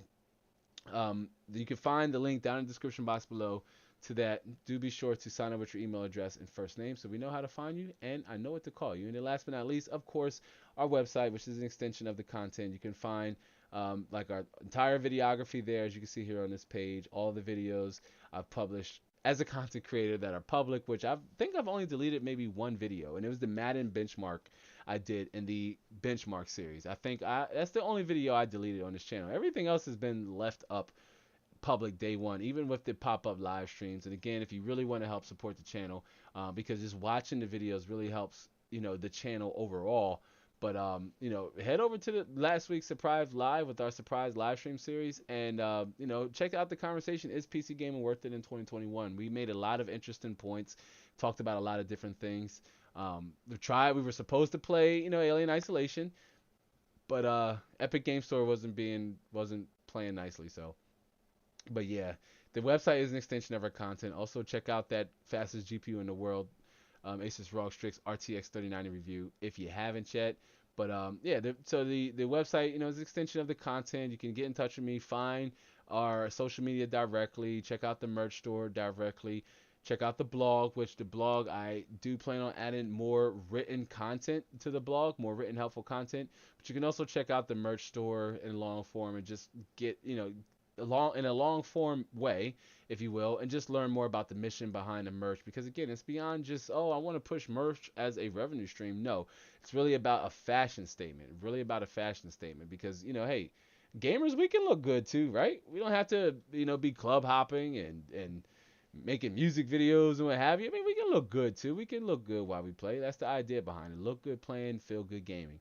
And we can as PC gamers, we have the benefit and the luxury of having the opportunity to experience both. But yeah, so give the website, all three of these All three of these avenues, our website, our merch store, and signing up to our email list, all of these things directly supports the channel in a super direct way. With merch, obviously, I make a small amount of money selling the merch. Right now, it's priced significantly lower than what you would normally see on other content creators, Teespring stores, or other digital stores. But signing up to our email list helps ensure that this community, I stay in touch with the community in case YouTube decides to take the channel away, or so anything happens, it's compromised. I do my best to treat the channel as if it was one of my kids, right? It's something I want to nurture and grow, and something I want to be able to put something in order to get something out of it, even if that's a small monetary gain. So doing those things will definitely help. Sign up for the email list, buying our merch, obviously, and of course the traffic over to the website helps in a great way. And just watching the content here, hey, again, like doing things like liking this stream, or liking any of the videos you may come across, and subscribing and telling your friends and fam to subscribe. Join our community. I mean, this is an awesome community. We have so many memorable moments, so many moments on our live shows that just is evident of how close and how connected and like-minded this community is. It's really an amazing experience. And we didn't go live last Saturday, and I told myself for this live show we may run over a little longer because I missed the opportunity of rapping with you guys and gals and just talking and getting caught up. Live show started out a little late too, but I was working on some things behind the scenes. But nonetheless, I'm like, we're here, and value being delivered, all the way, right? So much of the conversation. If you just joined us and you missed a lot of the core conversation, well, first of all, welcome. But you came at the very end, and we're just doing some post live show cleanup. But what I recommend you do is after I leave the live shows up, I don't even bring them down to chop them up or chop them out. If anything, just skim ahead was what I would recommend. I will add chapters maybe after the first year of the live show, and we're monetized, and that changes the feel of the show, if you will. We'll add chapters, but jump back at the top of this conversation and go back and hit in on some of the points that may or may not resonate with you. If you have a question about anything we talked about, and you're a replay viewer, shout out to our replay viewers, but if you have a question about anything we talked about and you're here, right, and you just now join us, go back and about the 2 hour mark, 3 hour mark, just kind of jump from each content block, because we talked about why you even need a CPU cooler, why does your CPU get hot, the pros and cons of a well-rounded cooler, right? The qualities of both, just overall in general, the qualities of a well-rounded cooler, and shopping for a cooler, right? Shopping for one that's good for your PC build. So if those are three areas of interest to you, and you came just at the end of this live show, what I recommend you do is just head on, after this live show concludes, just head to the beginning and give it a watch. It's always a fun conversation. I leave them up as is, although it's recommended we're not supposed to do that. As a content creator, we recommend we're not supposed to do that. I see Tiger Nation 87 says, I love playing Magnus. Yeah, Magnus is one of those games. Magnus is a very the game has its faults, right? Embarrassingly enough, there were typos in the script. That's to blame me. I wrote the game, I wrote the story, and I scripted it in the game. But there were a lot of late nights and personal issues that I had to deal with at that time that I'm just not quite yet ready to divulge in and talk about. But one day, Lab, listen, man, we're gonna have story time, and I'm just gonna get real personal. Maybe once we hit 5K subscribers, or 3,000 subscribers or something like that, or we're able to monetize this channel, we'll talk about that. Have story time, man. I'll share some stories, because during that time, there were instances where I didn't even think the game would see the light of day, or knowing how difficult it is to publish a game from conceptualization to delivery into a playable package. And that's essentially what Magnus is at the end of the day. It's a little buggy, but it has a beginning, middle, end, and it's very much playable all the way through. I'm gonna say it now. Maybe one live stream, or maybe one pop-up live stream, I'll even play it. I just got the idea. I think Mrs. Mod is gonna hold me to that. But I think one pop-up live stream after we finish the Alien Isolation walkthrough. Maybe I'll fire up some Magnus and we'll play some Magnus, and I'll show you guys and gals of how rough around the edges the game is, but it very much has charm. I had a lot of deep, me personally, to be very honest with you, to share this real quick before we check out. I enjoy writing sci-fi, it's science fiction. It's what I really enjoy. Like that's my wheelhouse. I like writing stories. And for our video game universe, before even a cinematic universe became popular, we were working our video game universe to where all our characters essentially shared in this one larger video game universe, which came together and which would have been one super highly ambitious game project that was just incredibly epic, even in the position of storytelling. So I like writing science fiction. That's what I really enjoy, and so it's something that I definitely plan on getting more into as a side, as a revenue stream once we kick in full time with the content creation workflow. um, but as running on a separate channel or maybe a separate stream, I definitely do want to get back to science fiction and writing stories because they had a lot of good stories. One story we wrote, I'm not going to disclose the title because it wasn't published. We worked on it up until actually before I started this channel. About 2018, 2019 is when I officially put that game's development on hold or on pause because it was getting incredibly expensive. The costs were mounting up, and I am the sole CEO myself. I funded the studio, so Magnus didn't break it wasn't, we weren't getting bags for it, but it's a small amount of money given the situation at the time. Steam wasn't as acceptive of indie games, so it was a little harder to get your game noticed and in front of eyes. So that's that. Sorry, it totally off script and unrelated to what we're discussed today and what we normally talk about on this channel. But I did want to, add context to Ron Richards and Tiger Nation's comments for those of you who are still managed to hang around this long and hear me go in about these things, about what they're referring to. Magnus, the game's title was called Magnus Operation Hard Drive. It was Magnus Operation Hard Drive. And I would drop the link here, but I'd have to go to the Outer Space Studios channel, find it. But just go, after this, if you want to watch it, it benefits us in no way as the channel is essentially DAD. DEAD. It's essentially DAD as we don't upload to it anymore as we've, I guess, the studio is in limbo. But if you want to watch the trailer is even dope. It was very epic and had like a, just this Lord of the Rings like feel to it, even though it was a science fiction game. Search Magnus Operation Hard Drive. Dope game, man. I love the title. The title is Magnus Operation Hard Drive. Everything about the title really involves with the game. And it's just a really dope game, right? It's a 2D top-down, dungeon crawler Zelda-like, very indie, very retro classic game. And I enjoyed working on it. I enjoyed working, with the team that we had. And we had some up to 6 or 7 people at that time that helped get that game from idea to deliver it, being delivered.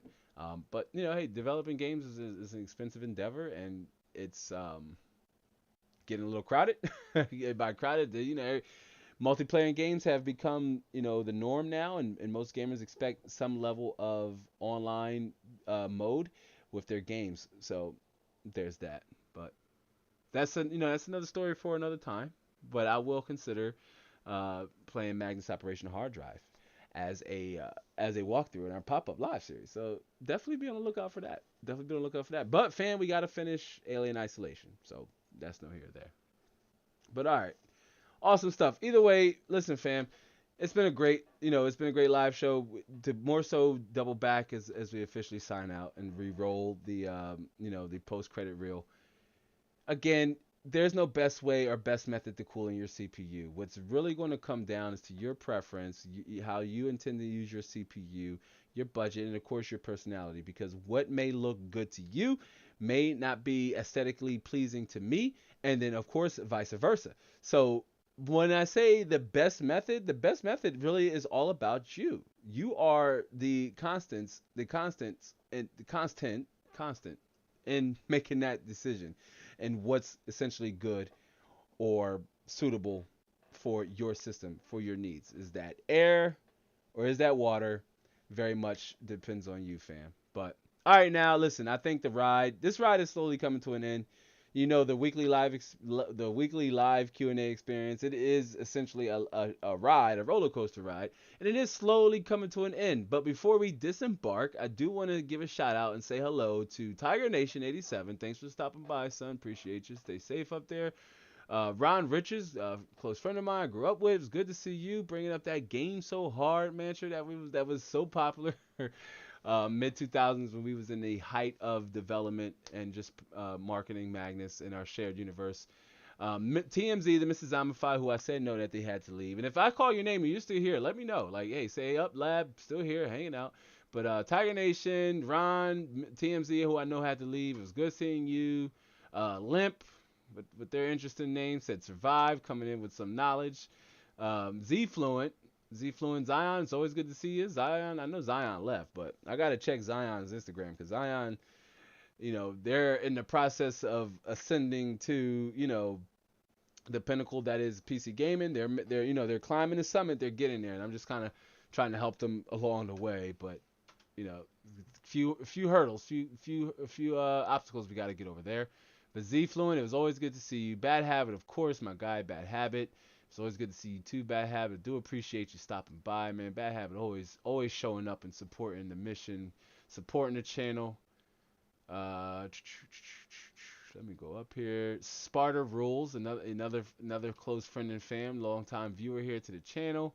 And it was good to see you as well, fam. Not sure if you're still here. Your Highness, it was good to see you too. Another show regular. We have so many people who come back to the show, and I really do appreciate seeing that. I really do. It goes a long way. It tells me that I very much still have a lot to learn and a lot to, I have a lot to learn, and just in terms of just not only just with like computers and hardwares, but there's a dual side to it. I'm also learning the concept of being a content creator as well on my journey to full-time content creation, whatever that may look like. I'm just glad that you guys and gals are here to ride that wave with me. Crazy 1K, Planks PK, Crazy 1K, Planks PK. It was good to see y'all both. Planks PK is becoming a regular visitor, a regular viewer, and remember here at the live show. Crazy 1K, I believe it was your first time, which I hope is not your last if you're still here. Of course, any of you, I hope it's not your last. Let's see, go up. Just want to make sure I don't forget anybody, because that bothers me too when I go up and I'm like, oh man, I didn't see that person. I didn't know they stopped by, especially if it's somebody we're familiar with. Kakashi Hatake, hot take. I'm pronouncing that wrong, man. Somebody get the board and the spill cleanup kit out, because I'm butchering that name. But Kakashi, it was good to have you stop by. I believe you were a first-time viewer as well. Han Slomo over in China, it was Sunday for Han Slomo. For Han, I appreciate you too. Han's another regular viewer, man. So knowledgeable in PC verse. Trumboli was a first-time viewer. Trumboli, was good to see you too, Trumboli. Dropping into Arkham City, the game they like to play. Yeah, and again, I mean, if you missed that question before we sign out, quickly tell me, what game do you like to play that you could spend hours, playing on? Let me know. I said it was Witcher 3 for me, and Skyrim, any game that's like a heavy RPG, role-playing game. Any game that's like a RPG heavy and it's good, I'm all for it. Like, I can get lost in it if it's good. If it's not like Cyberpunk 2077, which ironically I get bored fast in playing that game, although it's supposed to be like an RPG, but I get bored fast playing that game. But I don't get bored, playing Witcher 3 or Skyrim or what have you. If anything, I just get like, oh, I have got to go to sleep tomorrow, or hey, I've got to plan next week's live show, or I've got to finish editing that video. That's normally what stops me. Not that I get bored from the game, but John, hey Myron, John was also here, by the way. Ron, John was here earlier. Champion Mode 314, you missed him, but yeah, John was here. Stop by, spreading peace, love, and nappiness.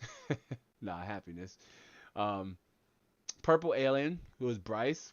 I know you were long checked out, but it was good to see you too, Bryce. Bryce finally made a live show. And I see we have Z-Fluent, yeah, Tiger Nation said, yup, still here. So yeah, Z-Fluent said, I'm still here. Bad Habit said, awesomeness. Ron said, always a good time when I check in. Much love and happy Easter. Yeah, anybody who celebrates, very much, not everybody across the world, but if you do partake in a holiday, then happy Easter to you. But yeah, and I believe that's Mrs. Mod. Mrs. Mod, shout out to first of all, first and foremost, shout out to Mrs. Moderator. Not only does she, keep the chat live and going and welcoming new viewers and keeps the conversation going. She also very much sits through these super long live streams right here with us. I'll bring her on, see if she wants to wave, but I'm not sure if she wants to say hi to the camera or not. But shout out to our moderator for keeping the live stream and keeping the conversation going. It's not easy, especially when they go for as long as they do. So, but yeah, I don't know if the moderator just want to pop in and wave hi. So there we go, Mrs. Moderator, always right there on our side, helping me maintain the live stream. But Ron says plays Apex and The Witcher 3. Yeah, remember, Myron, it was you who hit me to The Witcher 3. You always had good things to say about The Witcher 3 anyway. Even before I was y'all were playing it on consoles, Xbox 360 days. It's just I didn't want to get it on console or Xbox. I believe it was Xbox One. I can't remember. But I didn't want to play it on console. But I do remember you guys speaking very highly of it. And John, too. John was always talking about, Witcher 3 with this, Witcher 3 that, constantly gets to play. And honestly admit I came into it late. But no regrets there. It's definitely a solid, fun game, The Witcher 3. And Apex Legends. Yeah, I haven't played Apex in a while. But it was fun.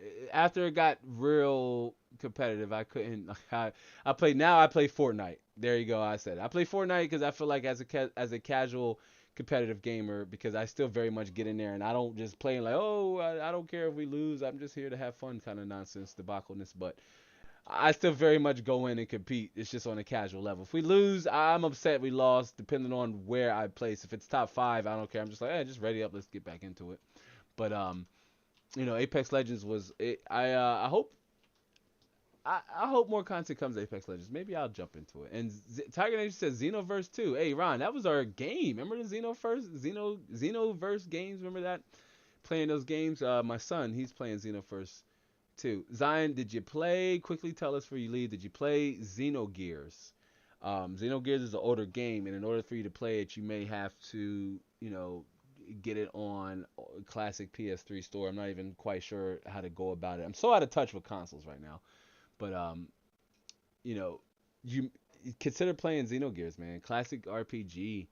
Like myself and Myron and anybody else. If you're here on the live stream, let me know if you played Xenogears.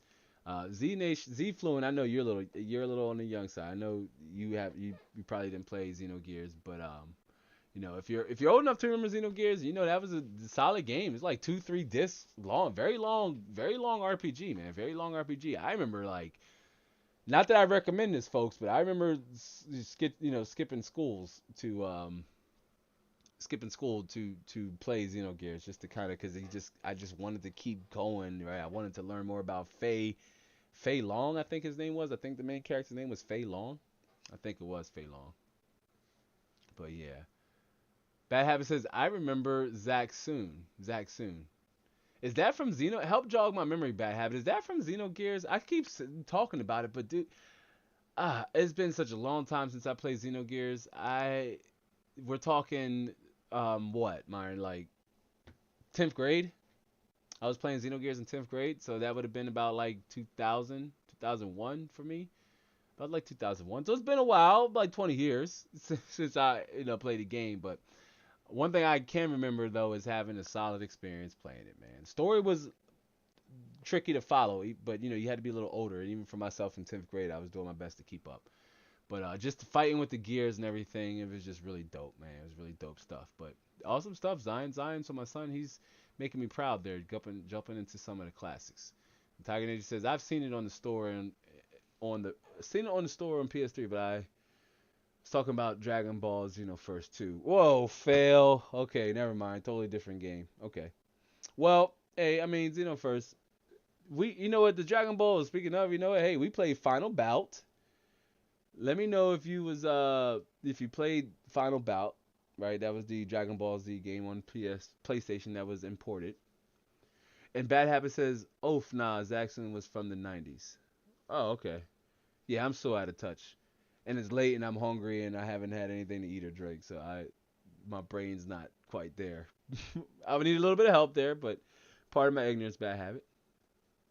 Totally out of the know in that one. But all good stuff, fam. All good stuff, fam. And this is this was unplanned, and I didn't mean to hang around and talk this much. But again, I do want to say I missed talking to you guys, and I feel like I at least, if anything, owed you an additional extra half hour or 45 minutes of availability or just content in this form, not centered around the conversation. But yeah, as Ron Richard says, remember the old DBZ ROMs? Yeah, we're talking about, hey, you want to talk about my early PC real quick before I go? Man, I was downloading ROMs at a rate where my friends was doing it much faster, man. I'm talking like one ROM, or they was up to like maybe 5 or 6 at the time. But yeah, I mean, the old DBZ ROMs, they were fun. I mean, one of my favorites that come to mind were Dragon Ball Z Legends. Excuse me, if you're a little younger, or if you missed out on that, just go back and find. YouTube's a great place to find older stuff.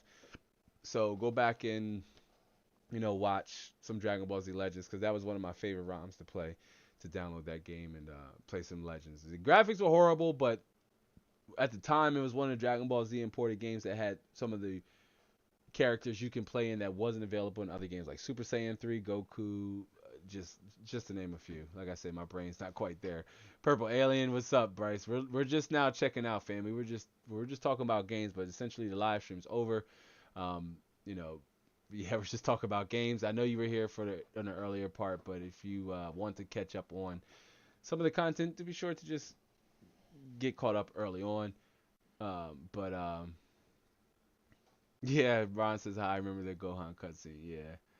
And Bad Habit says Zach soon. I keep spelling it wrong. So I tell you what, I'm going to look into it. I'll check it out, Bad Habit, and let you know over on the Twitter and Instagram how much I remember it. Tiger Nation says, have you played Legacy of Goku? I have not. I have not played any modern DBZ games. I just haven't. I am so out of the loop with them. I just haven't had the opportunity to play them. But all right, friends and fam, that's enough post show Q&A. Again, thank you for everybody who stopped out. You're more than well. If you haven't yet experienced the end credit scene, I definitely welcome you to just hang out afterwards, and I'll maybe shout you out. And if you have any questions in between, but you won't see my handsome mug anymore. Remember, sign up for our email list if you haven't. We're growing, but I know with our viewership and the size of our channel, we could get so much bigger. So do be sure to check out those things in the description below. But thanks for hanging out with us here on this YouTube live show or this live stream. YouTube Live, the weekly live experience. I do hope to catch you all in the next one, which will be next Saturday. But until then, be easy.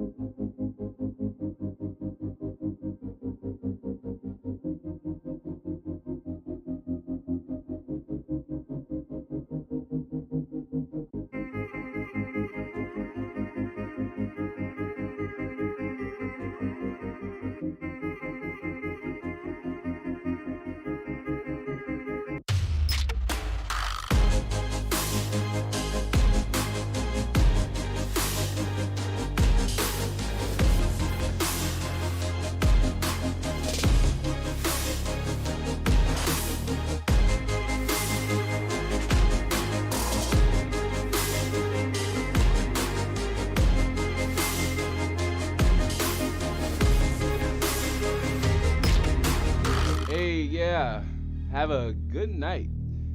Bad Habit. Great night to you as well, fam. Appreciate you. Tiger is a very old game. Alright, cool. So maybe I'll look it up over here on YouTube. Since I can't play it, maybe I will watch it. Thanks for the recommendation, son. And Bad Habit again. Thanks again for hanging out, man. Have a great night, y'all. Again, I appreciate it.